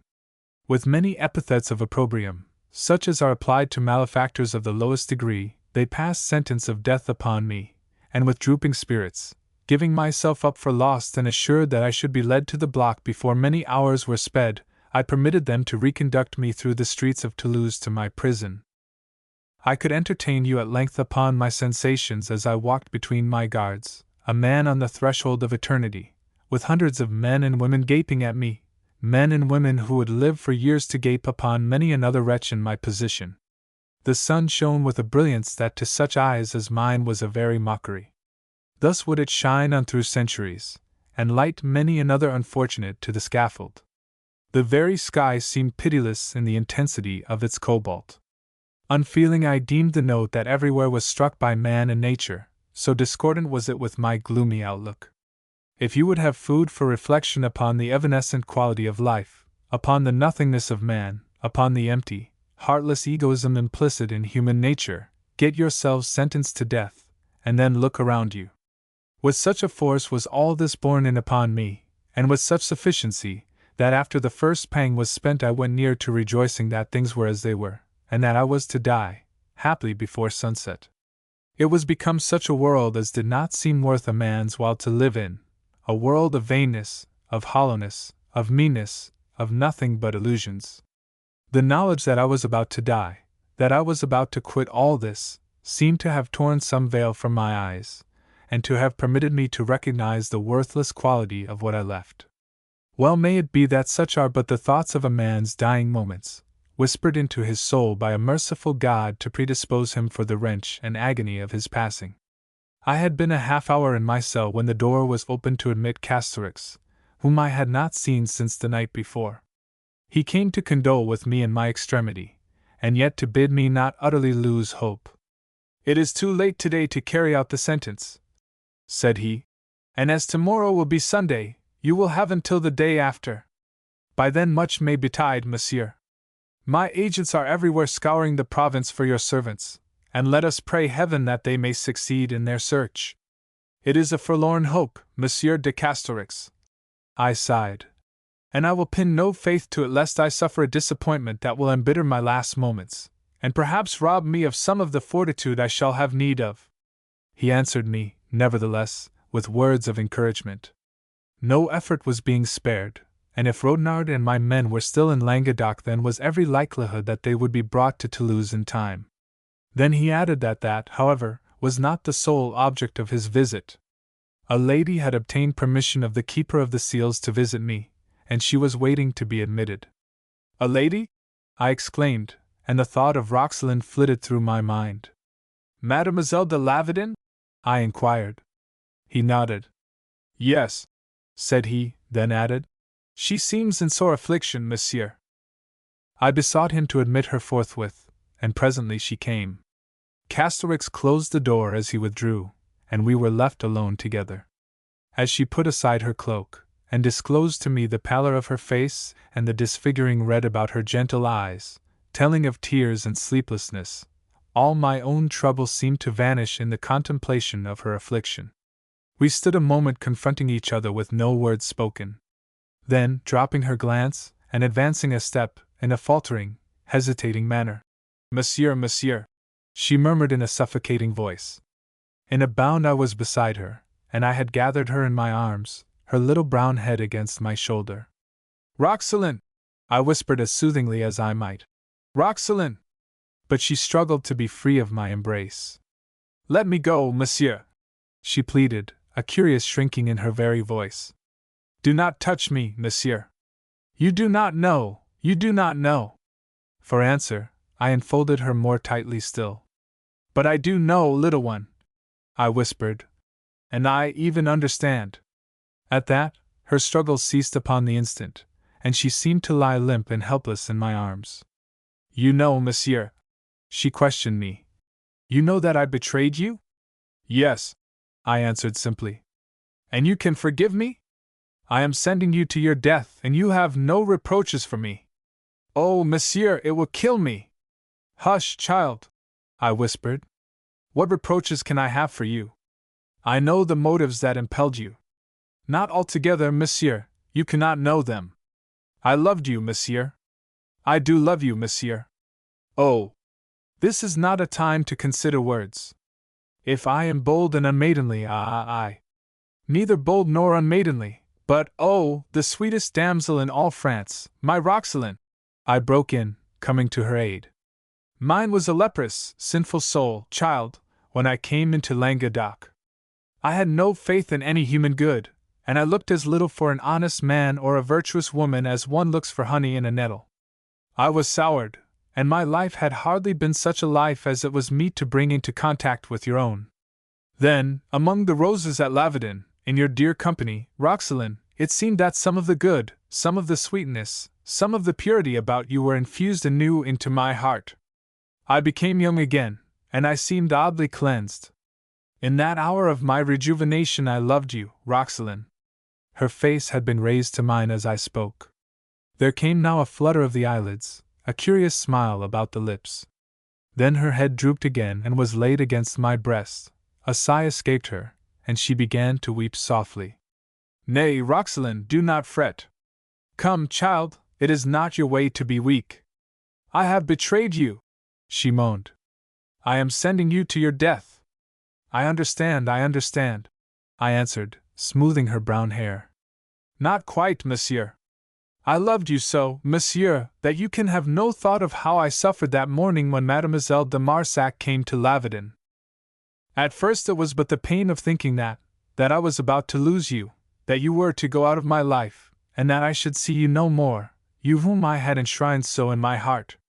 I called myself a little fool that morning for having dreamed that you had come to care for me. My vanity, I thought, had deluded me into imagining that your manner towards me had a tenderness that spoke of affection. I was bitter with myself, and I suffered oh so much. Then later, when I was in the rose garden, you came to me. You remember how you seized me, and how by your manner you showed me that it was not vanity alone had misled me. You had fooled me, I thought. Even in that hour I imagined you were fooling me. You made light of me, and my sufferings were not to you so that I might give you some amusement to pass the leisure and monotony of your sojourn with us. Roxalane, my poor Roxalane, I whispered.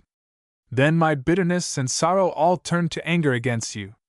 You had broken my heart, and I thought that you had done it wantonly. For that I burned to punish you. Ah! And not only that, perhaps. I think, too, that some jealousy drove me on. You had wooed and slighted me, yet you had made me love you, and if you were not for me I swore you should be for no other. And so, while my madness endured, I quitted Lavedon, and telling my father that I was going to Alc, to his sister's house, I came to Toulouse and betrayed you to the keeper of the seals.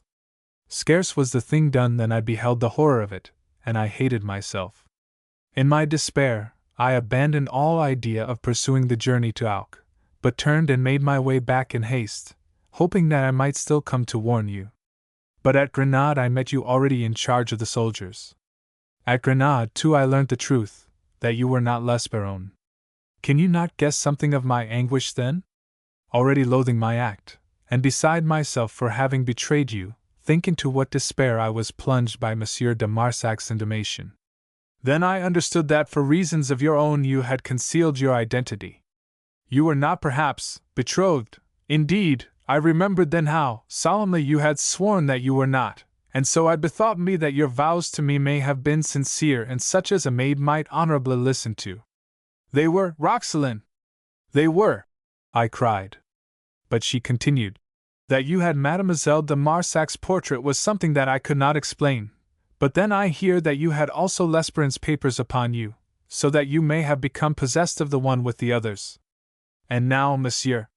She ceased, and there against my breast she lay weeping and weeping in her bitter passion of regret, until it seemed to me she would never regain her self-control.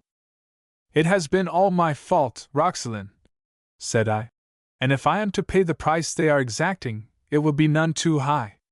I embarked upon a dastardly business, which brought me to Languedoc under false colors. I wish, indeed, that I had told you when first the impulse to tell you came upon me. Afterwards it grew impossible. Tell me now, she begged. Tell me who you are. Sorely was I tempted to respond. Almost was I on the point of doing so, when suddenly the thought of how she might shrink from me, of how, even then, she might come to think that I had but simulated love for her for infamous purposes of gain, restrained and silenced me. During the few hours of life that might be left me I would at least be lord and master of her heart. When I was dead, for I had little hope of Castorix's efforts, it would matter less, and perhaps because I was dead she would be merciful. I cannot, Roxalane. Not even now. It is too vile. If they carry out the sentence on Monday, I shall leave a letter for you, telling you everything. She shuddered, and a sob escaped her. From my identity her mind fled back to the more important matter of my fate. They will not carry it out, monsieur. Oh, they till not. Say that you can defend yourself, that you are not the man they believe you to be. We are in God's hands, child. It may be that I shall save myself yet. If I do, I shall come straight to you, and you shall know all that there is to know. But remember, child, and raising her face in my hands I looked down into the blue of her tearful eyes. Remember, little one, that in one thing I have been true and honorable, and influenced by nothing but my heart, in my wooing of you. I love you, Roxalane, with all my soul, and if I should die you are the only thing in all this world that I experience a regret at leaving. I do believe it, I do indeed. Nothing can ever alter my belief again. Will you not, then, tell me who you are, and what is this thing, which you called dishonorable, that brought you into Languedoc? A moment again I pondered. Then I shook my head.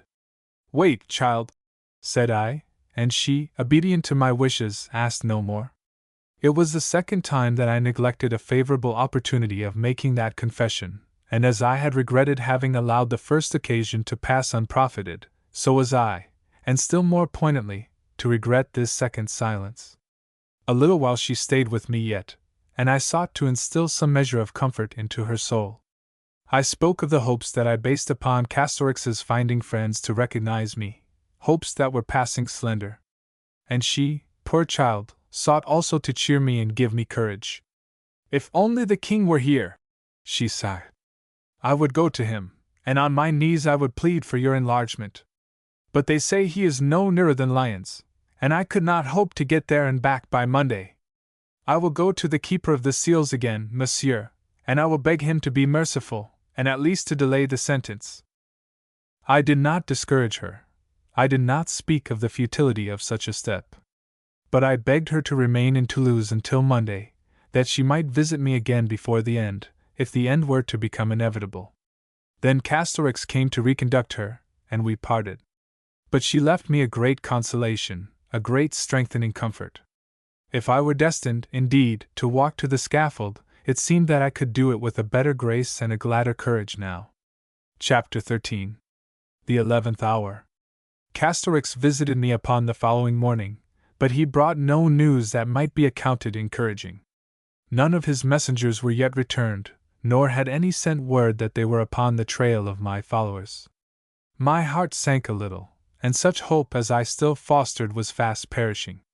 Indeed, so imminent did my doom appear and so unavoidable, that later in the day I asked for pen and paper that I might make an attempt at setting my earthly affairs to rights. Yet when the writing materials were brought me, I wrote not. I sat instead with the feathered end of my quill between my teeth, and thus pondered the matter of the disposal of my Picardy estates. Coldly I weighed the wording of the wager, and the events that had transpired, and I came at length to the conclusion that Châtellerault could not be held to have the least claim upon my lands. That he had cheated at the very outset, as I have earlier shown, was of less account than that he had been instrumental in violently hindering me. I took at last the resolve to indite a full memoir of the transaction, and to request Castorix to see that it was delivered to the king himself. Thus not only would justice be done, but I should, though tardily, be even with the count. No doubt he relied upon his power to make a thorough search for such papers as I might leave, and to destroy everything that might afford indication of my true identity. But he had not counted upon the good feeling that had sprung up betwixt the little Gascon captain and me, nor yet upon my having contrived to convince the latter that I was, indeed, Bardelys, and he little dreamt of such a step as I was about to take to ensure his punishment hereafter. Resolved at last, I was commencing to write when my attention was arrested by an unusual sound. It was at first no more than a murmuring noise, as of at sea breaking upon its shore. Gradually it grew its volume, and assumed the shape of human voices raised in lusty clamor. Then, above the din of the populace, a gun boomed out, then another, and another. I sprang up at that, and wondering what might be toward, I crossed to my barred window and stood there listening. I overlooked the courtyard of the jail, and I could see some commotion below, in sympathy, as it were, with the greater commotion without. Presently, as the populace drew nearer, it seemed to me that the shouting was of acclamation. Next I caught a blare of trumpets, and lastly, I was able to distinguish above the noise, which had now grown to monstrous proportions, the clattering hoofs of some cavalcade that was riding past the prison doors. It was borne in upon me that some great personage was arriving in Toulouse, and my first thought was of the king. At the idea of such a possibility my brain whirled and I grew dizzy with hope. The next moment I recalled that but last night Roxelane had told me that he was no nearer than Lyons, and so I put the thought from me, and the hope with it, for, traveling in that leisurely, indolent fashion that was characteristic of his every action, it would be a miracle if His Majesty should reach Toulouse before the week was out, and this but Sunday. The populace passed on, then seemed to halt, and at last the shouts died down on the noontide air. I went back to my writing, and to wait until from my jailer, when next he should chance to appear, I might learn the meaning of that uproar. An hour perhaps went by, and I had made some progress with my memoir, when my door was opened and the cheery voice of Castorix greeted me from the threshold. "Monsieur, I have brought a friend to see you." I turned in my chair, and one glance at the gentle, comely face and the fair hair of the young man standing beside Castorix was enough to bring me of a sudden to my feet. "Myron Sack!" I shouted, and sprang towards him with hands outstretched. But though my joy was great and my surprise profound, greater still was the bewilderment that in Myronsac's face I saw depicted. "Monsieur de Bardelys!" he exclaimed, and 100 questions were contained in his astonished eyes. "Pecap de Dieu!" growled his cousin. "I was well advised, it seems, to have brought you." "But," Myronsac asked his cousin, as he took my hands in his own, "why did you not tell me, Amedee, that it was to Monsieur le Marquis de Bardelys that you were conducting me? Would you have had me spoil so pleasant a surprise?" his cousin demanded. "Armand," said I, "never was a man more welcome than are you. You are but come in time to save my life." And then, in answer to his questions, I told him briefly of all that had befallen me since that night in Paris when the wager had been laid, and of how, through the cunning silence of Châtellerault, I was now upon the very threshold of the scaffold. His wrath burst forth at that, and what he said of the Count did me good to hear. At last I stemmed his invective. "Let that be for the present, Myronsac," I laughed. "You are here, and you can thwart all Châtellerault's designs by witnessing to my identity before the Keeper of the Seals." And then of a sudden a doubt closed like a cold hand upon my brain. I turned to Casterix. "Mon Dieu!" I cried. "What if they were to deny me a fresh trial?" "Deny it you!" he laughed. "They will not be asked to grant you one." "There will be no need," added Myronsac. "I have but to tell the king." "But, my friend," I exclaimed impatiently, "I am to die in the morning. And the king shall be told today, now, at once. I will go to him." I stared askance a moment, then the thought of the uproar that I had heard recurring to me. "Has the king arrived already?" I exclaimed. "Naturally, monsieur. How else do I come to be here? I am in His Majesty's train." At that I grew again impatient. I thought of Roxelane, and of how she must be suffering, and I bethought me that every moment Myronsac now remained in my cell was another moment of torture for that poor child. So I urged him to be gone at once and carry news of my confinement to His Majesty. He obeyed me, and I was left alone once more, to pace up and down in my narrow cell, a prey to an excitement such as I should have thought I had outlived. At the end of a half-hour Casterix returned alone. "Well?" I cried the moment the door opened, and without giving him so much as time to enter. "What news?" "Myronsac tells me that His Majesty is more overwrought than he has ever seen him. You are to come to the palace at once. I have an order here from the king." We went in a coach, and with all privacy, for he informed me that His Majesty desired the affair to be kept secret, having ends of his own to serve thereby. I was left to wait some moments in an antechamber, whilst Casterix announced me to the king. Then I was ushered into a small apartment, furnished very sumptuously in crimson and gold, and evidently set apart for His Majesty's studies or devotions. As I entered, Louis's back was towards me. He was standing, a tall, spare figure in black, leaning against the frame of a window, his head supported on his raised left arm and his eyes intent upon the gardens below. He remained so until Casterix had withdrawn and the door had closed again. Then, turning suddenly, he confronted me, his back to the light, so that his face was in a shadow that heightened its gloom and wonted weariness. "Voila, Monsieur de Bardelys!" was his greeting, and unfriendly. "See the pass to which your disobedience of my commands has brought you."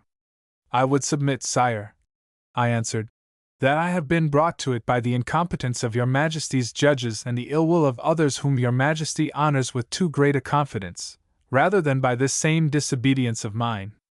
The one and the other, perhaps," he said more softly. "Though, after all, they appear to have had a very keen nose for a traitor. Come, Bardelys, confess yourself that." "I? A traitor?" He shrugged his shoulders, and laughed without any conspicuous mirth. "Is not a traitor one who runs counter to the wishes of his king? And are you not, therefore, a traitor, whether they call you L'Esperone or Bardelys? But there," he ended more softly still, and flinging himself into a chair as he spoke, "I have been so wearied since you left me, Marcel. They have the best intentions in the world, these dullards, and some of them love me even, but they are tiresome all. Even Châtellerault, when he has a fancy for a jest, as in your case, perpetrates it with the grace of a bear, the sprightliness of an elephant. Jest? Said I. You find it no jest, Marcel? Pardieu, who shall blame you? He would be a man of unhealthy humor that could relish such a pleasantry as that of being sentenced to death. But tell me of it. The whole story, Marcel. I have not heard a story worth the listening to since you left us. Would it please you, sire, to send for the Comte de Châtellerault ere I begin? I asked. Châtellerault? No. He shook his head whimsically. Châtellerault has had his laugh already, and like the ill-mannered dog he is, he has kept it to himself. I think, Marcel, that it is our turn now. I have purposely sent Châtellerault away that he may gain no notion of the catastrophic jest we are preparing him in return. The words set me in the very best of humors, and to that it may be due that presently, as I warmed to my narrative, I lent it a vigor that drew His Majesty out of his wonted apathy and listlessness. He leaned forward when I told him of my encounter with the dragoons at Mirepoix, and how first I had committed the false step of representing myself to be L'Esperance. Encouraged by his interest, I proceeded, and I told my story with as much piquancy as I was master of, repressing only those slight matters which might reflect upon Monsieur de Lavedan's loyalty, but otherwise dealing frankly with His Majesty, even down to the genuineness of the feelings I entertained for Roxelane. Often he laughed, more often still he nodded approvingly, in understanding and sympathy, whilst now and then he purred his applause. But towards the end, when I came to the matter of the tribunal of Toulouse, of how my trial was conducted, and of the part played in it by Châtellerault, his face grew set and hard. It is true, all this that you tell me? He cried harshly. As true as the Gospels.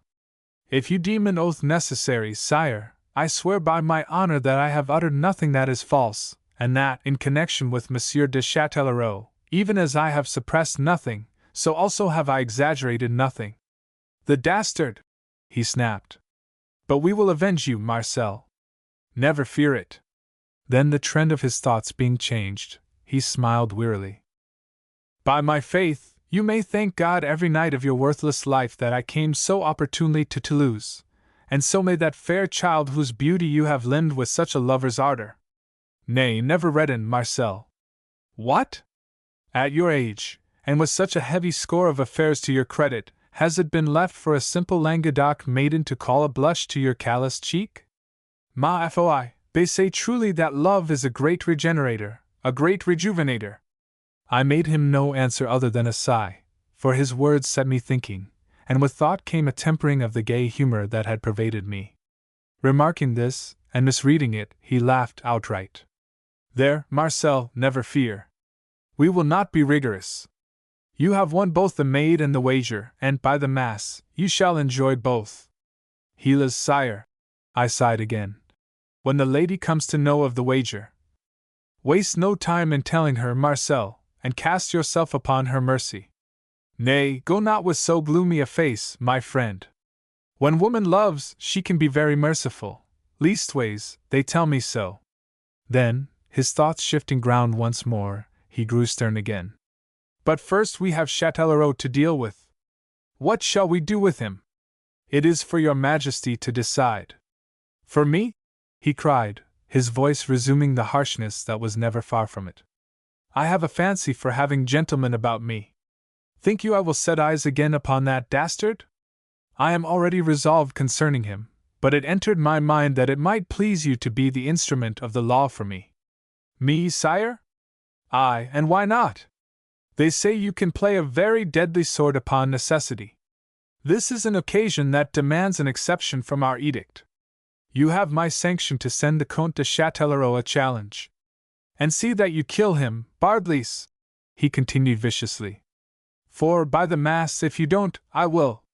If he escapes your sword, or if he survives such hurt as you may do him, the headsman shall have him. Mordieu! Is it for nothing that I am called Louis the Just? I stood in thought for a moment. Then, if I do this thing, sire, I ventured, the world will say of me that I did so to escape the payment I had incurred. Fool, you have not incurred it. When a man cheats, does he not forfeit all his rights? That is very true. But the world. pest!" he snapped impatiently. "You are beginning to weary me, Marcel, and all the world does that so excellently that it needs not your collaboration. Go your ways, man, and do as you elect. But take my sanction to slay this fellow Châtellerault, and I shall be the better pleased if you avail yourself of it. He is lodged at the Auberge Royale, where probably you will find him at present. Now go. I have more justice to dispense in this rebellious province." I paused a moment. "Shall I not resume my duties near your Majesty?" He pondered a moment, then he smiled in his weary way. "It would please me to have you, for these creatures are so dismally dull, all of them. Je m'en retelment, Marcel," he sighed. "Oof! But no, my friend, I do not doubt you would be as dull as any of them at present. A man in love is the weariest and most futile thing in all this weary, futile world. What shall I do with your body what time your soul is at Lavardin? I doubt me you are in haste to get you there. So go, Marcel. Get you wed, and live out your amorous intoxication. Marriage is the best antidote. When that is done, return to me." "That will be never, sire," I answered slyly. "Say you so, Master Cupid Bardelys?" And he combed his beard reflectively.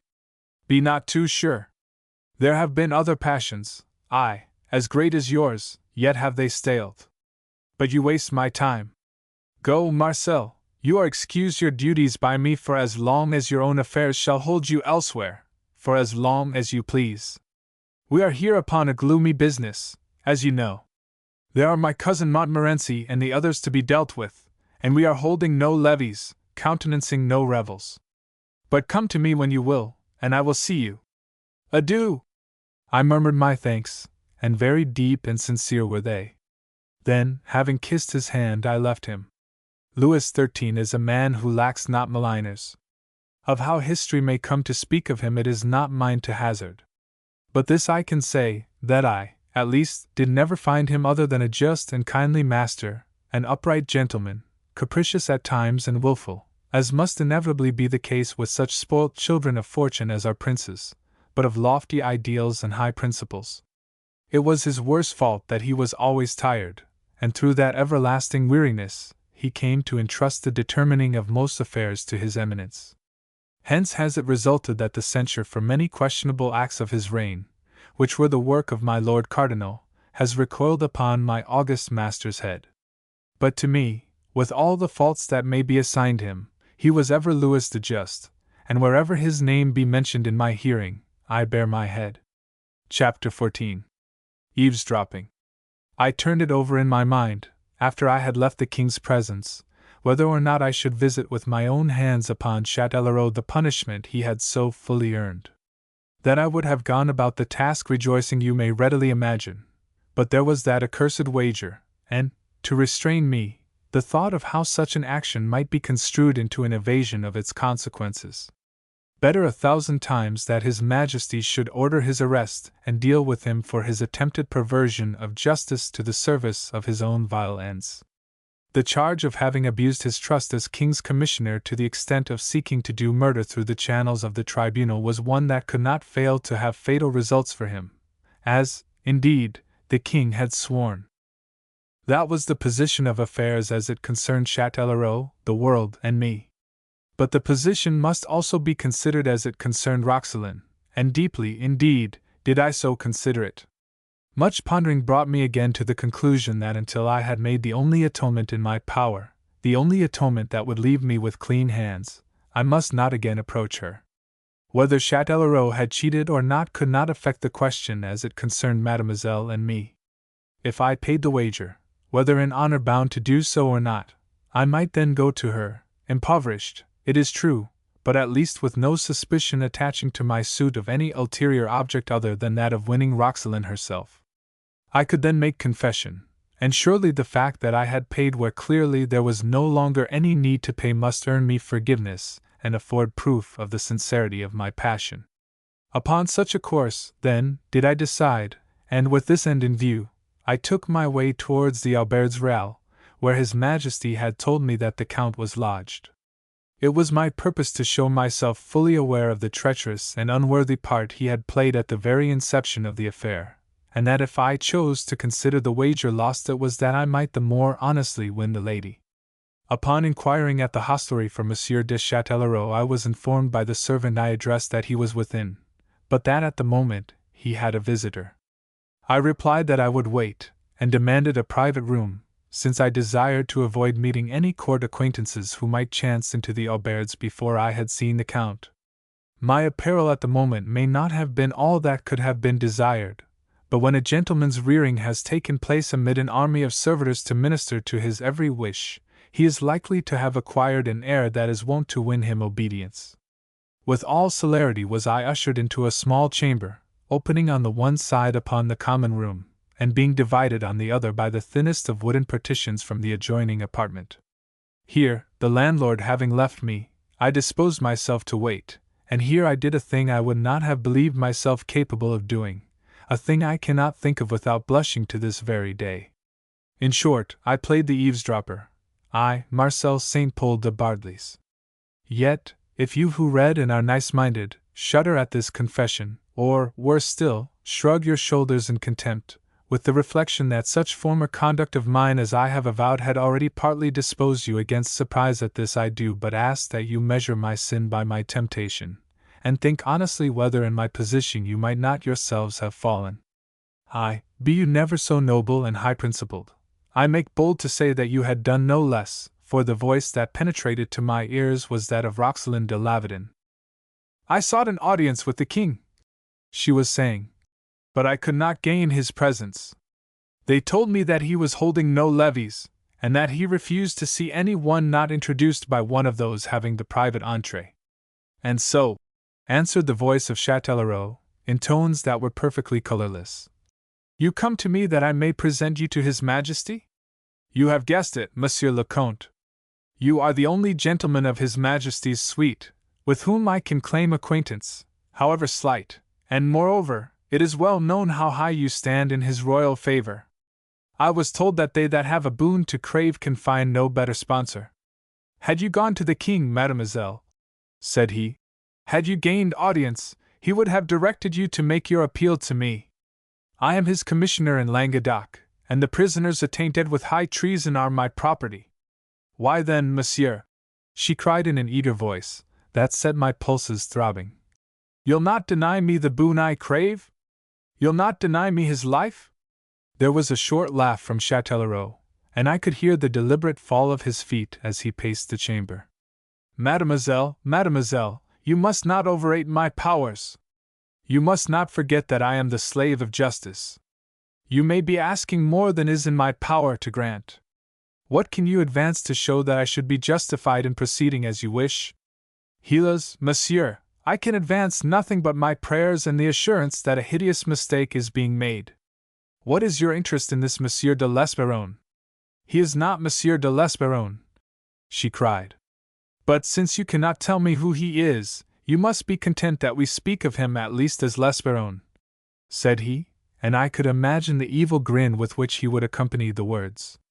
The better that you may appreciate that which followed, let me here impart to you the suspicions which were already sinking into my mind, to be changed later into absolute convictions touching the course the Count intended to pursue concerning me. The sudden arrival of the king had thrown him into some measure of panic, and no longer daring to carry out his plans concerning me, it was his object, I made no doubt, to set me at liberty that very evening. Ere he did so, however, and presuming upon my ignorance of His Majesty's presence in Toulouse, Châtellerault would of a certainty have bound me down by solemn promise, making that promise the price of my liberty and my life, to breathe no word of my captivity and trial. No doubt, his cunning brain would have advanced me plausible and convincing reasons so to engage myself. He had not calculated upon Castelarix, nor that the king should already have heard of my detention. Now that Roxelane came to entreat him to do that which already he saw himself forced to do, he turned his attention to the profit that he might derive from her interestedness on my behalf. I could guess also something of the jealous rage that must fill him at this signal proof of my success with her, and already I anticipated, I think, the bargain that he would drive. Tell me, then, he was repeating, what is your interest in this gentleman? There was a silence. I could imagine her gentle face clouded with the trouble that sprang from devising an answer to that question. I could picture her innocent eyes cast down, her delicate cheeks pink by some measure of shame, as at last, in a low, stifled voice, the 4 words broke from her. I love him, monsieur. Ah, Dieu! To hear her confess it so! If yesternight it had stirred me to the very depths of my poor, sinful soul to have her say so much to me, how infinitely more did it not affect me to overhear this frank avowal of it to another, and to think that she was undergoing all this to the end that she might save me. From Châtellerault there came an impatient snort in answer, and his feet again smote the floor as he resumed the pacing that for a moment he had suspended. Then followed a pause, a long silence, broken only by the Count's restless walking to and fro. At last, "Why are you silent, monsieur?" she asked in a trembling voice. "Hélas, mademoiselle, I can do nothing. I had feared that it might be thus with you, and if I put the question, it was in the hope that I was wrong." "But he, monsieur?" she exclaimed in anguish. "What of him?" "Believe me, mademoiselle, if it lay in my power I would save him were he never so guilty, if only that I might spare you sorrow." He spoke with tender regret, foul hypocrite that he was. "Oh, no, no!" she cried, and her voice was of horror and despair. "You do not mean that!" She stopped short, and then, after a pause, it was the Count who finished the sentence for her. "I mean, mademoiselle, that this L'Esperance must die. You will marvel that I let her suffer so, that I did not break down the partition with my hands and strike that supple gentleman dead at her feet in atonement for the anguish he was causing her. But I had a mind to see how far he would drive this game he was engaged upon." Again there was a spell of silence, and at last, when mademoiselle spoke, I was amazed at the calm voice in which she addressed him, marveling at the strength and courage of one so frail and childlike to behold. "Is your determination, indeed, irrevocable, monsieur? If you have any pity, will you not at least let me bear my prayers and my tears to the king? It would avail you nothing. As I have said, the Languedoc rebels are in my hands."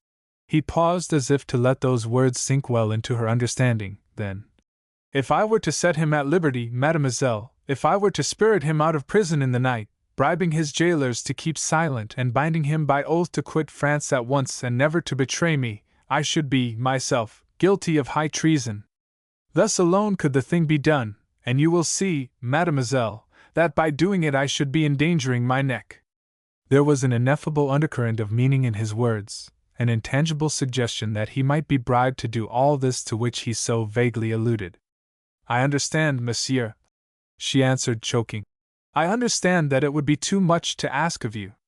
"It would be much, mademoiselle," he returned quickly, and his voice was now subdued and invested with an odd quiver. "But nothing that your lips might ask of me and that it might lie in the power of mortal man to do, would be too much." "You mean?" she cried, a catch in her breath. Had she guessed, as I, without sight of her face, had guessed, what was to follow? My gorge was rising fast. I clenched my hands, and by an effort I restrained myself to learn that I had guessed aright. "Some 2 months ago," he said, "I journeyed to Lavardin, as you may remember. I saw you, mademoiselle, for a brief while only, it is true, and ever since I have seen nothing else but you." His voice went a shade lower, and passion throbbed in his words. She, too, perceived it, for the grating of a chair informed me that she had risen. "Not now, monsieur, not now!" she exclaimed. "This is not the season. I beg of you think of my desolation." "I do, mademoiselle, and I respect your grief, and with all my heart, believe me, I share it. Yet this is the season, and if you have this man's interests at heart, you will hear me to the end." Through all the imperiousness of his tone an odd note of respect, real or assumed, was sounding. "If you suffer, mademoiselle, believe me that I suffer also, and if I make you suffer more by what I say, I beg that you will think how what you have said, how the very motive of your presence here, has made me suffer. Do you know, mademoiselle, what it is to be torn by jealousy? Can you imagine it? If you can imagine also something of the torture I endured when you confessed to me that you loved this L'Esperance, when you interceded for his life. Mademoiselle, I love you, with all my heart and soul I love you. I have loved you, I think, since the first moment of our meeting at Lavedon, and to win you there is no risk that I would not take, no danger that I would not brave. Monsieur, I implore you. Hear me out, mademoiselle, he cried. Then in quieter voice he proceeded. At present you love this Monsieur de l'Esperron. I shall always love him. Always, monsieur. Wait, he exclaimed, annoyed by her interruption. If he were to live, and you were to wed him and be daily in his company, I make no doubt your love might endure. But if he were to die, or if he were to pass into banishment, and you were to see him no more, you would mourn him for a little while, and then, hélas! It is the way of men and women, time would heal first your sorrow, then your heart. Never, monsieur, oh, never! I am older, child, than you are. I know. At present you are anxious to save his life, anxious because you love him, and also because you betrayed him, and you would not have his death upon your conscience. He paused a moment, then raising his voice.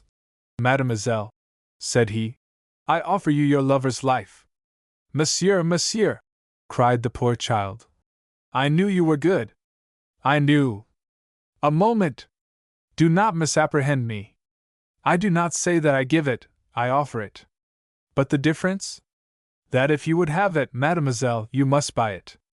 I have said that for you I would brave all dangers. To save your lover, I brave the scaffold. If I am betrayed, or if the story transpire, my head will assuredly fall in the place of L'Esperance. This I will risk, mademoiselle, I will do it gladly, if you will promise to become my wife when it is done. There was a moan from Roxelane, then silence, then, Oh, monsieur, you are pitiless! What bargain is this that you offer me? A fair one, surely, said that son of hell. A very fair one. The risk of my life against your hand in marriage. If you truly loved me as you say, monsieur, she reasoned, you would serve me without asking guerdon. In any other thing I would. But is it fair to ask a man who is racked by love of you to place another in your arms, and that at the risk of his own life? Ah, mademoiselle, I am but a man, and I am subject to human weaknesses. If you will consent, this L'Esperron shall go free, but you must see him no more, and I will carry my consideration so far as to give you 6 months in which to overcome your sorrow, ere I present myself to you again to urge my suit. And if I refuse, monsieur? He sighed. To the value which I set upon my life you must add my very human jealousy. From such a combination what can you hope for? You mean, in short, that he must die? Tomorrow, was that infernal cheat's laconic answer. They were silent a little while, then she fell a-sobbing. Be pitiful, monsieur. Have mercy if you, indeed, love me. Oh, he must not die. I cannot, I dare not, let him die. Save him, monsieur, and I will pray for you every night of my life. I will pray for you to our Holy Mother as I am now praying to you for him. Lived there the man to resist that innocent, devout appeal? Lived there one who in answer to such gentle words of love and grief could obtrude his own coarse passions? It seems there did, for all he answered was, You know the price, child. And God pity me! I must pay it. I must, for if he dies I shall have his blood upon my conscience. Then she checked her grief, and her voice grew almost stern in the restraint she set upon herself. If I give you my promise to wed you hereafter, say in 6 months' time, what proof will you afford me that he who is detained under the name of L'Esperron shall go free? I caught the sound of something very like a gasp from the Count. Remain in Toulouse until tomorrow, and tonight ere he departs he shall come to take his leave of you. Are you content? Be it so, monsieur, she answered. Then at last I leapt to my feet. I could endure no more. You may marvel that I had had the heart to endure so much, and to have so let her suffer that I might satisfy myself how far this scoundrel Châtellerault would drive his trickster's bargain. A more impetuous man would have beaten down the partition, or shouted to her through it the consolation that Châtellerault's bargain was no bargain at all, since I was already at large. And that is where a more impetuous man would have acted upon instinct more wisely than did I upon reason. Instead, I opened the door, and crossing the common room, I flung myself down a passage that I thought must lead to the chamber in which they were closeted. But in this I was at fault, and ere I had come upon a waiter and been redirected, some precious moments were lost. He led me back through the common room to a door opening upon another corridor.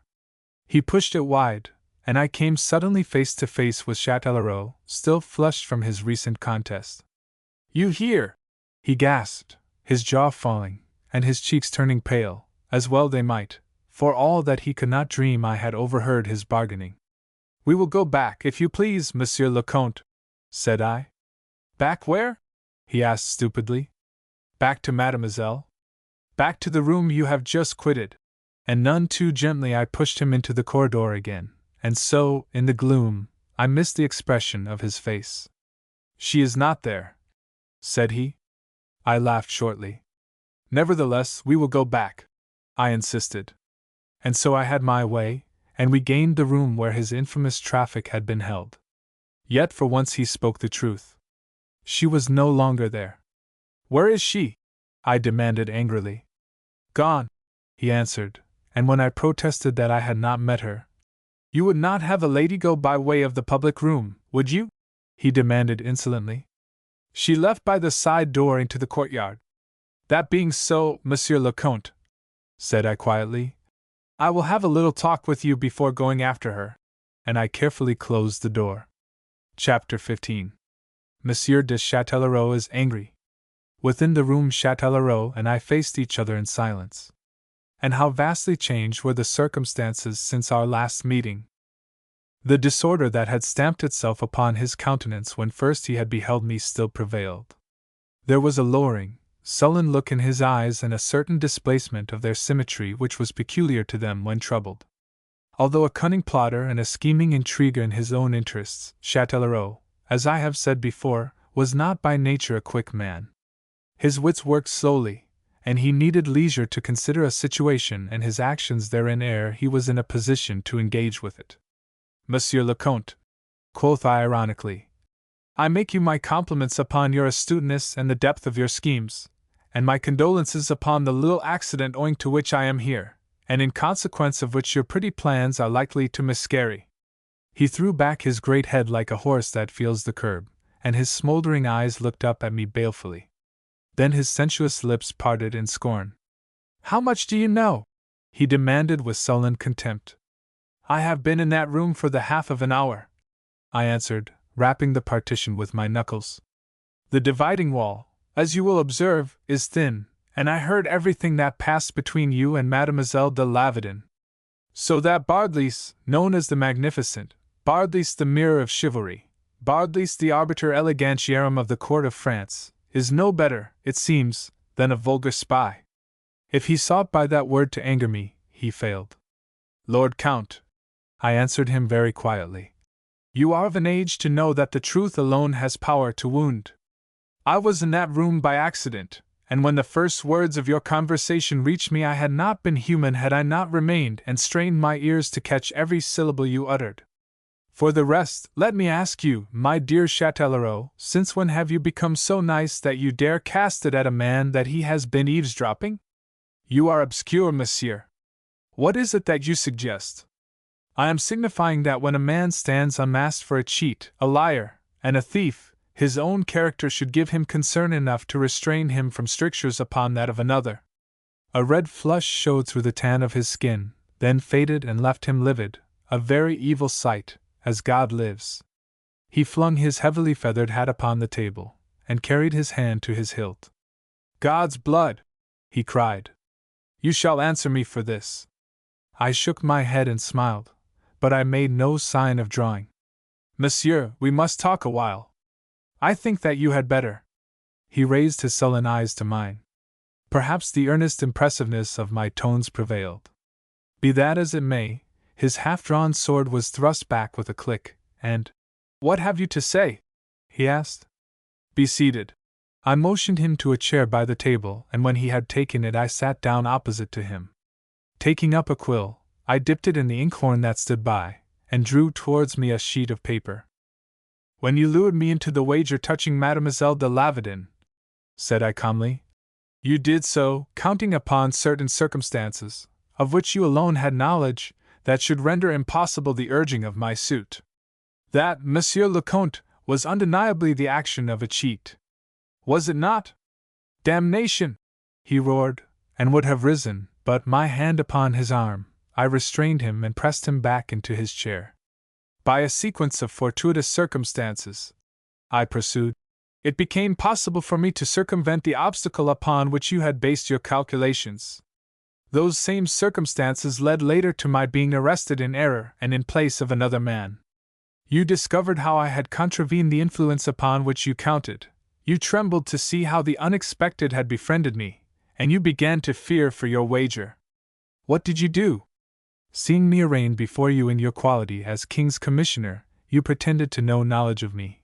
You became blind to my being any but Lesperon the rebel, and you sentenced me to death in his place, so that being thus definitely removed I should be unable to carry out my undertaking, and my lands should consequently pass into your possession. That, monsieur, was at once the act of a thief and a murderer. Wait, monsieur, restrain yourself until I shall have done. Today again fortune comes to my rescue. Again you see me slipping from your grasp, and you are in despair.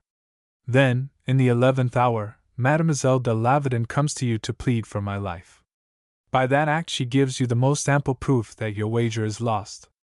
What would a gentleman, a man of honor, have done under these circumstances? What did you do? You seized that last chance. You turned it to the best account. You made this poor girl buy something from you. You made her sell herself to you for nothing, pretending that your nothing was a something of great value. What term shall we apply to that? To say that you cheated again seems hardly adequate. By God, Bardelys! Wait! I thundered, looking him straight between the eyes so that again he sank back cowed. Then resuming the calm with which hitherto I had addressed him. Your cupidity, said I, your greed for the estates of Bardelys, and your jealousy and thirst to see me impoverished, and so ousted from my position at court, to leave you supreme in His Majesty's favor, have put you to strange shifts for a gentleman, Châtellerault. Yet wait. And dipping my pen in the inkhorn, I began to write. I was conscious of his eyes upon me, and I could imagine his surmisings and bewildered speculations as my pen scratched rapidly across the paper. In a few moments it was done, and I tossed the pen aside. I took up the sandbox. When a man cheats, Monsieur le Comte, and is detected, he is invariably adjudged a loser of his stakes. On that count alone everything that you have is now mine by rights. Again I had to quell an interruption. But if we waive that point, and proceed upon the supposition that you have dealt fairly and honorably with me, why then, monsieur, you have still sufficient evidence, the word of Mademoiselle, herself, in fact, that I have won my wager. And so, if we take this, the most lenient view of the case, I paused to sprinkle the sand over my writing. Your estates are still lost to you, and pass to be my property. Do they, by God? He roared, unable longer to restrain himself, and leaping to his feet. You have done, have you not? You have said all that you can call to mind? You have flung insults and epithets at me enough to earn the cutting of a dozen throats. You have dubbed me cheat and thief. He choked in his passion. Until you have had your fill, is it not so? Now, listen to me, Master Bardelys, Master Spy, Master Buffoon, Master Masquerader. What manner of proceeding was yours to go to Lavedon under a false name? How call you that? Was that, perhaps, not cheating? No, monsieur, it was not, I answered quietly. It was in the terms of your challenge that I was free to go to Lavedon in what guise I listed, employing what wiles I pleased. But let that be, I ended, and creasing the paper, I poured the sand back into the box, and dusted the document.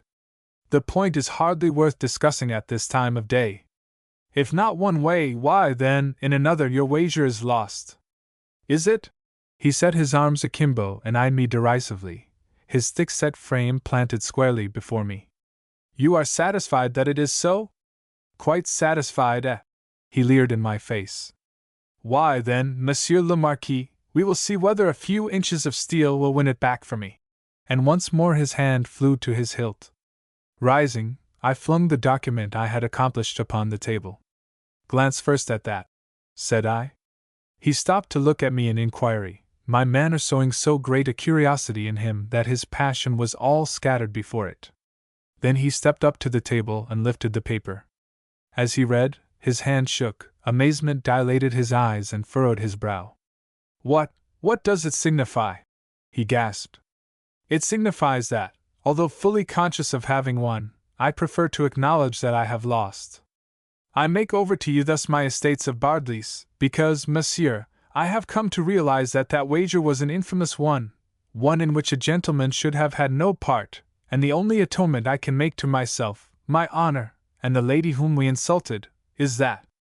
"I do not understand," he complained. "I apprehend your difficulty, Comte. The point is a nice one. But understand at least that my Picardy estates are yours. Only, monsieur, you will be well advised to make your will forthwith, for you are not destined, yourself, to enjoy them." He looked at me, his glance charged with inquiry. "His Majesty," I continued in answer to his glance, "is ordering your arrest for betraying the trust he had reposed in you and for perverting the ends of justice to do your own private murdering." "Mon Dieu!" he cried, falling of a sudden unto a most pitiful affright. "The king knows?" "Knows?" I laughed. "In the excitement of these other matters you have forgotten to ask how I come to be at liberty. I have been to the king, monsieur, and I have told him what has taken place here at Toulouse, and how I was to have gone to the block tomorrow." "Cellarat!" he cried. "You have ruined me!" Rage and grief were blent in his accents. He stood before me, livid of face and with hands clenching and unclenching at his sides. "Did you expect me to keep such a matter silent? Even had I been so inclined it had not been easy, for His Majesty had questions to ask me. From what the king said, monsieur, you may count upon mounting the scaffold in my stead. So be advised, and make your will without delay, if you would have your heirs enjoy my Picardy chateau."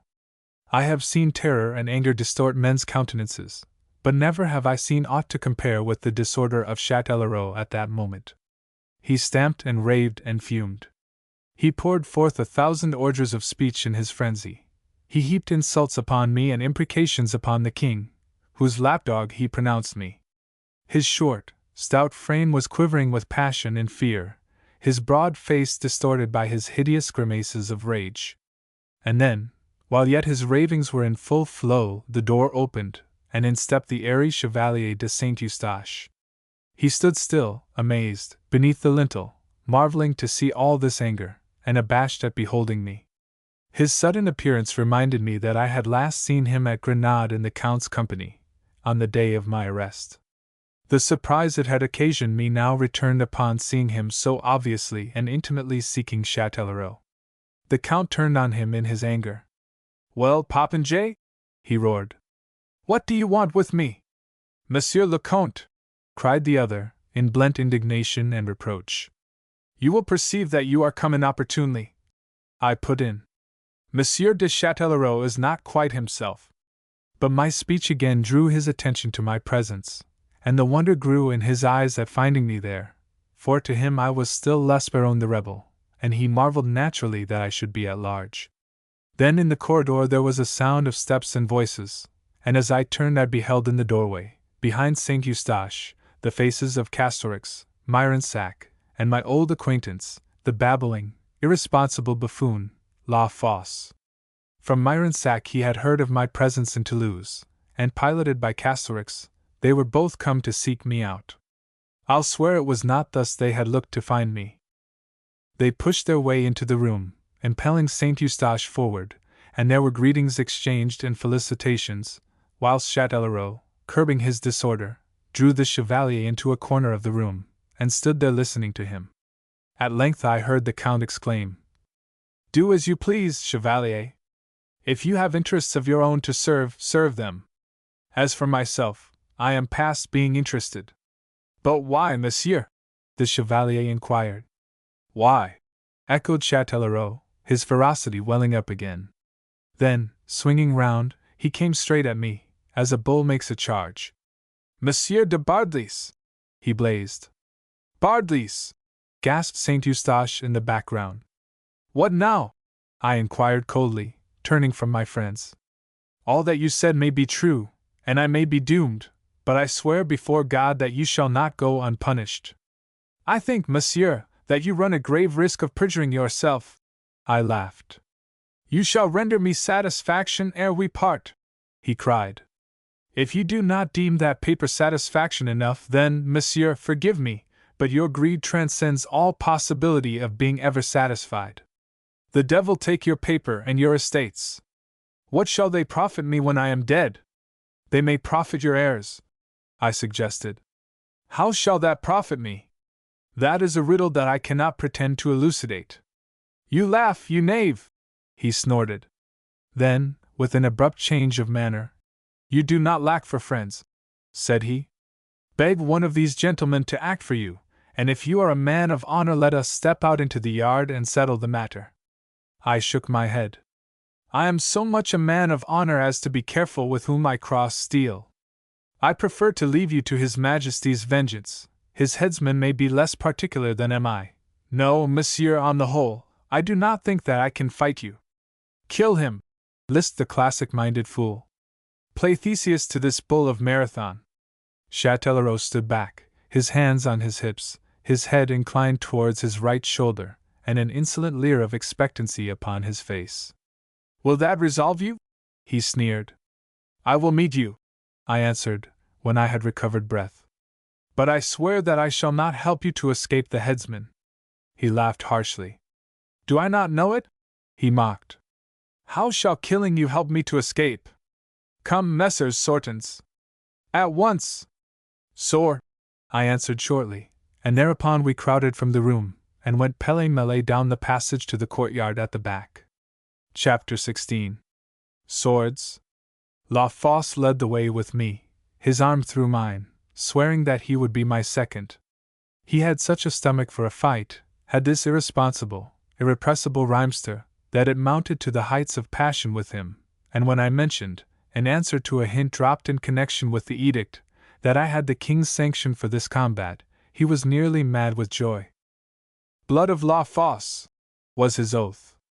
The honor to stand by you shall be mine, my Bardelys.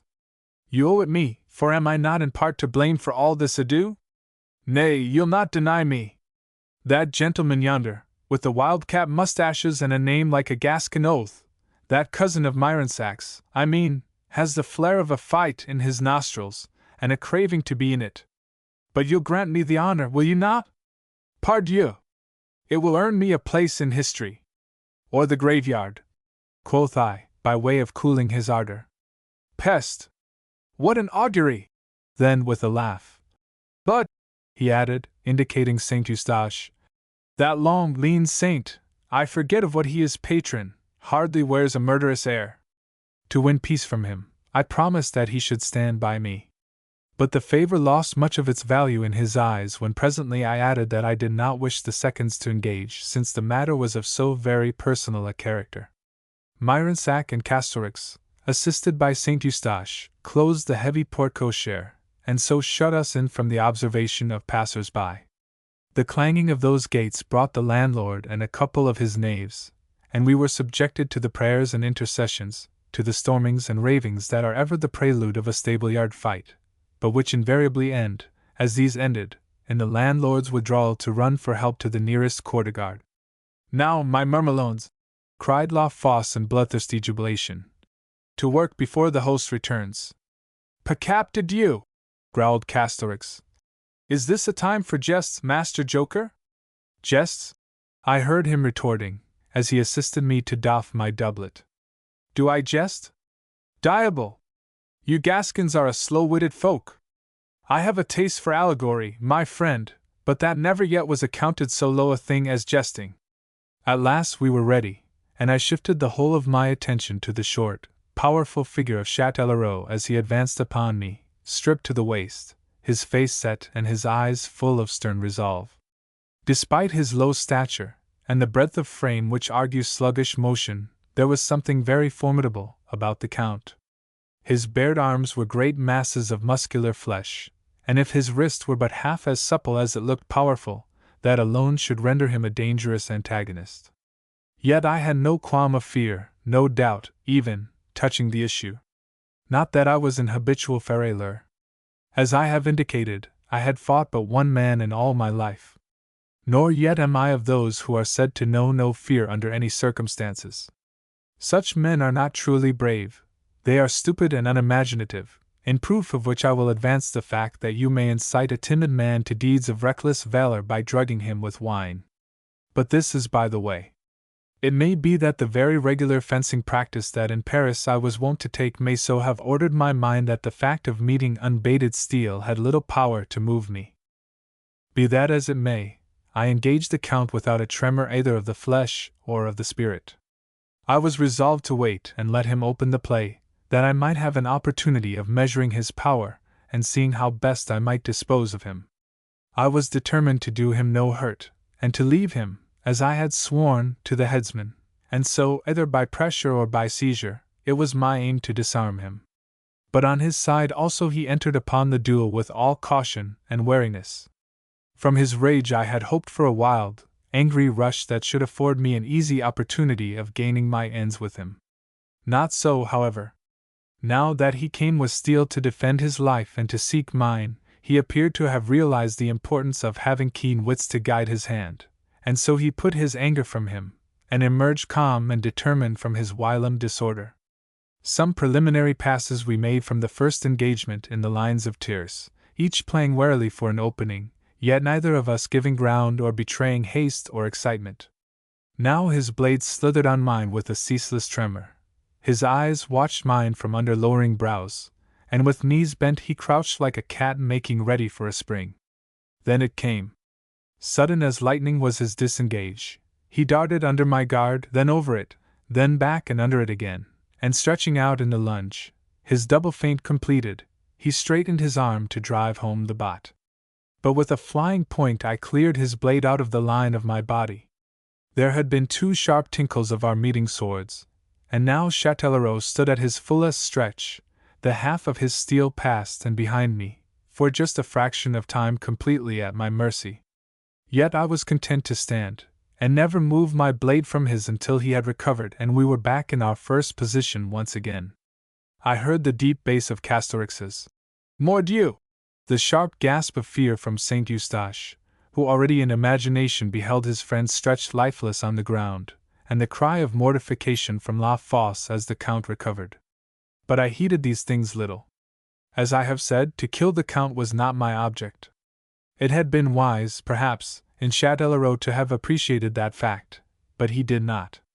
From the manner in which he now proceeded to press me, I was assured that he set his having recovered guard to slowness on my part, never thinking of the speed that had been necessary to win myself such an opening as I had obtained. My failure to run him through in that moment of jeopardy inspired him with a contempt of my swordplay. This he now made plain by the recklessness with which he fenced, in his haste to have done ere we might chance to be interrupted. Of this recklessness I suddenly availed myself to make an attempt at disarming him. I turned aside a vicious thrust by a dangerously close, parry, and whilst in the act of encircling his blade I sought by pressure to carry it out of his hand. I was within an ace of succeeding, yet he avoided me, and doubled back. He realized then, perhaps, that I was not quite so contemptible an antagonist as he had been imagining, and he went back to his earlier and more cautious tactics. Then I changed my plans. I simulated an attack, and drove him hard for some moments. Strong he was, but there were advantages of reach and suppleness with me, and even these advantages apart, had I aimed at his life, I could have made short work of him. But the game I played was fraught with perils to myself, and once I was in deadly danger, and as near death from the sword as a man may go and live. My attack had lured him, as I desired that it should, into making a riposte. He did so, and as his blade twisted round mine and came slithering at me, I again carried it off by encircling it, and again I exerted pressure to deprive him of it. But this time I was farther from success than before. He laughed at the attempt, as with a suddenness that I had been far from expecting he disengaged again, and his point darted like a snake upwards at my throat. I parried that thrust, but I only parried it when it was within some 3 inches of my neck, and even as I turned it aside it missed me as narrowly as it might without tearing my skin. The imminence of the peril had been such that, as we mutually recovered, I found a cold sweat bathing me. After that, I resolved to abandon the attempt to disarm him by pressure, and I turned my attention to drawing him into a position that might lend itself to seizure. But even as I was making up my mind to this, we were engaged in sixth at the time, I saw a sudden chance. His point was held low while he watched me, so low that his arm was uncovered and my point was in line with it. To see the opening, to estimate it, and to take my resolve was all the work of a fraction of a second. The next instant I had straightened my elbow, my blade shot out in a lightning stroke and transfixed his sword arm. There was a yell of pain, followed by a deep growl of fury, as, wounded but not vanquished, the enraged Count caught his falling sword in his left hand, and whilst my own blade was held tight in the bone of his right arm, he sought to run me through. I leapt quickly aside, and then, before he could renew the attempt, my friends had fallen upon him and wrenched his sword from his hand and mine from his arm. It would ill have become me to taunt a man in his sorry condition, else might I now have explained to him what I had meant when I had promised to leave him for the headsman even though I did consent to fight him. Myronsac, Castorix, and La Fosse stood babbling around me, but I paid no heed either to Castorix's patois or to La Fosse's misquotations of classic authors. The combat had been protracted, and the methods I had pursued had been of a very exhausting nature. I leaned now against the porte-cochere, and mopped myself vigorously. Then Saint Eustache, who was engaged in binding up his principal's arm, called to La Fosse. I followed my second with my eyes as he went across to Châtellerault. The Count stood white, his lips compressed, no doubt from the pain his arm was causing him. Then his voice floated across to me as he addressed La Fosse. "You will do me the favor, monsieur, to inform your friend that this was no first-blood combat, but one outrance. I fence as well with my left arm as with my right, and if Monsieur de Bardelys will do me the honor to engage again, I shall esteem it." La Fosse bowed and came over with the message that already we had heard. "I fought," said I in answer, "in a spirit very different from that by which Monsieur de Châtellerault appears to have been actuated. He made it incumbent upon me to afford proof of my courage. That proof I have afforded. I decline to do more. Moreover, as Monsieur de Châtellerault himself must perceive, the light is failing us, and in a few minutes it will be too dark for swordplay." "In a few minutes there will be need for none, monsieur," shouted Châtellerault, to save time. He was boastful to the end. "Here, monsieur, in any case, come those who will resolve the question," I answered, pointing to the door of the inn. As I spoke, the landlord stepped into the yard, followed by an officer and a half-dozen soldiers. These were no ordinary keepers of the peace, but musketeers of the guard, and at sight of them I knew that their business was not to interrupt a duel, but to arrest my erstwhile opponent upon a much graver charge. The officer advanced straight to Châtellerault. "In the king's name, Monsieur le Comte," said he, "I demand your sword." It may be that at bottom I was still a man of soft heart, unfeeling cynic though they accounted me, for upon remarking the misery and gloom that spread upon Châtellerault's face I was sorry for him, notwithstanding the much that he had schemed against me. Of what his fate would be he could have no shadow of doubt. He knew, none better, how truly the king loved me, and how he would punish such an attempt as had been made upon my life, to say nothing of the prostitution of justice of which he had been guilty, and for which alone he had earned the penalty of death. He stood a moment with bent head, the pain of his arm possibly forgotten in the agony of his spirit. Then, straightening himself suddenly, with a proud, half-scornful air, he looked the officer straight between the eyes. "You desire my sword, monsieur?" he inquired. The musketeer bowed respectfully. "Saint Eustache, will you do me the favor to give it to me?" And while the chevalier picked up the rapier from the ground where it had been flung, that man waited with an outward calm for which at the moment I admired him, as we must ever admire a tranquil bearing in one smitten by a great adversity. And than this I can conceive few greater. He had played for much, and he had lost everything. Ignominy, degradation, and the block were all that impended for him in this world, and they were very imminent. He took the sword from the chevalier. He held it for a second by the hilt, like one in thought, like one who is resolving upon something, whilst the musketeer awaited his good pleasure with that deference which all gentle minds must accord to the unfortunate. Still holding his rapier, he raised his eyes for a second and let them rest on me with a grim malevolence.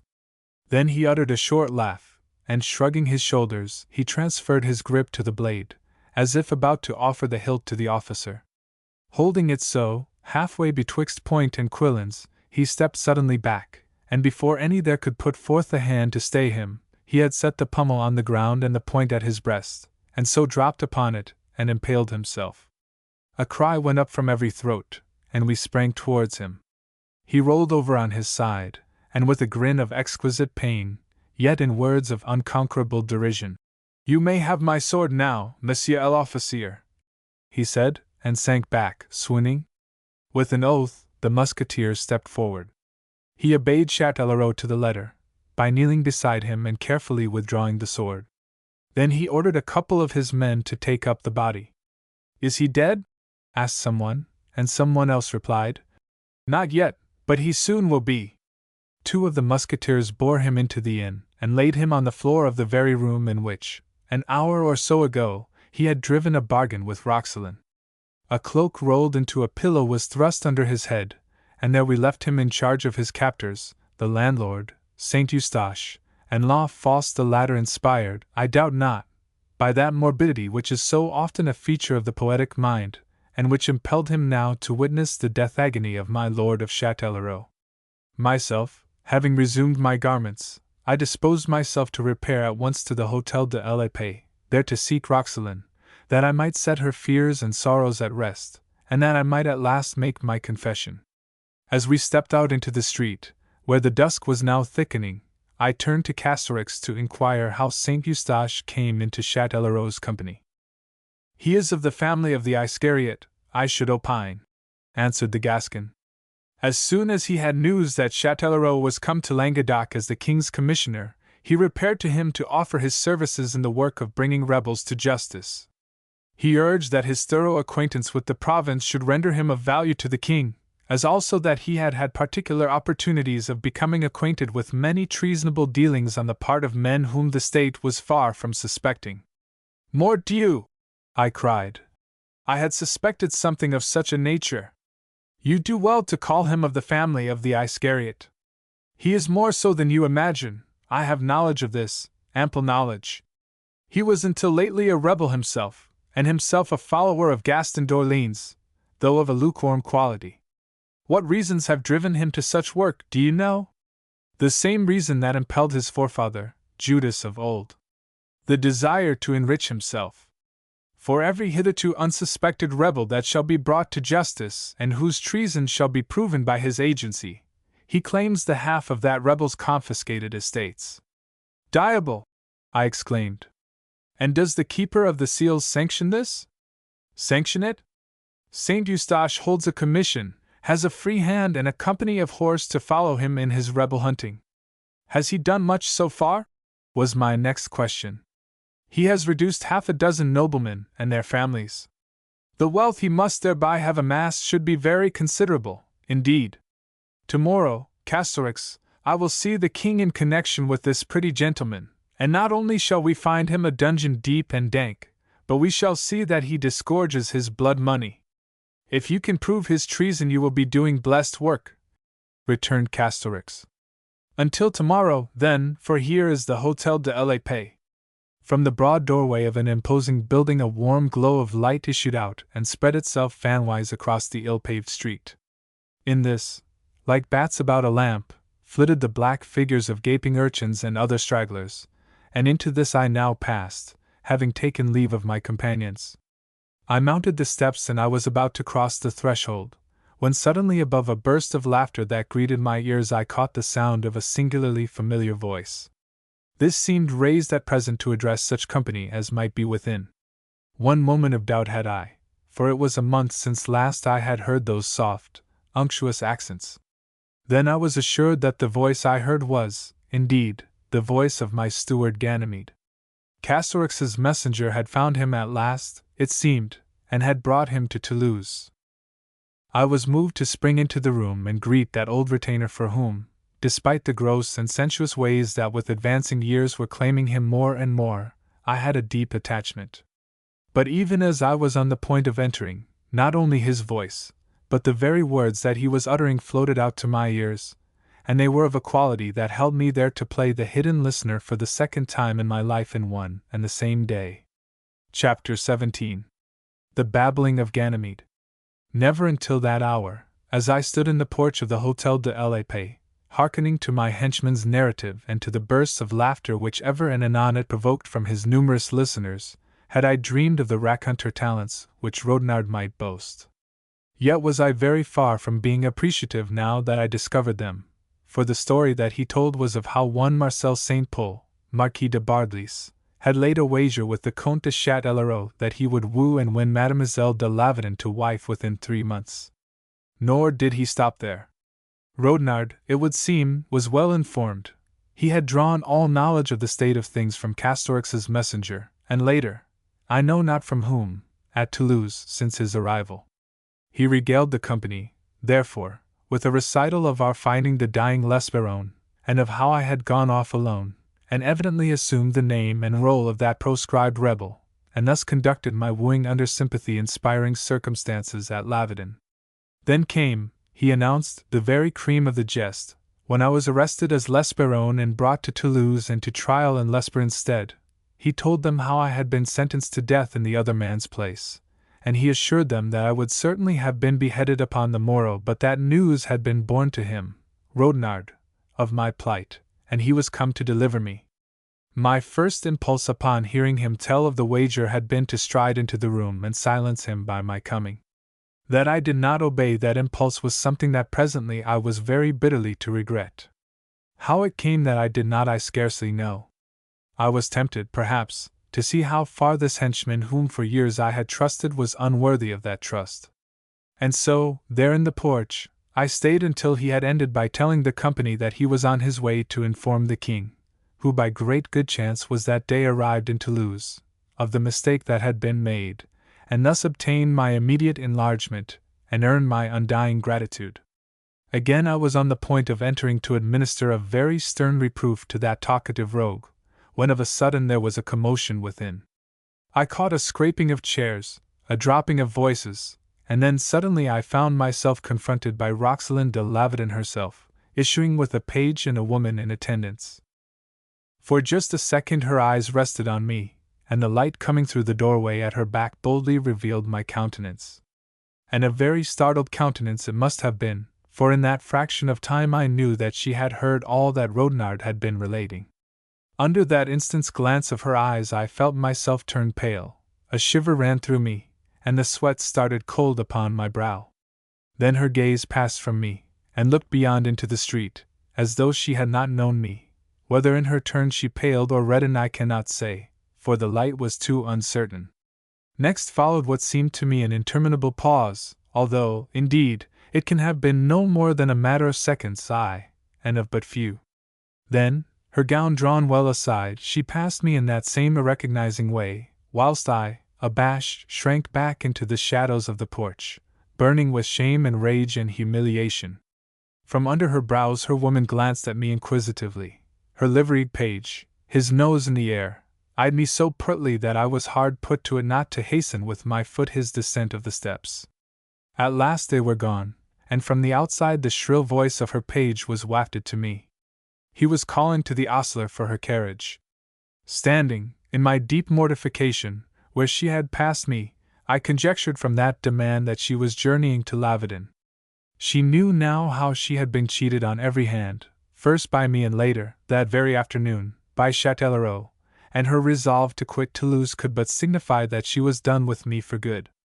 That it had surprised her to find me at large already, I fancied I had seen in her momentary glance, but her pride had been quick to conquer and stifle all signs of that surprise.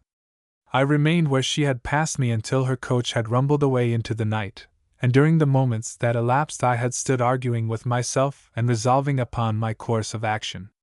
But despair was fastening upon me. I had come to the Hotel de la Paix, exulting, joyous, and confident of victory. I had come to confess everything to her, and by virtue of what I had done that confession was rendered easy. I could have said to her, "The woman whom I wagered to win was not you, Roxelane, but a certain Mademoiselle de Lavedon. Your love I have won, but that you may foster no doubts of my intentions, I have paid my wager and acknowledged defeat. I have made over to Châtellerault and to his heirs for all time my estates of Bardelys." Oh, I had rehearsed it in my mind, and I was confident, I knew, that I should win her.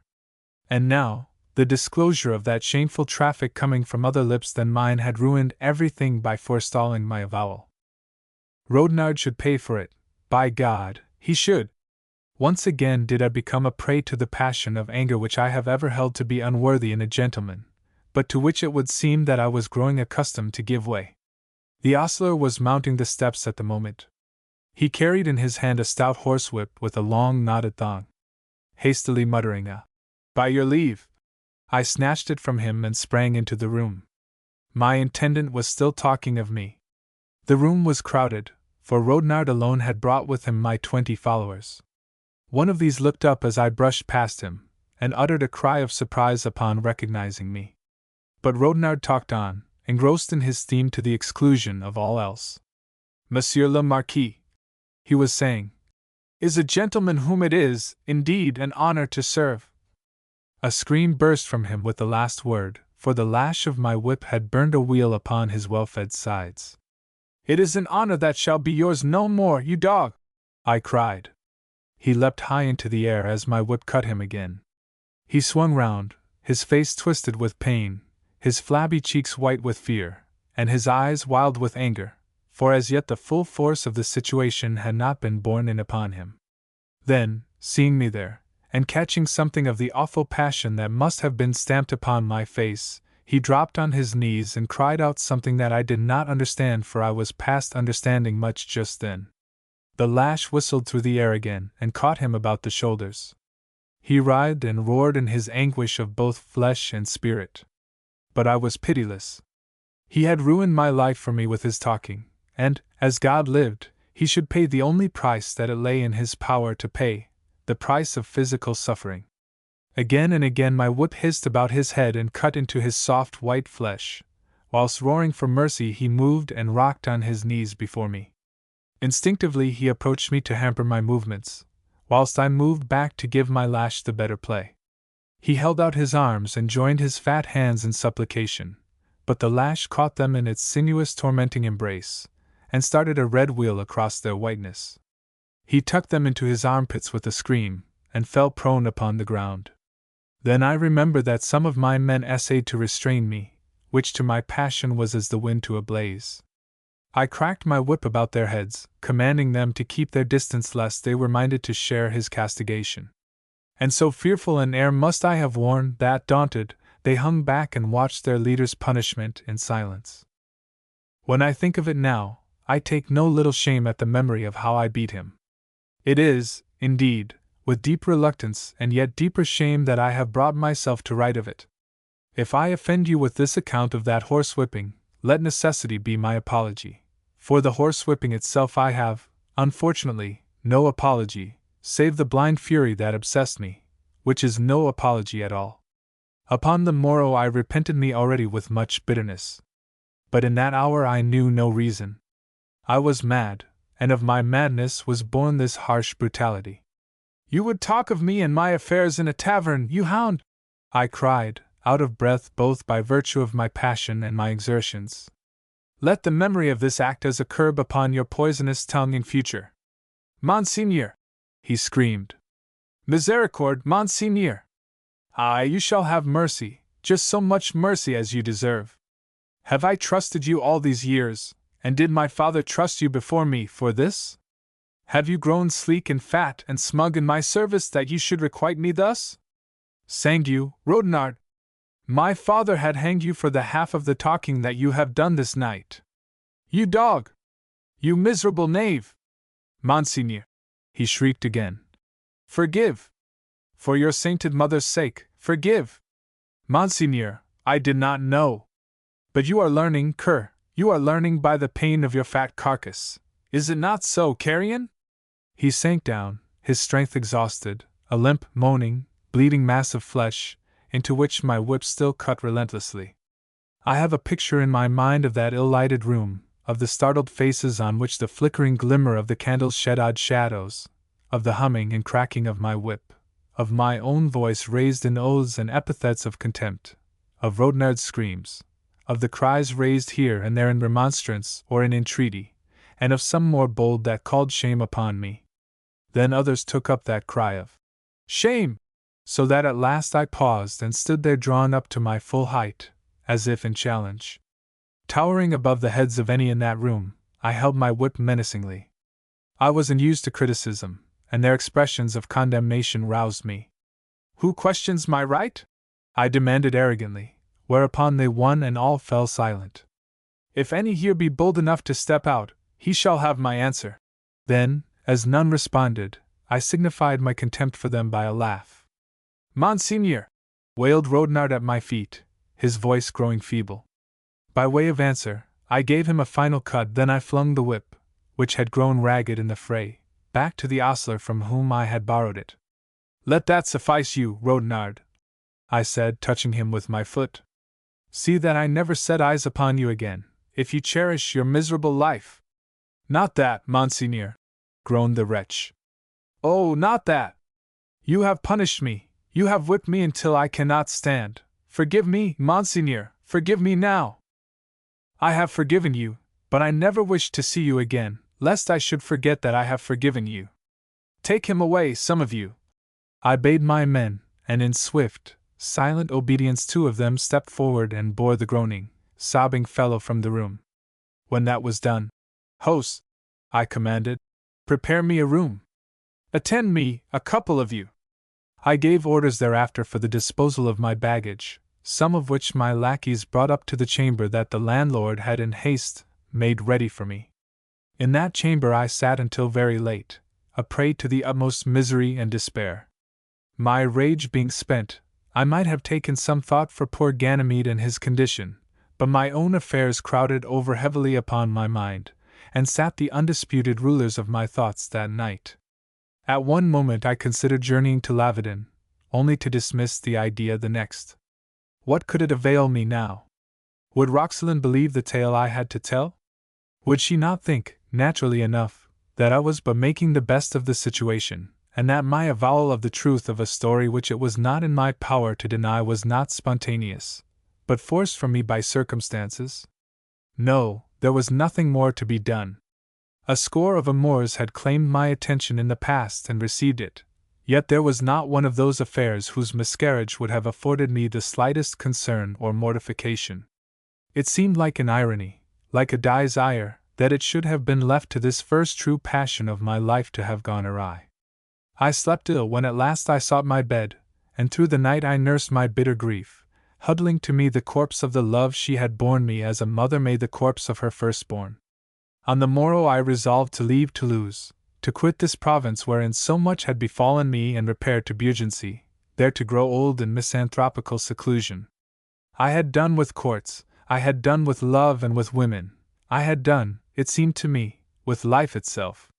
Prodigal had it been in gifts that I had not sought of it. It had spread my table with the richest offerings, but they had been little to my palate, and I had nauseated quickly. And now, when here in this remote corner of France it had shown me the one prize I coveted, it had been swift to place it beyond my reach, thereby sowing everlasting discontent and misery in my hitherto pampered heart.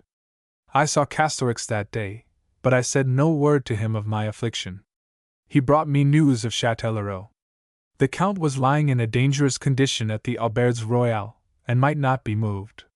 The physician attending him all but despaired of his life. "He is asking to see you," said Castorix. But I was not minded to respond. For all that he had deeply wronged me, for all that I despised him very cordially, the sight of him in his present condition might arouse my pity, and I was in no mood to waste upon such a one as Châtellerault even on his deathbed, a quality of which I had so dire a need just then for my own case. "I will not go," said I, after deliberation. "Tell him from me that I forgive him freely if it be that he seeks my forgiveness.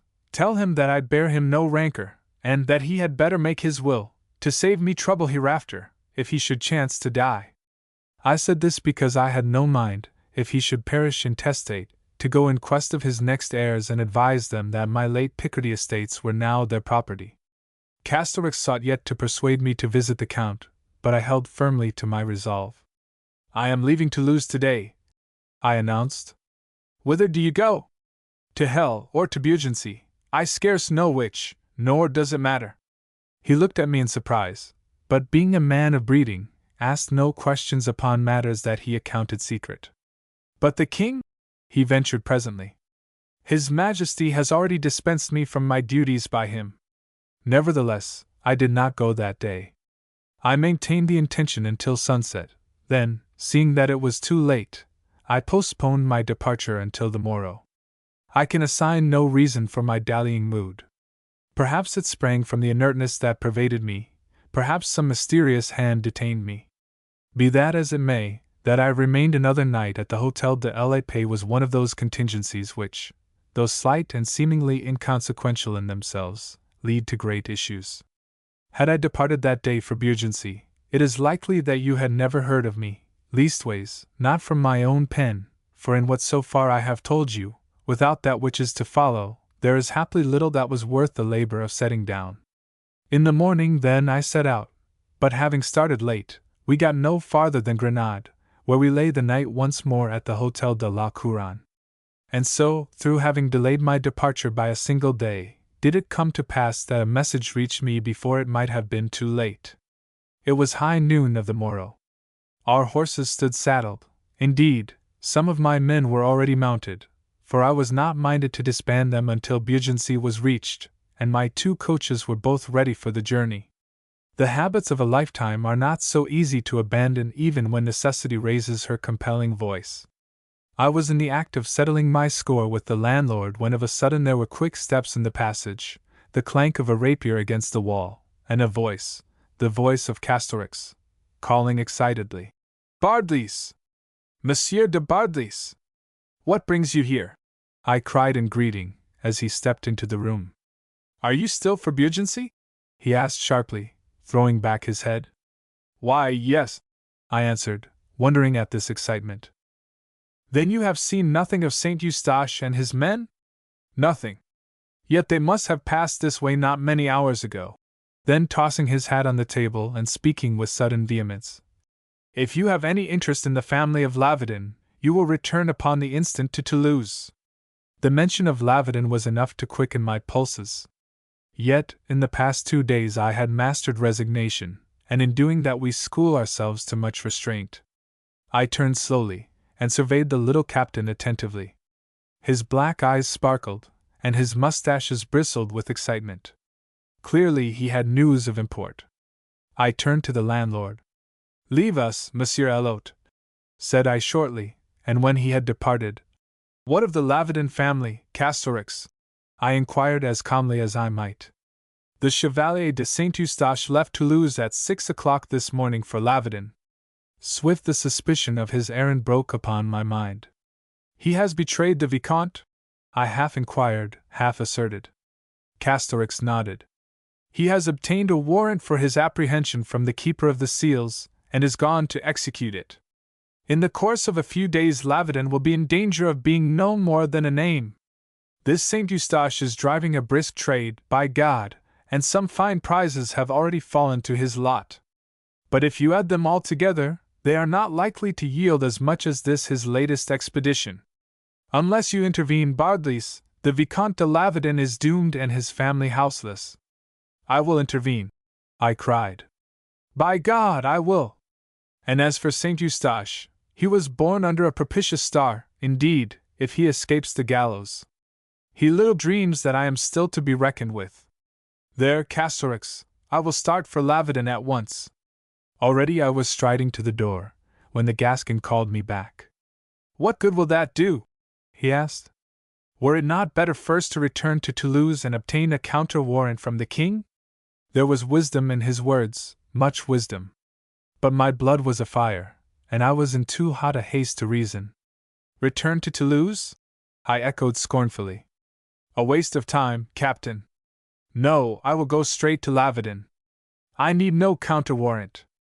I know too much of this chevalier's affairs, and my very presence should be enough to stay his hand.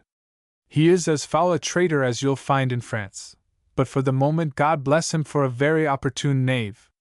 Gillis! I called, throwing wide the door. Gillis! Monseigneur, he answered, hastening to me. Put back the carriages and saddle me a horse, I commanded. And bid your fellows mount at once and await me in the courtyard. We are not going to Beaugency, Gillis. We ride north, to Lavardin. Chapter 18.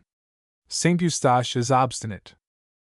On the occasion of my first visit to Lavardin I had disregarded, or rather, fate had contrived that I should disregard, Châtellerault's suggestion that I should go with all the panoply of power, with my followers, my liveries, and my equipages to compose the magnificence all France had come to associate with my name, and thus dazzle by my brilliant luster the lady I was come to win.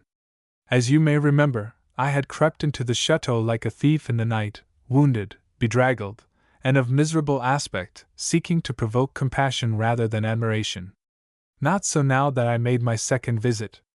I availed myself of all the splendor to which I owed my title of Magnificent, and rode into the courtyard of the Chateau de Lavardin preceded by 20 well-mounted knaves wearing the gorgeous St. Pol liveries of scarlet and gold, with the Bardelys escutcheon broidered on the breasts of their doublets, on a field or a bar azure surcharged by 3 lilies of the field.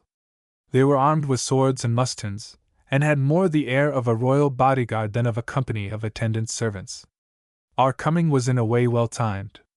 I doubt if we could have stayed the execution of Saint Eustache's warrant even had we arrived earlier. But for effect, to produce a striking coup de theatre, we could not have come more opportunely. A coach stood in the quadrangle, at the foot of the chateau steps. Down these the Vicomte was descending, with the Vicomtesse, grim and blasphemant as ever, on one side, and his daughter, white of face and with tightly compressed lips, on the other. Between these two women, his wife and his child, as different in body as they were different in soul, came Lavardin with a firm step, a good color, and a look of well-bred, lofty indifference to his fate. He disposed himself to enter the carriage which was to bear him to prison with much the same air he would have assumed had his destination been a royal levee. Around the coach were grouped a score of men of Saint Eustache's company, half soldiers, half ploughboys, ill-garbed and indifferently accoutred in dull breastplates and steel caps, many of which were rusted. By the carriage door stood the long, lank figure of the chevalier himself, dressed with his wonted care, and perfumed, curled, and beribboned beyond belief. His weak, boyish face sought by scowls and by the adoption of a grim smile to assume an air of martial ferocity. Such was the grouping in the quadrangle when my men, with Gillis at their head, thundered across the drawbridge, giving pause to those within, and drawing upon themselves the eyes of all, as they rode, 2 by 2, under the old-world arch of the keep into the courtyard. And Gillis, who knew our errand, and who was as ready-witted a rogue as ever rode with me, took in the situation at a glance. Knowing how much I desired to make a goodly show, he whispered an order. This resulted in the couples dividing at the gateway, one going to the left and one to the right, so that as they came they spread themselves in a crescent, and drawing rein, they faced forward, confronting and half surrounding the chevalier's company. As each couple appeared, the curiosity, the uneasiness, probably, of Saint Eustache and his men, had increased, and their expectancy was on tiptoe to see what lord it was went abroad with such regal pomp, when I appeared in the gateway and advanced at the trot into the middle of the quadrangle.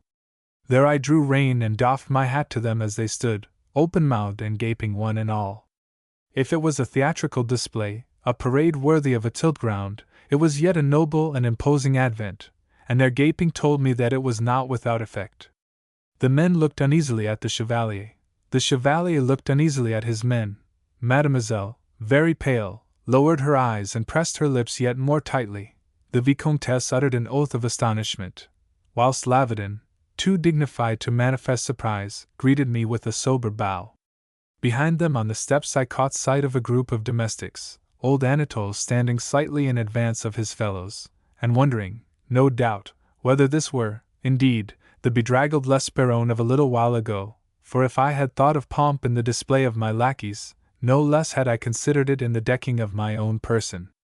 Without any of the ribbons and fopperies that mark the coxcomb, yet was I clad, plumed, and armed with a magnificence such as I'll swear had not been seen within the grey walls of that old castle in the lifetime of any of those that were now present. Gillis leapt from his horse as I drew rein, and hastened to hold my stirrup, with a murmured, "Monsieur," which title drew a fresh astonishment into the eyes of the beholders. I advanced leisurely towards Saint Eustache, and addressed him with such condescension as I might a groom. To impress and quell a man of this type, your best weapon is the arrogance that a nobler spirit would resent. A world of odd meetings this, Saint Eustache. I smiled disdainfully. A world of strange comings and goings, and of strange transformations. The last time we were here we stood mutually as guests of Monsieur le Vicomte. At present you appear to be officiating as a tipstaff. Monsieur! He colored, and he uttered the word in accents of awakening resentment. I looked into his eyes coldly, impassively, as if waiting to hear what he might have to add, and so I stayed until his glance fell and his spirit was frozen in him. He knew me, and he knew how much I was to be feared. A word from me to the king might send him to the wheel. It was upon this I played. Presently, as his eye fell, "Is your business with me, Monsieur de Bardelys?" he asked, and at that utterance of my name there was a commotion on the steps, whilst the Vicomte started, and his eyes frowned upon me, and the Vicomtesse looked up suddenly to scan me with a fresh interest. She beheld at last in the flesh the gentleman who had played so notorious a part, 10 years ago, in that scandal connected with the Duchesse de Bourgogne, of which she never tired of reciting the details. And think that she had sat at table with him day by day and been unconscious of that momentous fact. Such, I make no doubt, was what passed through her mind at the moment, and to judge from her expression, I should say that the excitement of beholding the magnificent Bardelys had for the nonce eclipsed beholding even her husband's condition and the imminent sequestration of Lavedon. "My business is with you, Chevalier," said I. "It relates to your mission here." His jaw fell. "You wish?" "To desire you to withdraw your men and quit Lavedon at once, abandoning the execution of your warrant." He flashed me a look of impotent hate. "You know of the existence of my warrant, Monsieur de Bardelys, and you must therefore realize that a royal mandate alone can exempt me from delivering Monsieur de Lavedon to the keeper of the seals." "My only warrant," I answered, somewhat baffled, but far from abandoning hope, "is my word. You shall say to the Garde des Sceaux that you have done this upon the authority of the Marquis de Bardelys, and you have my promise that His Majesty shall confirm my action." In saying that I said too much, as I was quickly to realize. "His Majesty will confirm it, monsieur?" he said interrogatively, and he shook his head.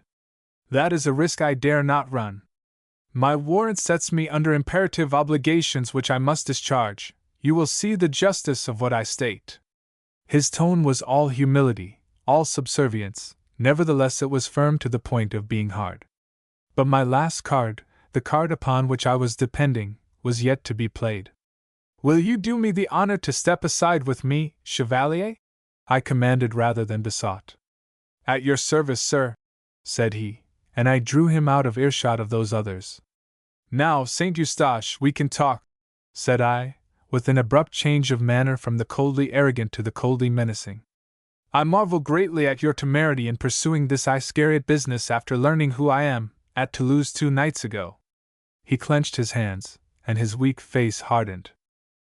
"I would beg you to consider your expressions, monsieur, and to control them," said he in a thick voice. I vouchsafed him a stare of freezing amazement. "You will no doubt remember in what capacity I find you employed. Nay, keep your hands still, Saint Eustache. I don't fight catchpoles, and if you give me trouble my men are yonder." And I jerked my thumb over my shoulder. "And now to business. I am not minded to talk all day.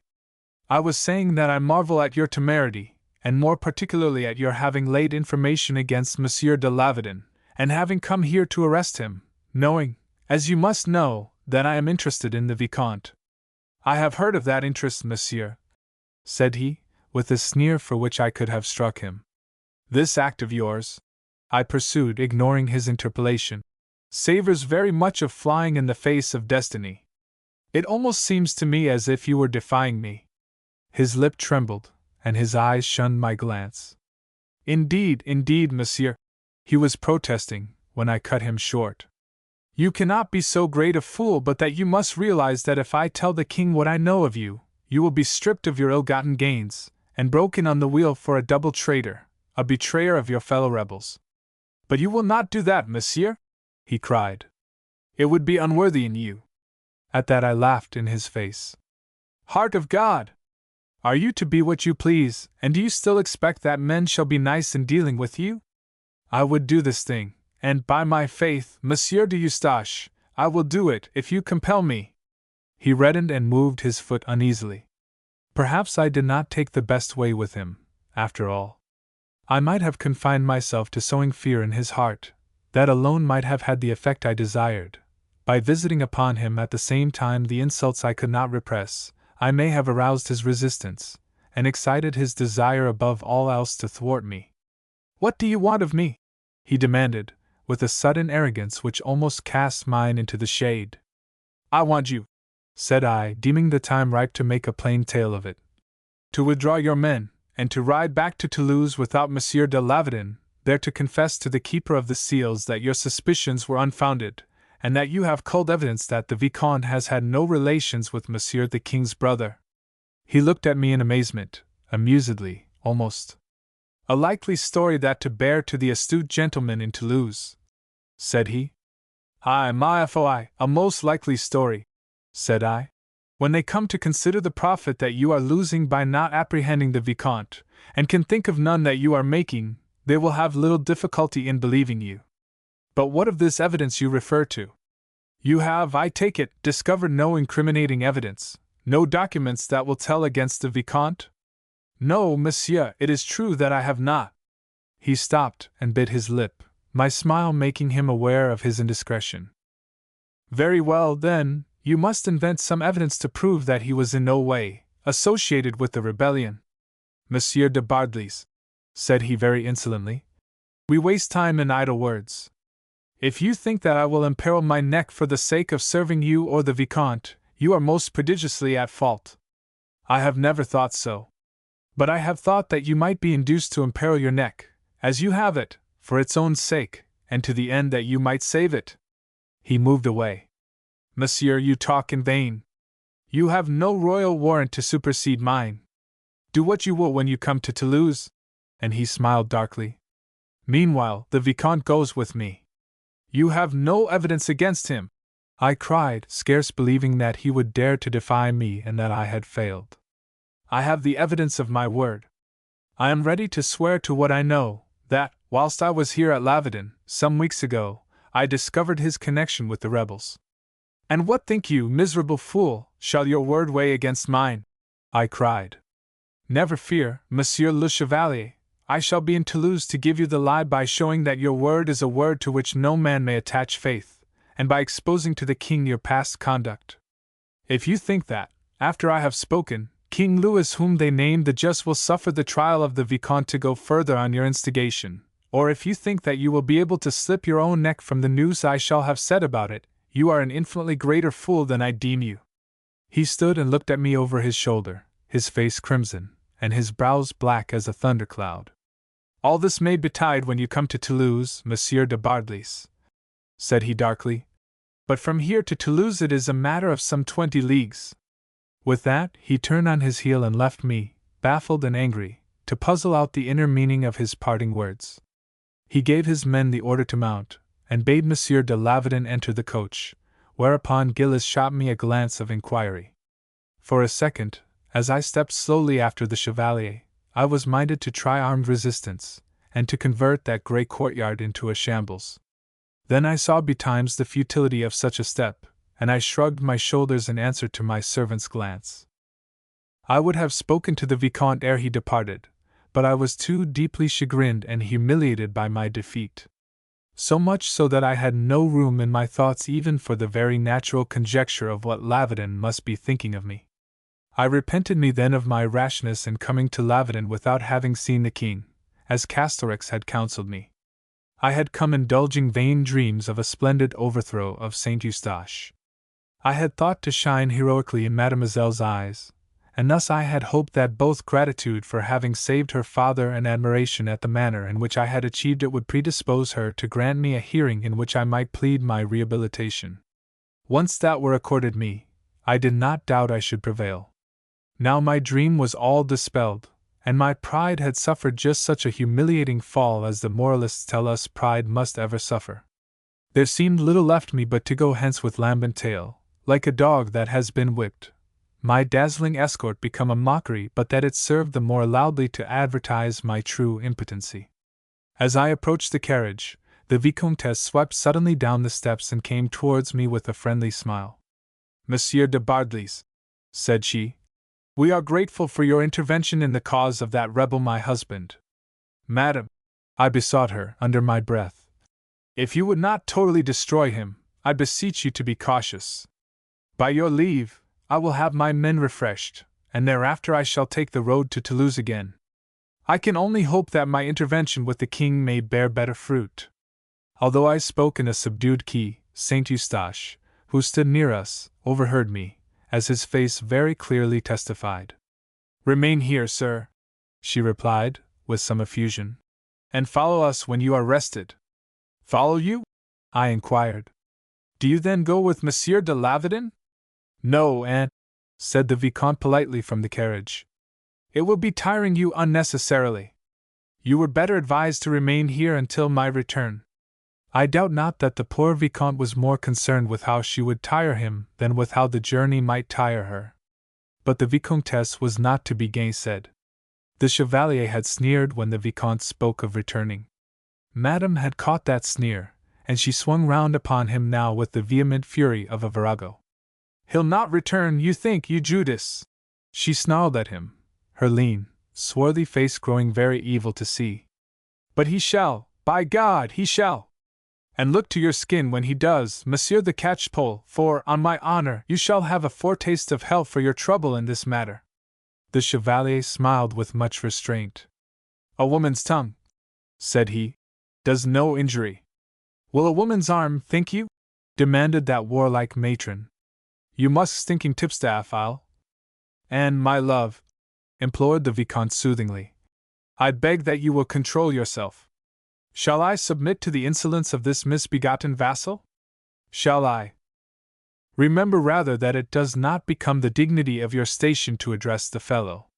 We avoid venomous reptiles, but we do not pause to reproach them with their venom. God made them so." Saint Eustache colored to the roots of his hair, then, turning hastily to the driver, he bade him start. He would have closed the door with that, but that Madame thrust herself forward. That was the Chevalier's chance to be avenged. "You cannot go," said he. "Cannot?" Her cheeks reddened. "Why not, Monsieur l'Esperon?" "I have no reasons to afford you," he answered brutally. "You cannot go." "Your pardon, Chevalier," I interposed. "You go beyond your rights in seeking to prevent her. Monsieur le Vicomte is not yet convicted. Do not, I beseech you, transcend the already odious character of your work." And without more ado I shouldered him aside, and held the door that she might enter. She rewarded me with a smile, half vicious, half whimsical, and mounted the step. Saint Eustache would have interfered. He came at me as if resenting that shoulder thrust of mine, and for a second I almost thought he would have committed the madness of striking me. "Take care, Saint Eustache," I said very quietly, my eyes fixed on his. "And much as dead Caesar's ghost may have threatened Brutus with Philippi, we meet at Toulouse, Chevalier," said I, and closing the carriage door I stepped back. There was a flutter of skirts behind me. It was Mademoiselle.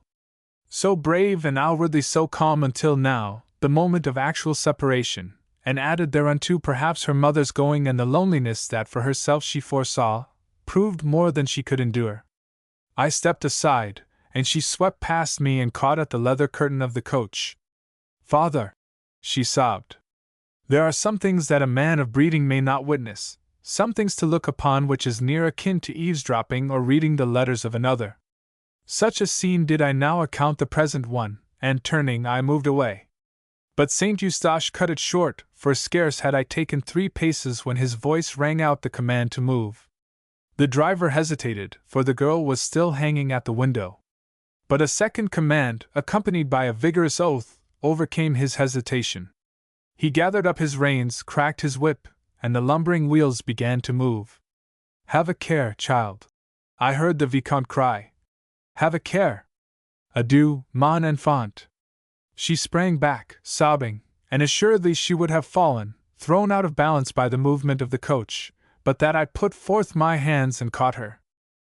I do not think she knew whose were the arms that held her for that brief space, so desolated was she by the grief so long repressed. At last she realized that it was this worthless Bardelys against whom she rested, this man who had wagered that he would win and wed her, this impostor who had come to her under an assumed name, this knave who had lied to her as no gentleman could have lied, swearing to love her, whilst, in reality, he did no more than seek to win a wager.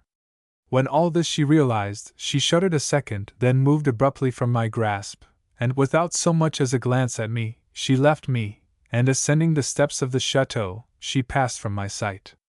I gave the order to dismount as the last of Saint Eustache's followers vanished under the portcullis. Chapter 19. The Flint and the Steel. "Mademoiselle will see you, monsieur," said Anatole at last. Twice already had he carried unavailingly my request that Roxelane should accord me an interview ere I departed. On this the third occasion I had bidden him say that I would not stir from Lavedon until she had done me the honor of hearing me. Seemingly that threat had prevailed where entreaties had been scorned. I followed Anatole from the half-light of the hall in which I had been pacing into the salon overlooking the terraces and the river, where Roxelane awaited me. She was standing at the farther end of the room by one of the long windows, which was open, for, although we were already in the first week of October, the air of Languedoc was as warm and balmy as that of Paris or Picardy is in summer. I advanced to the center of the chamber, and there I paused and waited until it should please her to acknowledge my presence, and turned to face me. I was no fledgling.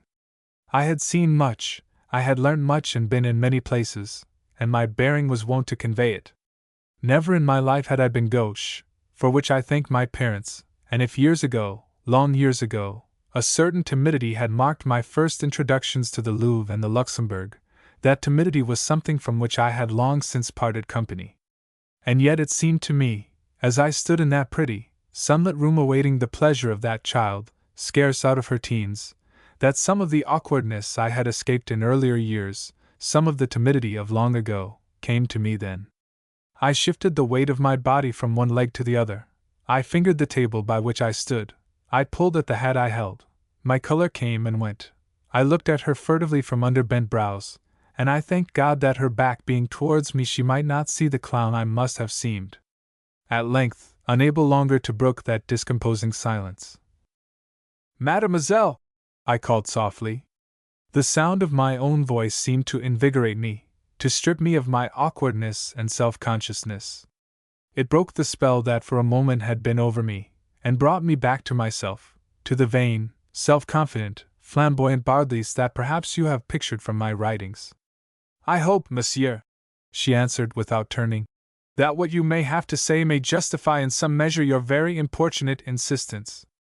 On my life, this was not encouraging.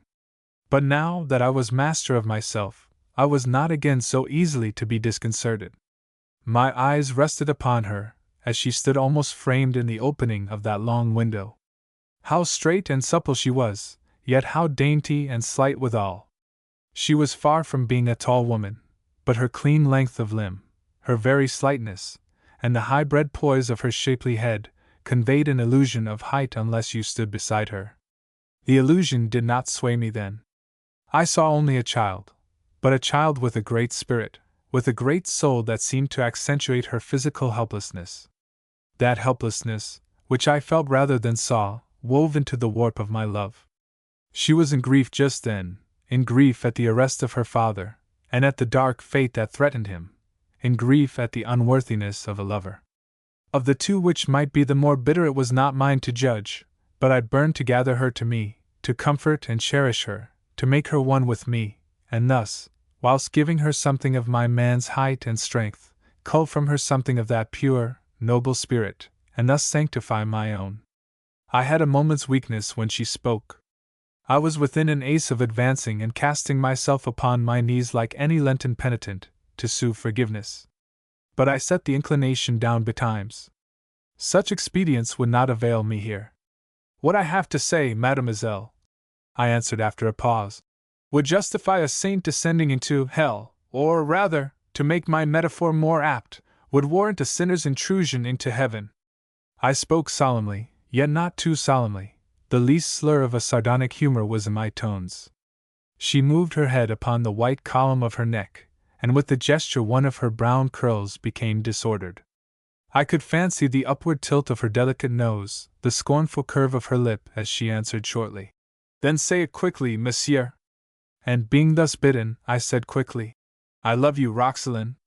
Her heel beat the shimmering parquet of the floor. She half turned towards me, her cheek flushed, her lip tremulous with anger. Will you say what you have to say, monsieur? She demanded in a concentrated voice. And having said it, will you go? Mademoiselle, I have already said it, I answered, with a wistful smile. Oh, she gasped. Then suddenly facing round upon me, a world of anger in her blue eyes, eyes that I had known dreamy, but which were now very wide awake. Was it to offer me this last insult you forced your presence upon me? Was it to mock me with those words, me, a woman, with no man about me to punish you? Shame, sir! Yet it is no more than I might look for in you. Mademoiselle, you do me grievous wrong, I began. I do you no wrong, she answered hotly, then stopped, unwilling haply to be drawn into contention with me. Enfin, since you have said what you came to say, will you go? And she pointed to the door. Mademoiselle, mademoiselle, I began in a voice of earnest intercession. Go! She interrupted angrily, and for a second the violence of her voice and gesture almost reminded me of the Vicomtesse. I will hear no more from you. Mademoiselle, you shall, I answered no whit less firmly. I will not listen to you. Talk if you will. You shall have the walls for audience. And she moved towards the door, but I barred her passage. I was courteous to the last degree. I bowed low before her as I put myself in her way. It is all that was wanting, that you should offer me violence, she exclaimed. God forbid, said I. Then let me pass. Aye, when you have heard me. I do not wish to hear you. Nothing that you may say can matter to me. Oh, monsieur, if you have any instincts of gentility, if you have any pretension to be accounted anything but a mauvais sujet, I beg of you to respect my grief. You witnessed, yourself, the arrest of my father. This is no season for such a scene as you are creating. Pardon! It is in such a season as this that you need the comfort and support that the man you love alone can give you. The man I love? She echoed, and from flush that they had been, her cheeks went very pale. Her eyes fell for an instant, then they were raised again, and their blue depths were offered me. I think, sir, she said through her teeth, that your insolence transcends all belief. Can you deny it? I cried. Can you deny that you love me? If you can, why, then, you lied to me 3 nights ago at Toulouse. That smote her hard, so hard that she forgot her assurance that she would not listen to me, her promise to herself that she would stoop to no contention with me. If, in a momentary weakness, in my nescience of you as you truly are, I did make some such admission, I did entertain such feelings for you, things have come to my knowledge since then, monsieur, that have revealed you to me as another man. I have learnt something that has utterly withered such love as I then confessed. Now, monsieur, are you satisfied, and will you let me pass? She said the last words with a return of her imperiousness, already angry at having been drawn so far. I am satisfied, mademoiselle, I answered brutally, that you did not speak the truth 3 nights ago. You never loved me. It was pity that deluded you, shame that urged you, shame at the Delilah part you had played and at your betrayal of me. Now, mademoiselle, you may pass, said I. And I stood aside, assured that as she was a woman she would not pass me now. Nor did she. She recoiled a step instead.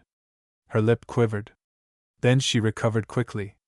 Her mother might have told her that she was a fool for engaging herself in such a duel with me, the veteran of 100 amorous combats.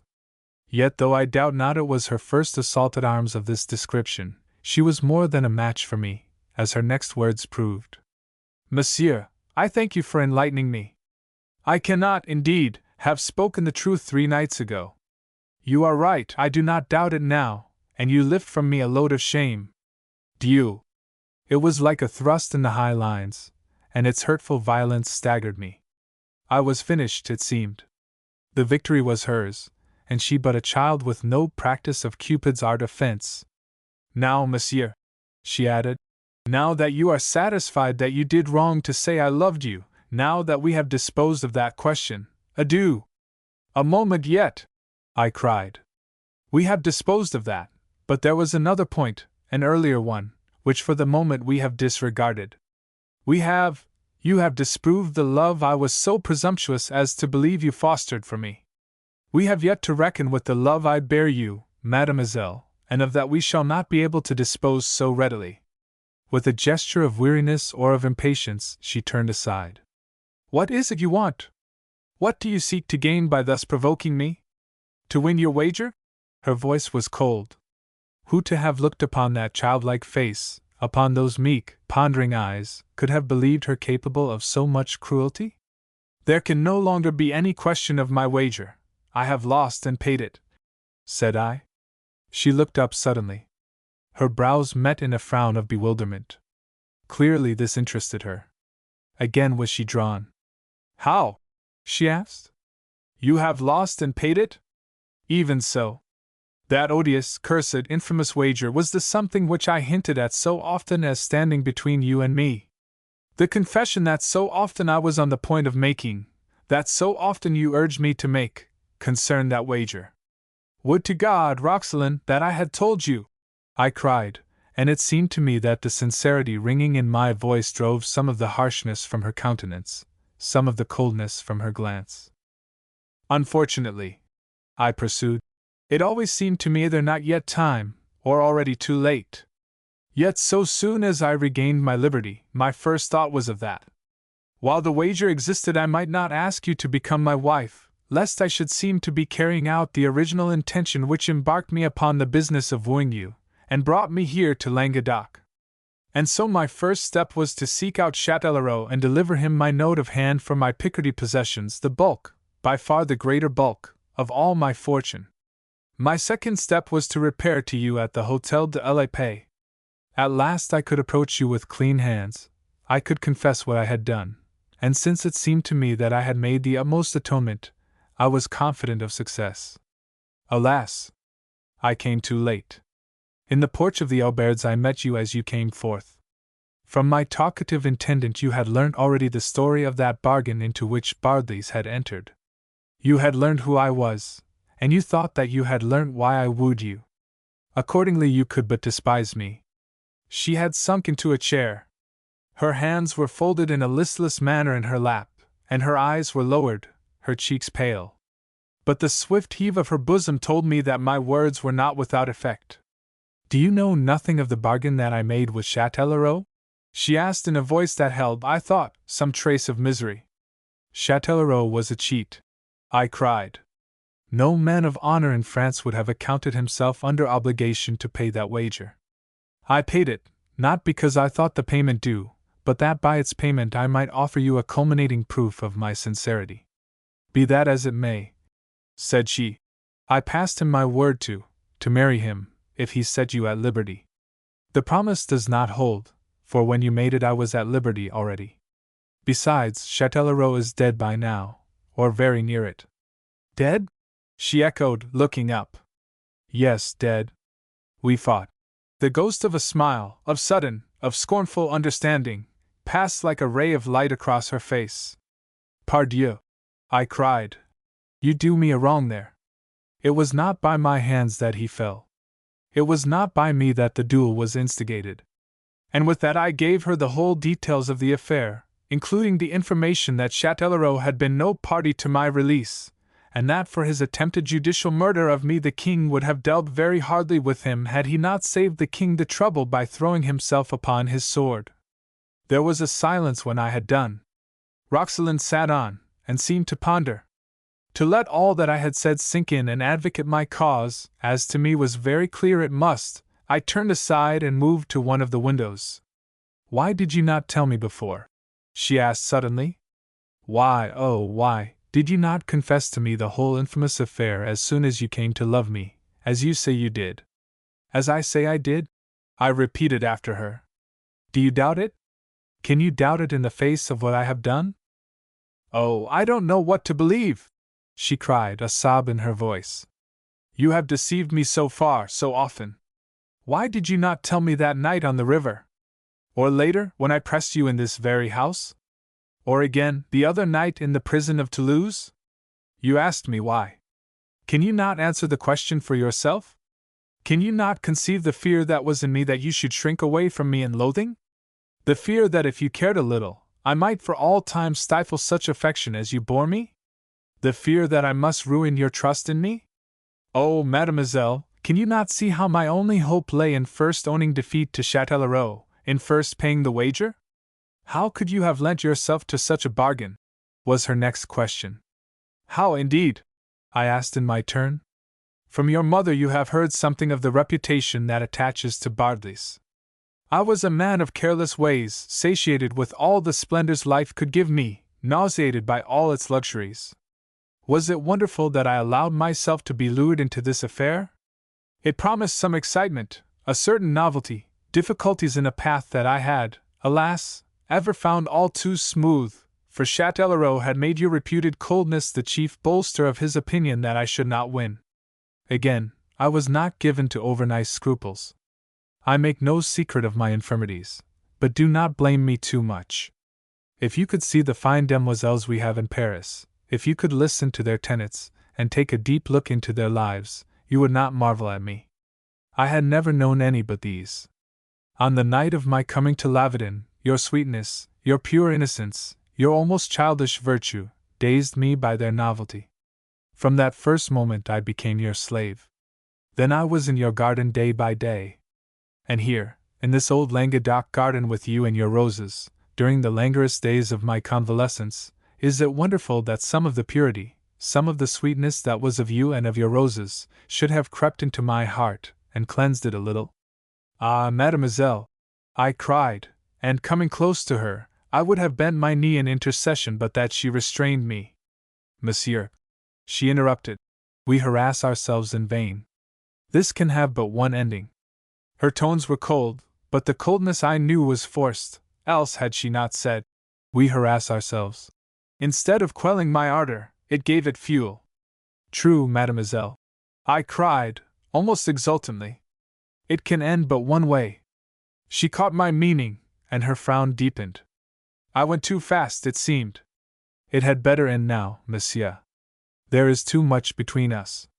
You wagered to win me to wife. She shuddered. I could never forget it. Mademoiselle, I denied stoutly. I did not. How? She caught her breath. You did not? No, I pursued boldly. I did not wager to win you. I wagered to win a certain Mademoiselle de Lavardin, who was unknown to me, but not you, not you. She smiled, with never so slight a touch of scorn. Your distinctions are very fine, too fine for me, monsieur. I implore you to be reasonable. Think reasonably. Am I not reasonable? Do I not think?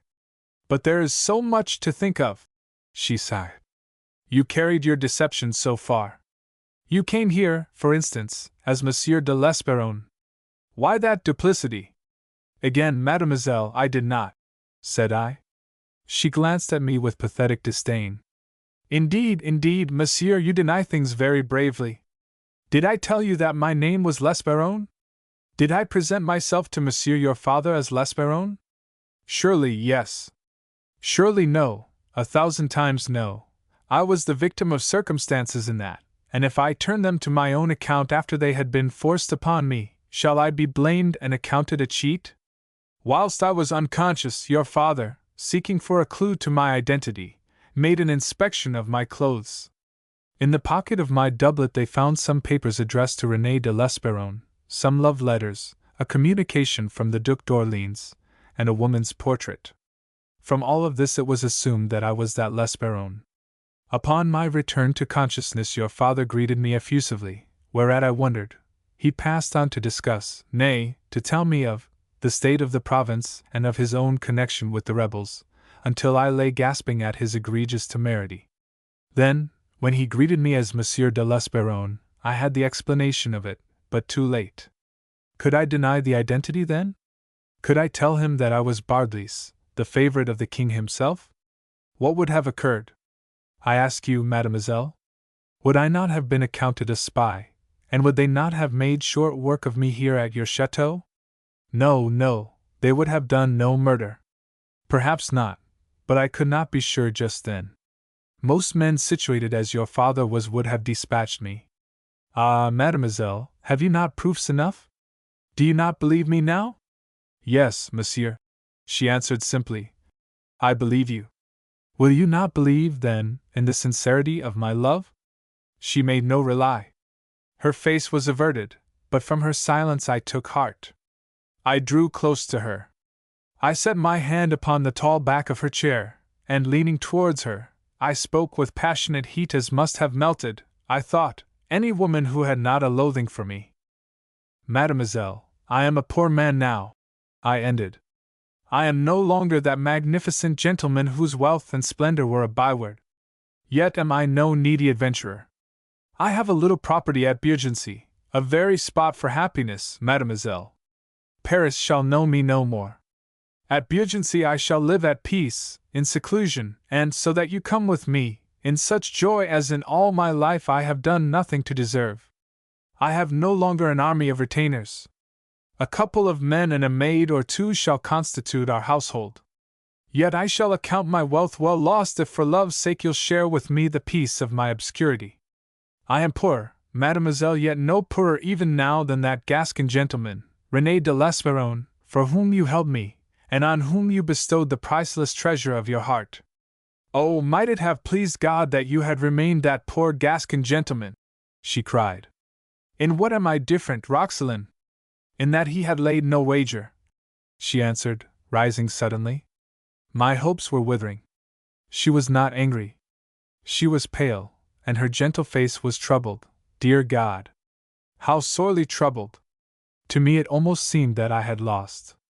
She flashed me a glance of her blue eyes, and I thought that tears impended. Roxelane! I supplicated.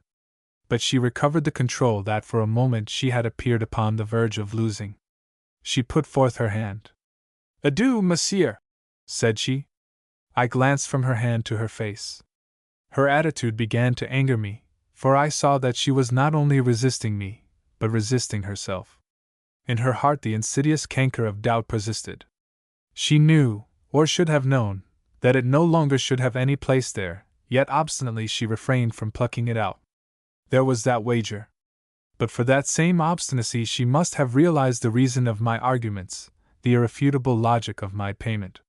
She denied me, and in denying me she denied herself, for that she had loved me she had herself told me, and that she could love me again I was assured, if she would but see the thing in the light of reason and of justice. Roxelane, I did not come to Lavedon to say good-bye to you. I seek from you a welcome, not a dismissal. Yet my dismissal is all that I can give. Will you not take my hand? May we not part in friendly spirit? No, we may not, for we do not part at all. It was as the steel of my determination striking upon the flint of hers. She looked up to my face for an instant, she raised her eyebrows in deprecation, she sighed, shrugged one shoulder, and turning on her heel, moved towards the door. Anatole shall bring you refreshment ere you go, she said in a very polite and formal voice. Then I played my last card. Was it for nothing that I had flung away my wealth? If she would not give herself, by God, I would compel her to sell herself. And I took no shame in doing it, for by doing it I was saving her and saving myself from a life of unhappiness. Roxelane! I cried. The imperiousness of my voice arrested, and compelled her perhaps against her very will. Monsieur?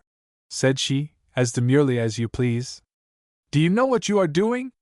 But yes, perfectly. Pardieu, you do not. I will tell you. You are sending your father to the scaffold. She turned livid, her step faltered, and she leant against the frame of the doorway for support. Then she stared at me, wide-eyed in horror.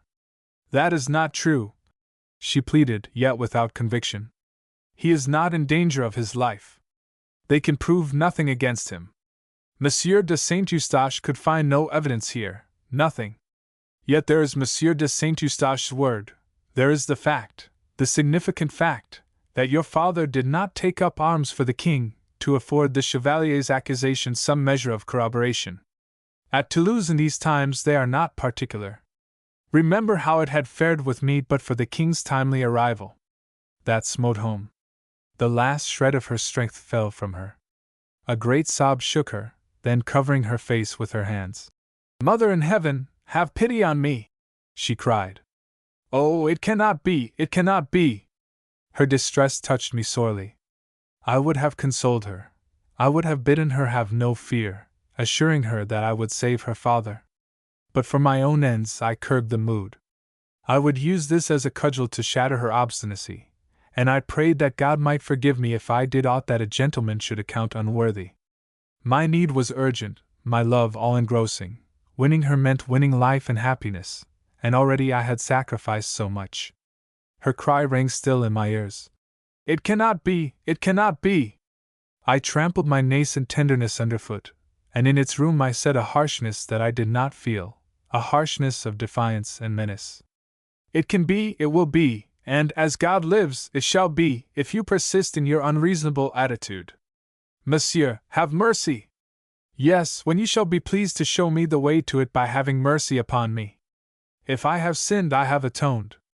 But that is a closed question now, to reopen it were futile. Take heed of this, Roxelane, there is one thing, one only in all France can save your father."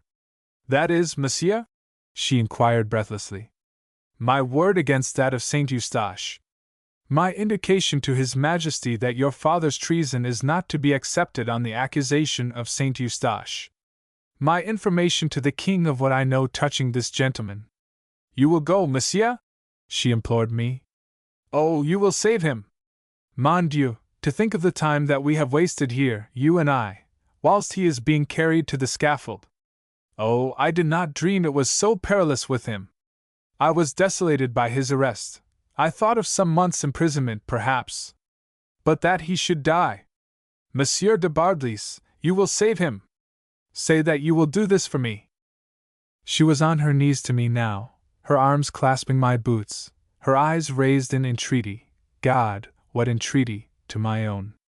"Rise, mademoiselle, I beseech you," I said, with a quiet I was far from feeling.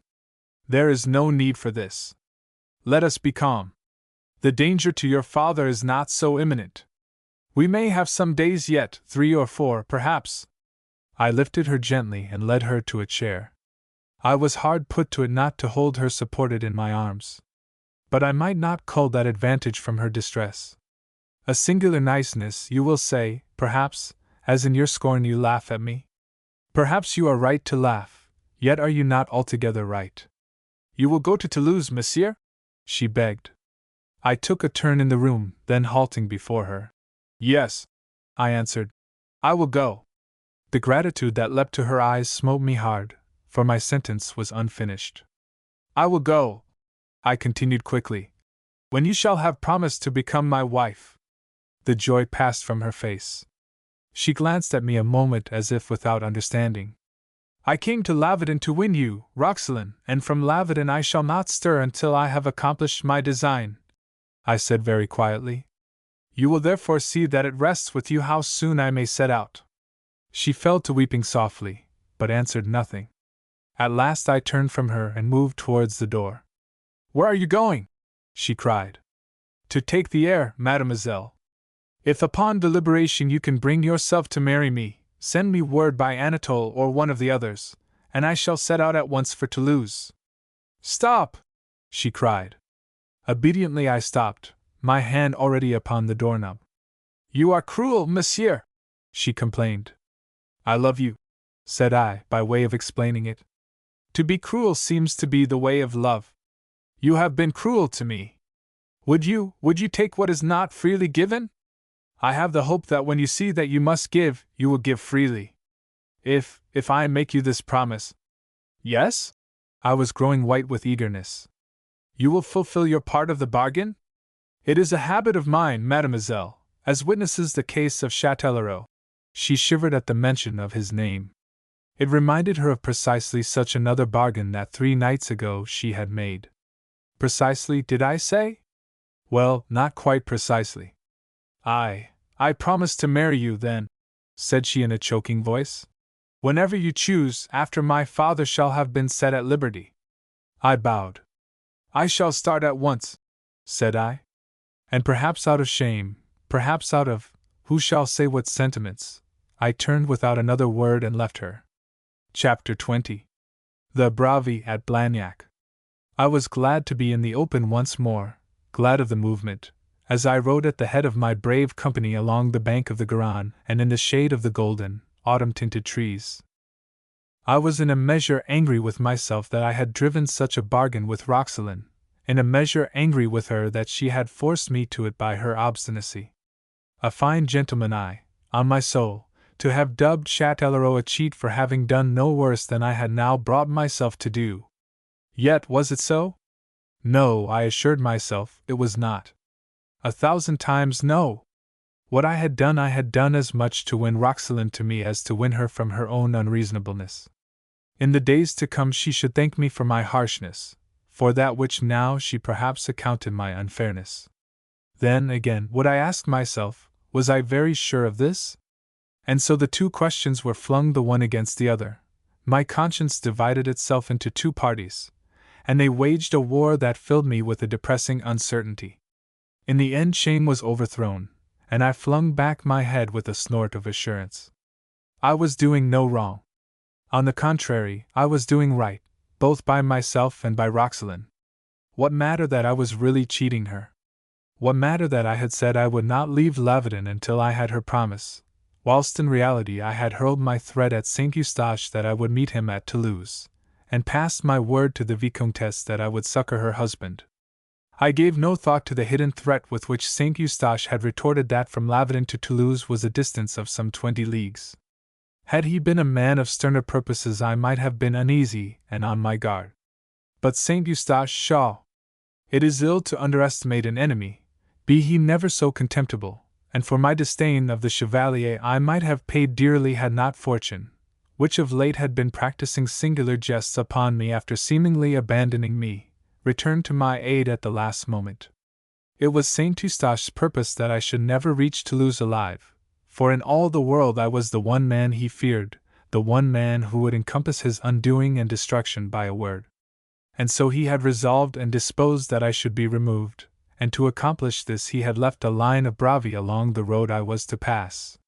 He had counted upon my lying the night in one of the intervening towns, for the journey was overlong to be accomplished at a stretch, and wherever I might chance to lie, there I should have to reckon with his assassins.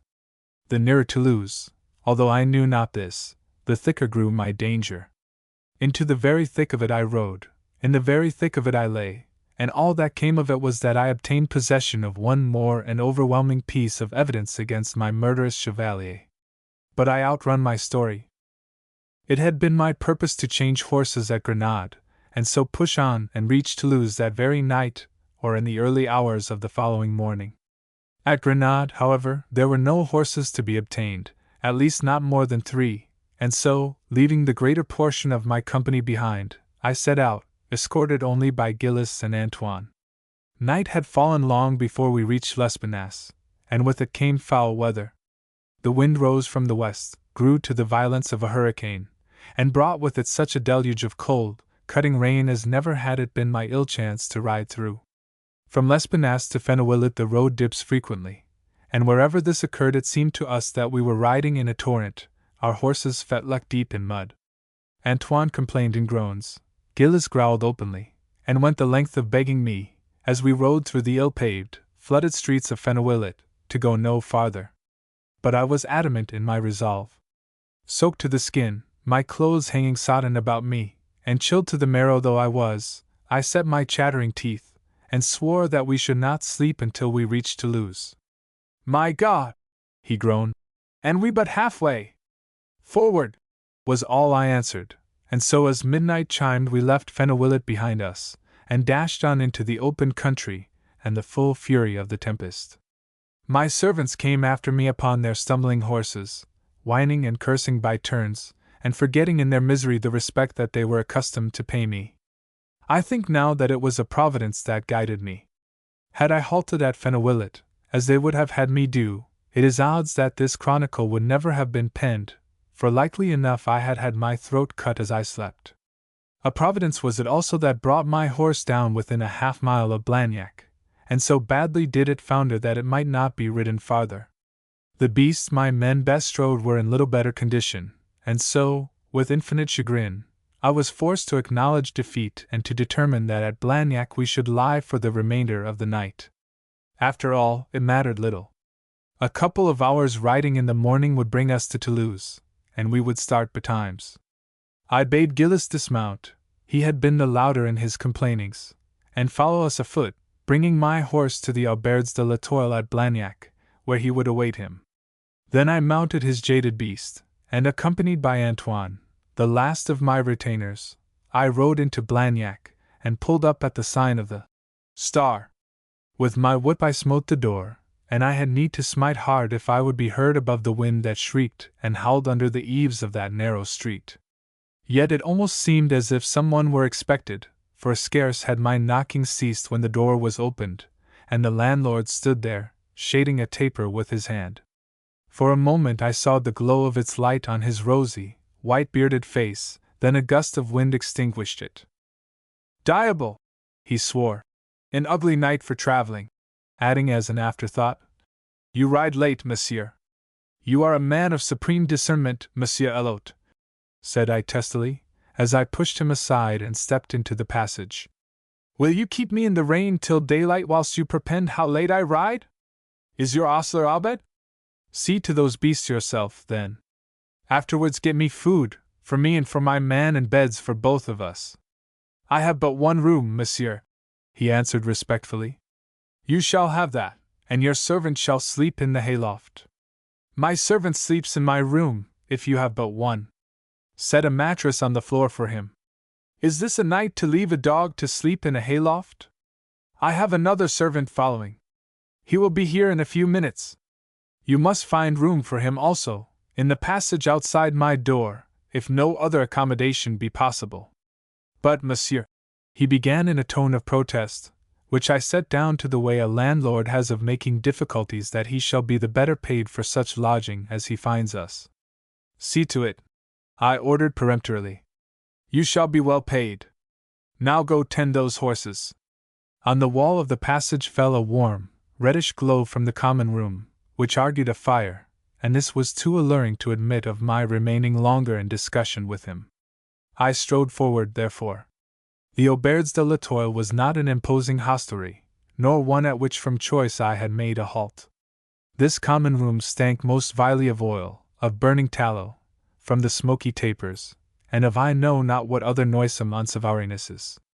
As I entered, I was greeted by a resonant snore from a man seated in a corner by the fire. His head had fallen back, displaying the brown, sinewy neck, and he slept, or seemed to sleep, with mouth wide open. Full length on the hearth and in the red glare of the burning logs lay what at first glance I took to be a heap of rags, but which closer scrutiny showed me to be another man, seemingly asleep also. I flung my sodden castor on the table. I dropped my drenched cloak on the ground, and stepped with heavy tread and a noisy rattle of spurs across the floor.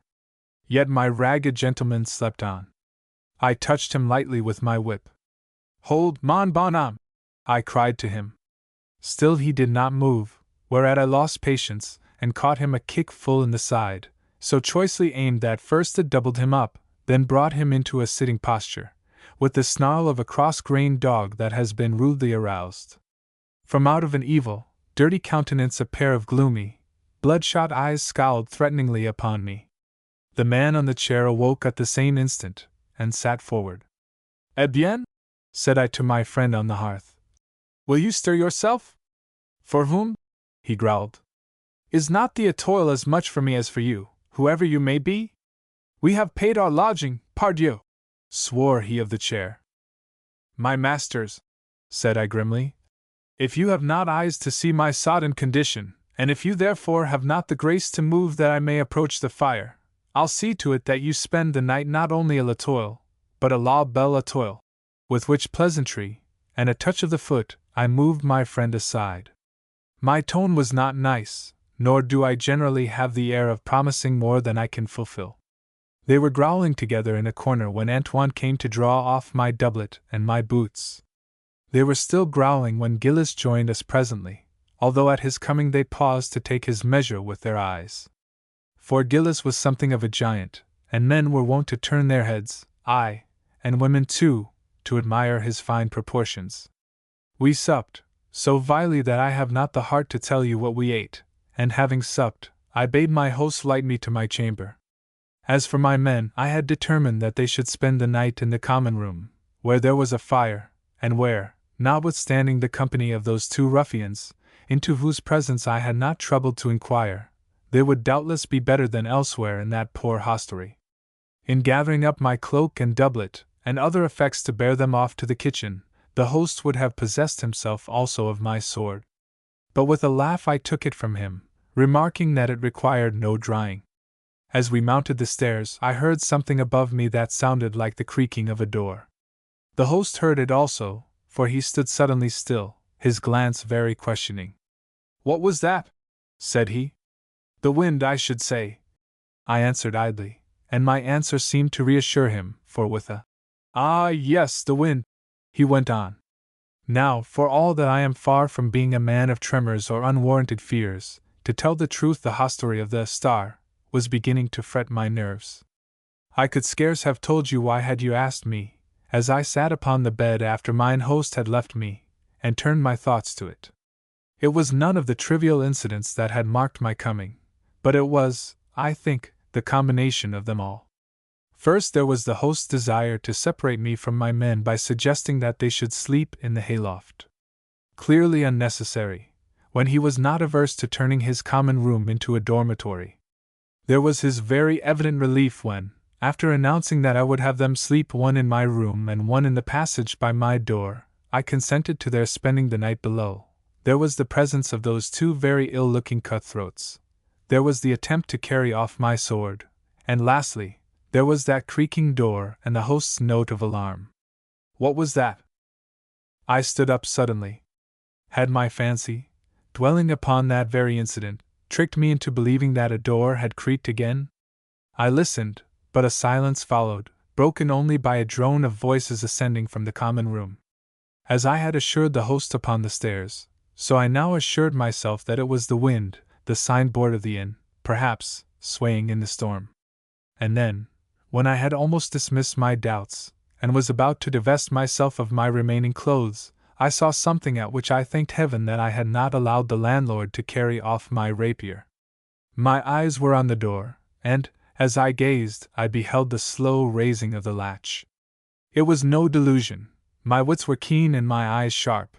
There was no fear to make me see things that were not.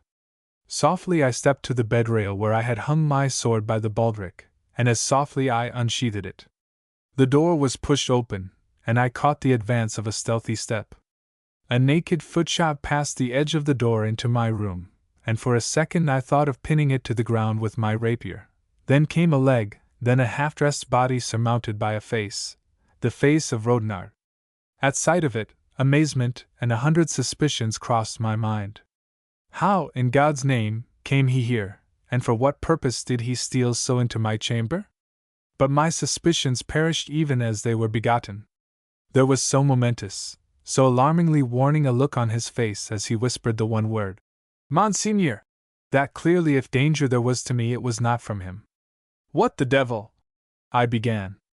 But at the sound of my voice the alarm grew in his eyes. "Sh," he whispered, his finger on his lips. "Be silent, Monseigneur, for heaven's sake!" Very softly he closed the door. Softly, yet painfully, he hobbled forward to my side. "There is a plot to murder you, Monseigneur," he whispered. "What? Here at Blagnac?" He nodded fearfully. "Bah!" I laughed. "You rave, man. Who was to know that I was to come this way?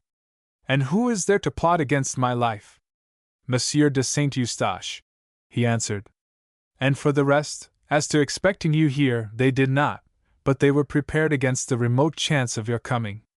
From what I have gathered, there is not a hostelry betwixt this and Lavedon at which the Chevalier has not left his cutthroats with the promise of enormous reward to the men who shall kill you. I caught my breath at that. My doubts vanished. Tell me what you know, said I. Be brief. Thereupon this faithful dog, whom I had so sorely beaten but 4 nights ago, told me how, upon finding himself able to walk once more, he had gone to seek me out, that he might implore me to forgive him and not cast him off altogether, after a lifetime spent in the service of my father and of myself. He had discovered from Monsieur de Castorix that I was gone to Lavedon, and he determined to follow me thither. He had no horse and little money, and so he had set out afoot that very day, and dragged himself as far as Blagnac, where, however, his strength had given out, and he was forced to halt. A providence it seemed that this had so befallen. For here at the Etoile he had that evening overheard Saint Eustache in conversation with those 2 bravi below stairs. It would seem from what he had said that at every hostelry from Grenade to Toulouse, at which it was conceivable that I might spend the night, the Chevalier had made a similar provision. At Blagnac, if I got so far without halting, I must arrive very late, and therefore the Chevalier had bidden his men await me until daylight. He did not believe, however, that I should travel so far, for he had seen to it that I should find no horses at the post-houses. But it was just possible that I might, nevertheless, push on, and Saint Eustache would let no possibility be overlooked. Here at Blagnac the landlord, Rodnard informed me, was also in Saint Eustache's pay. Their intention was to stab me as I slept.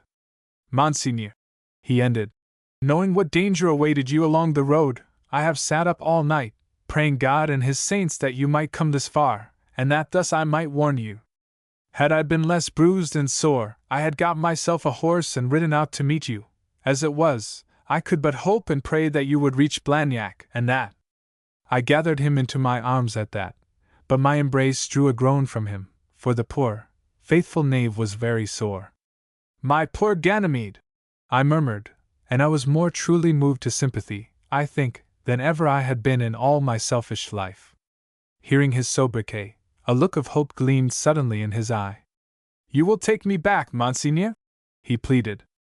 You will take me back, will you not? I swear that I will never let my tongue. My good Ganymede. Not only will I take you back, but I shall strive to make amends for my brutality. Come, my friend, you shall have 20 golden louis to buy unguents for your poor shoulders. Monseigneur is very good, he murmured, whereupon I would have embraced him again but that he shivered and drew back. No, no, Monseigneur, he whispered fearfully. It is a great honor, but it pains me to be touched. Then take the will for the deed. And now for these gentlemen below stairs. I rose and moved to the door. Order Gillis to beat their brains out, was Ganymede's merciful suggestion. I shook my head. We might be detained for doing murder. We have no proof yet of their intentions, I think. An idea flashed suddenly across my mind. Go back to your room, Ganymede, I bade him. Lock yourself in, and do not stir until I call you. I do not wish their suspicions aroused. I opened the door, and as Ganymede obediently slipped past me and vanished down the passage. Monsieur Elot, I called. Ho there, Gillis! Monsieur, answered the landlord. Monseigneur, replied Gillis, and there came a stir below. Is aught amiss? The landlord questioned, a note of concern in his voice. Amiss? I echoed peevishly, mincing my words as I uttered them. Pardy! Must I be put to it to undress myself, whilst those 2 lazy dogs of mine are snoring beneath me? Come up this instant, Gillis.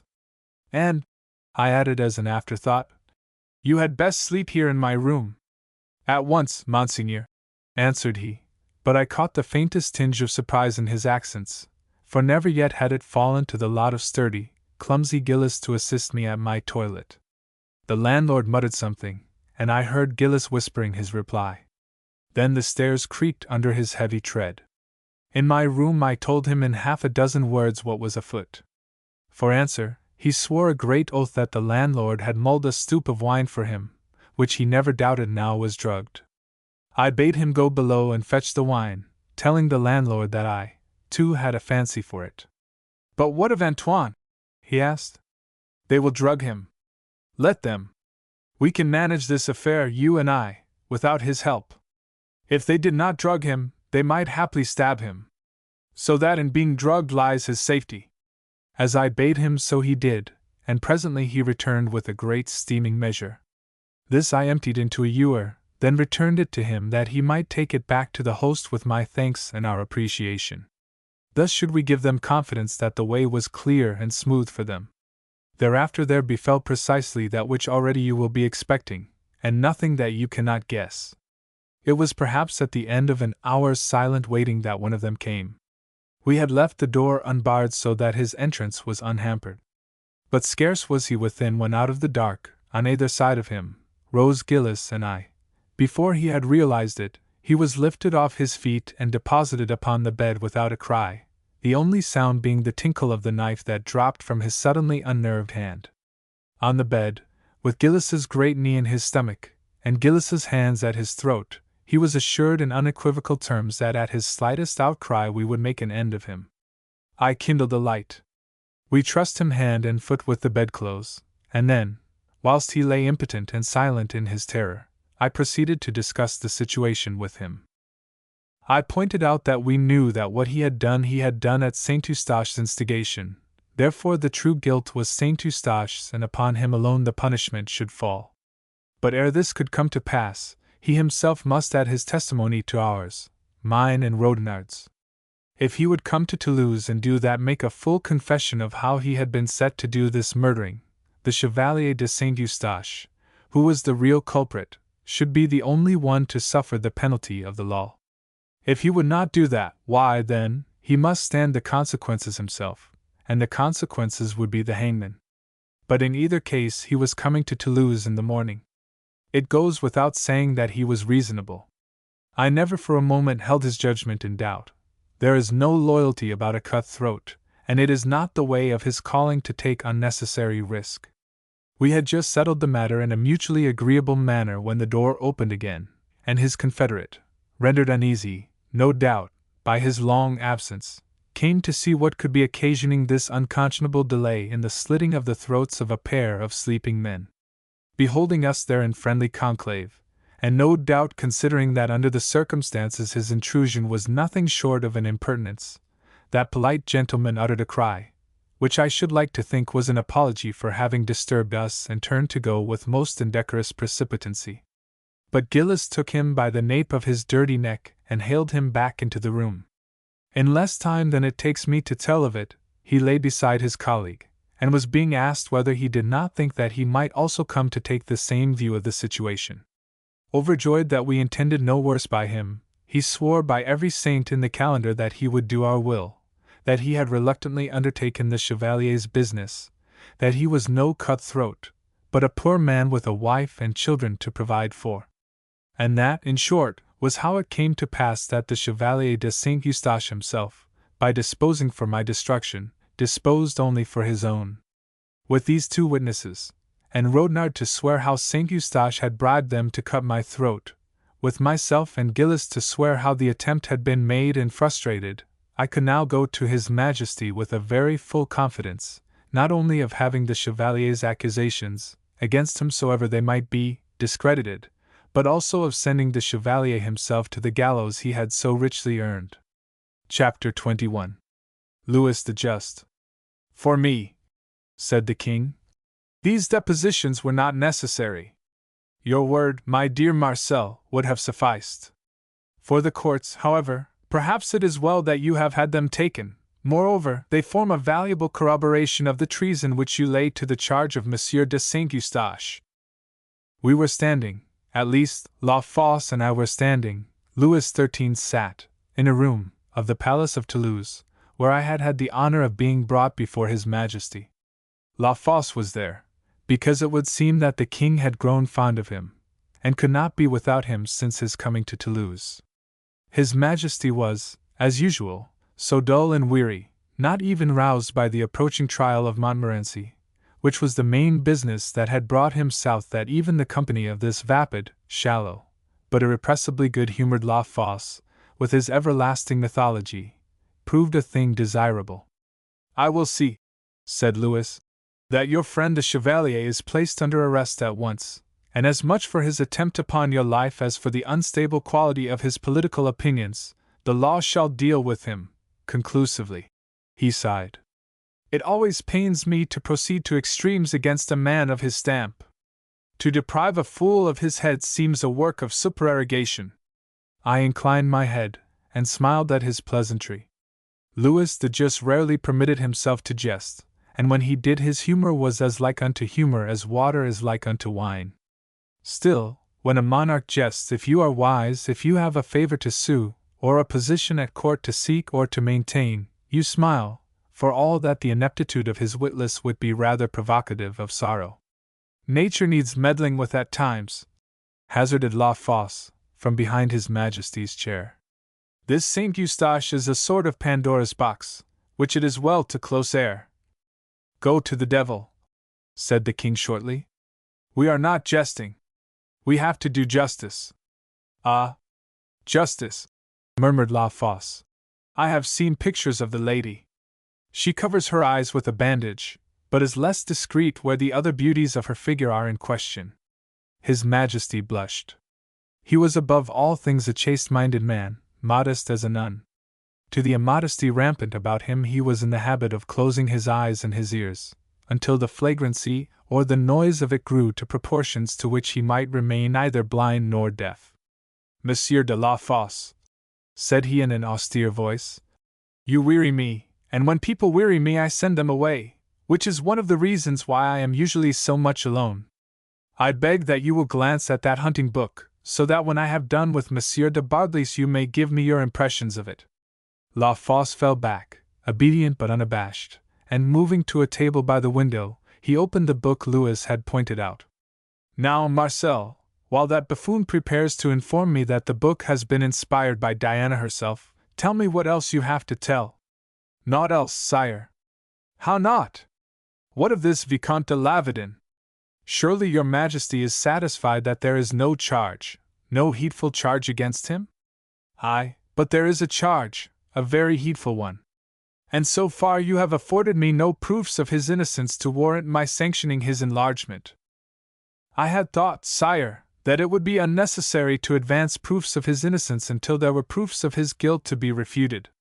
It is unusual, your Majesty, to apprehend a gentleman so that he may show cause why he did not deserve such apprehension. The more usual course is to arrest him because there are proofs of his guilt to be preferred against him." Louis combed his beard pensively, and his melancholy eyes grew thoughtful. "A nice point, Marcel," said he, and he yawned. "A nice point. You should have been a lawyer." Then, with an abrupt change of manner, "Do you give me your word of honor that he is innocent?" he asked sharply.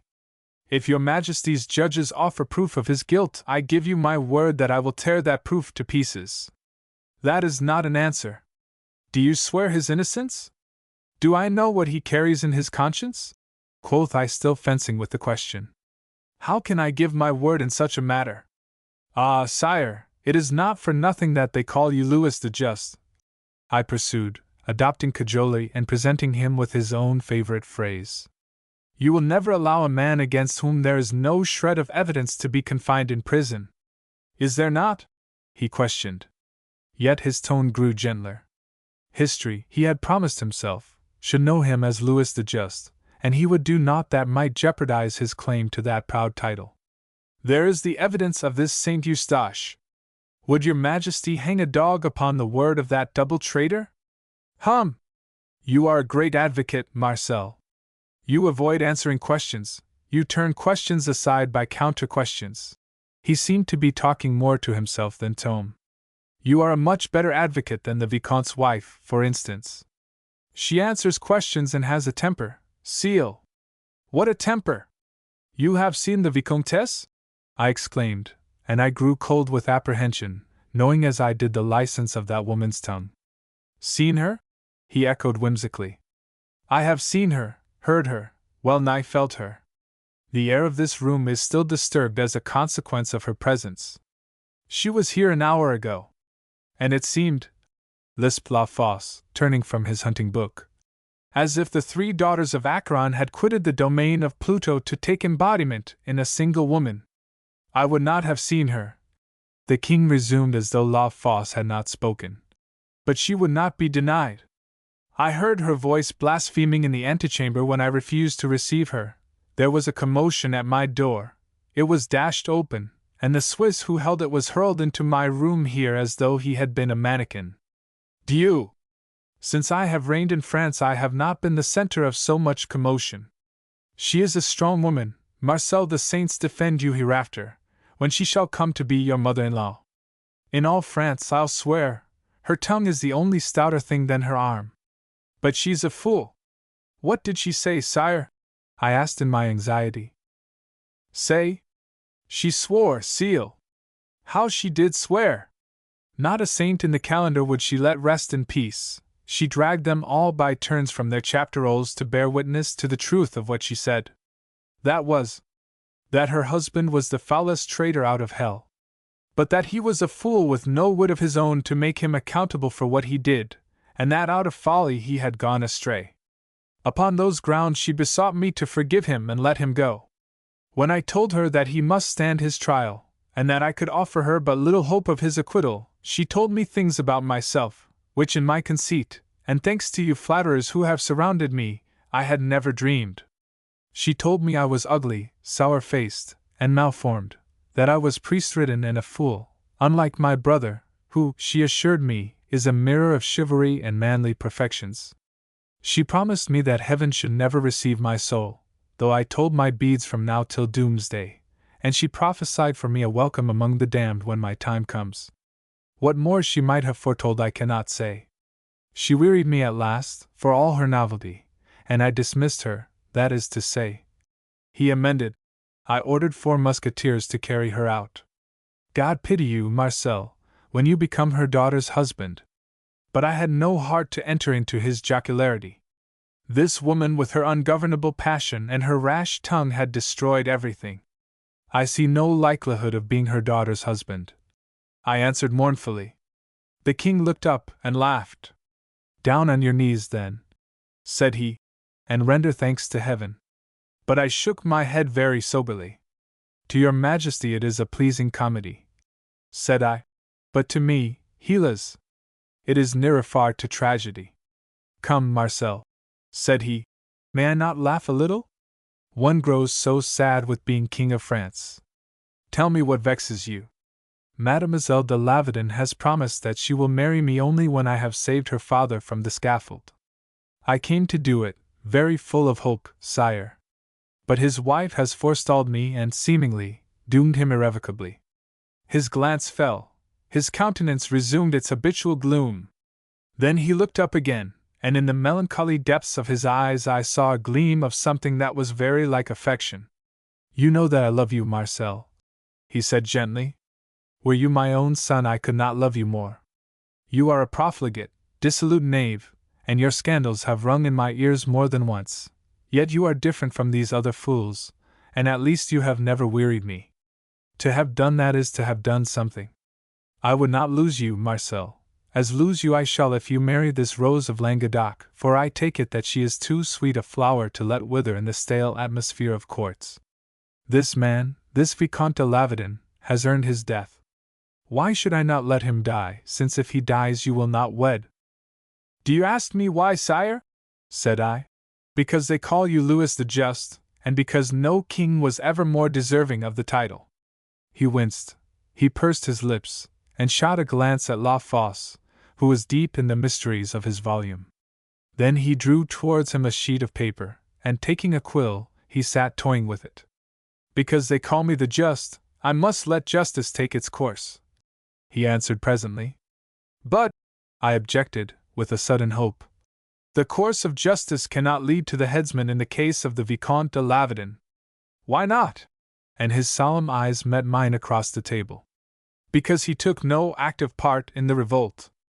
If he was a traitor, he was no more than a traitor at heart, and until a man commits a crime indeed he is not amenable to the law's rigor. His wife has made his defection clear, but it were unfair to punish him in the same measure as you punish those who bore arms against you, sire. Ah, he pondered. Well? What more? Is that not enough, sire? I cried. My heart beat quickly, and my pulses throbbed with the suspense of that portentous moment. He bent his head, dipped his pen, and began to write. What punishment would you have me mete out to him? He asked as he wrote. Come, Marcel, deal fairly with me, and deal fairly with him, for as you deal with him, so shall I deal with you through him. I felt myself paling in my excitement. There is banishment, sire. It is usual in cases of treason that are not sufficiently flagrant to be punished by death. Yes, he wrote busily. Banishment for how long, Marcel? For his lifetime? Nay, sire. That were too long.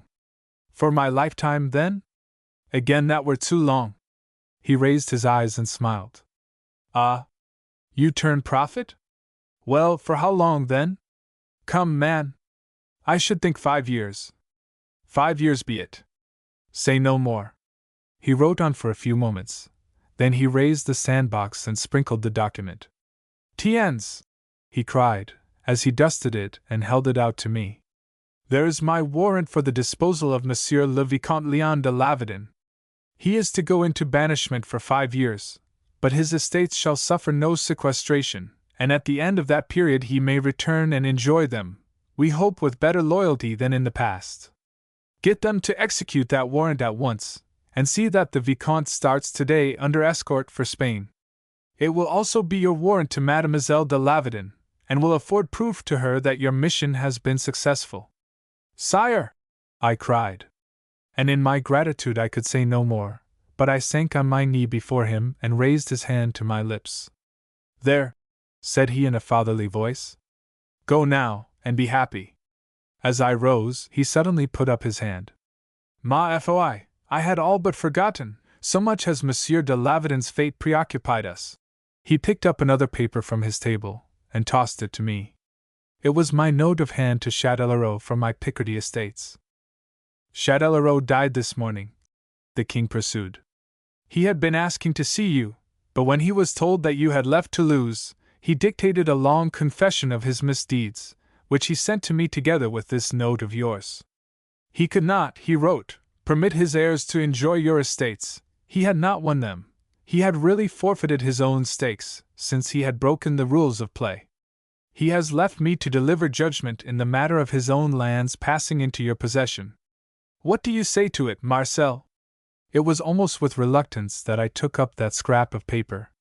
It had been so fine and heroic a thing to have cast my wealth to the winds of heaven for love's sake, that on my soul I was loath to see myself master of more than buoyancy. Then a compromise suggested itself. The wager, sire, said I, is one that I take shame in having entered upon. That shame made me eager to pay it, although fully conscious that I had not lost. But even now, I cannot, in any case, accept the forfeit Châtellerault was willing to suffer. Shall we forget that the wager was ever laid? The decision does you honor. It was what I had hoped from you. Go now, Marcel. I doubt me you are eager. When your love-sickness wanes a little we shall hope to see you at court again. I sighed. Hélas, sire, that would be never. So you said once before, monsieur. It is a foolish spirit upon which to enter into matrimony, yet, like many follies, a fine one. Adieu, Marcel! Adieu, sire! I had kissed his hands, I had poured forth my thanks, I had reached the door already, and he was in the act of turning to La Fosse, when it came into my head to glance at the warrant he had given me. He noticed this and my sudden halt. Is aught amiss? He asked. You have omitted something, sire, I ventured, and I returned to the table. I am already so grateful that I hesitate to ask an additional favor. Yet it is but troubling you to add a few strokes of the pen, and it will not materially affect the sentence itself. He glanced at me, and his brows drew together as he sought to guess my meaning. Well, man, what is it? He demanded impatiently. It has occurred to me that this poor Vicomte, in a strange land, alone, among strange faces, missing the loved ones that for so many years he has seen daily by his side, will be pitiably lonely. The king's glance was lifted suddenly to my face. Must I then banish his family as well? All of it will not be necessary, your majesty. For once his eyes lost their melancholy, and as hearty a burst of laughter as ever I heard from that poor, weary gentleman he vented then. Sieu! What a jester you are! Ah, but I shall miss you! He cried, as, seizing the pen, he added the word I craved of him. Are you content at last? He asked, returning the paper to me. I glanced at it. The warrant now stipulated that Madame la Vicomtesse de Lavedon should bear her husband company in his exile. Sire, you are too good, I murmured. Tell the officer to whom you entrust the execution of this warrant that he will find the lady in the guardroom below, where she is being detained, pending my pleasure. Did she but know that it was your pleasure she has been waiting upon, I should tremble for your future when the 5 years expire. Chapter 22. We unsaddle. Mademoiselle held the royal warrant of her father's banishment in her hand. She was pale, and her greeting of me had been timid. I stood before her, and by the door stood Rodnard, whom I had bidden attend me.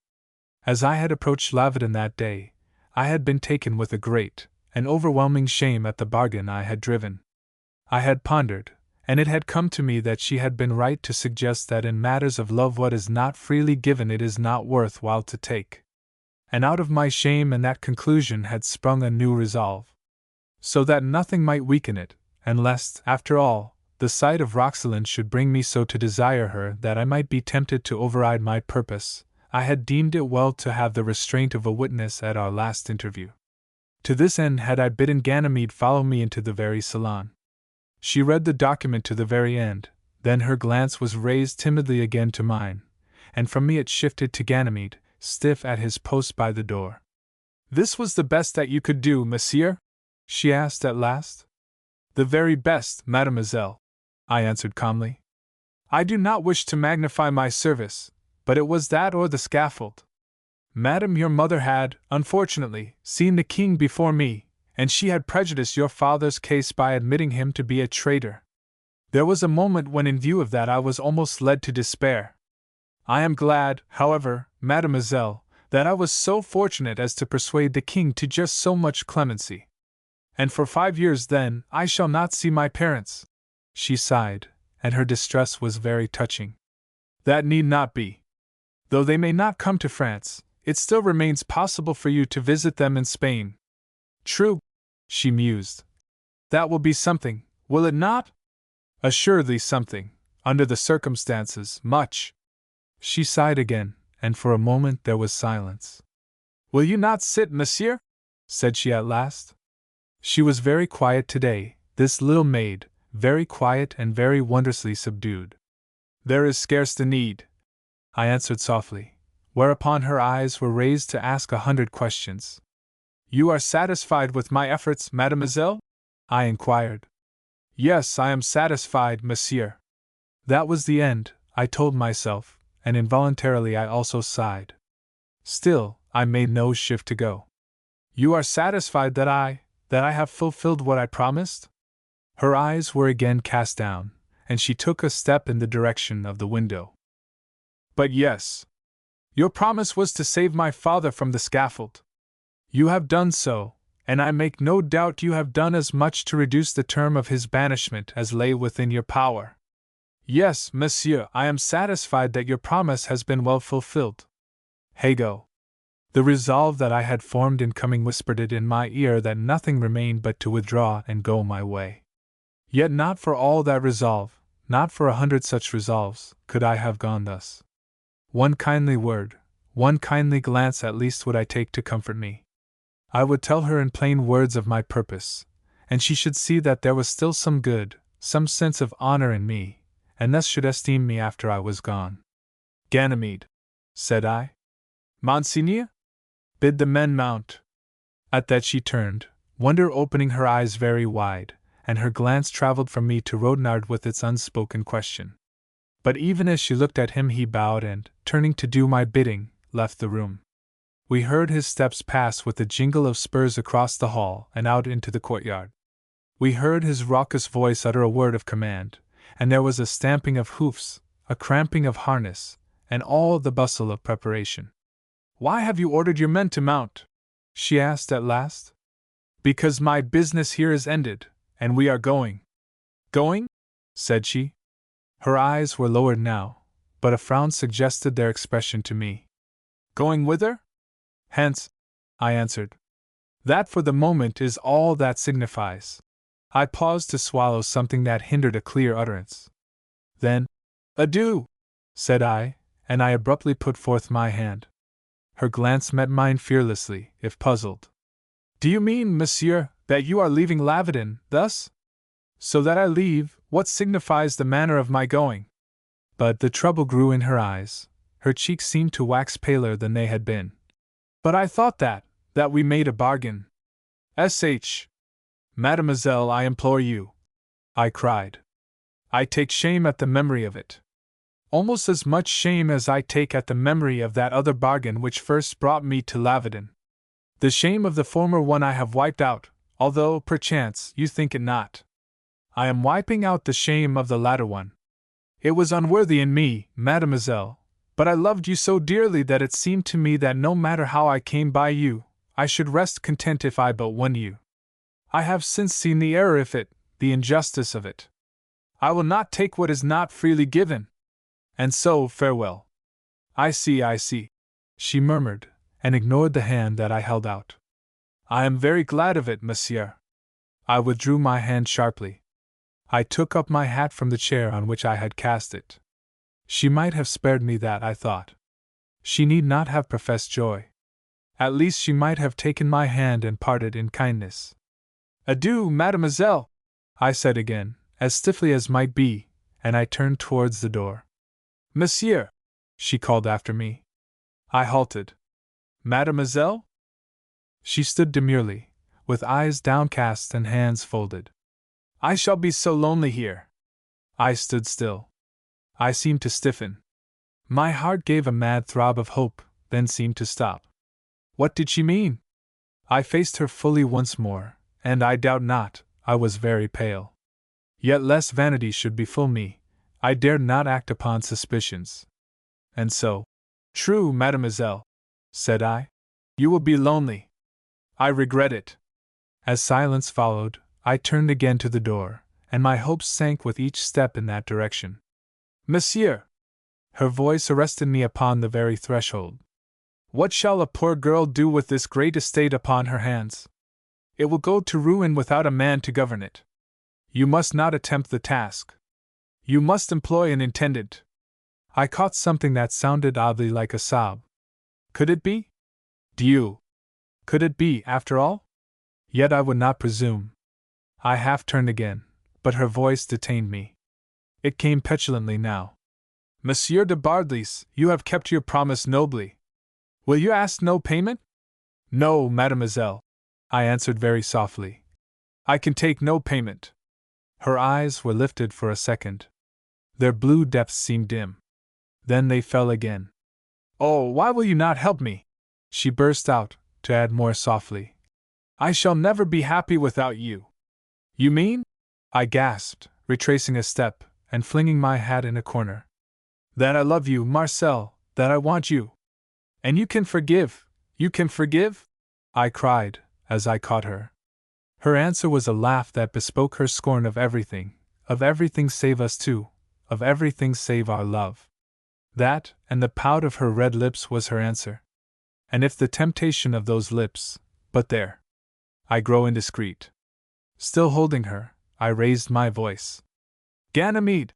I called. "Monseigneur?" came his answer through the open window.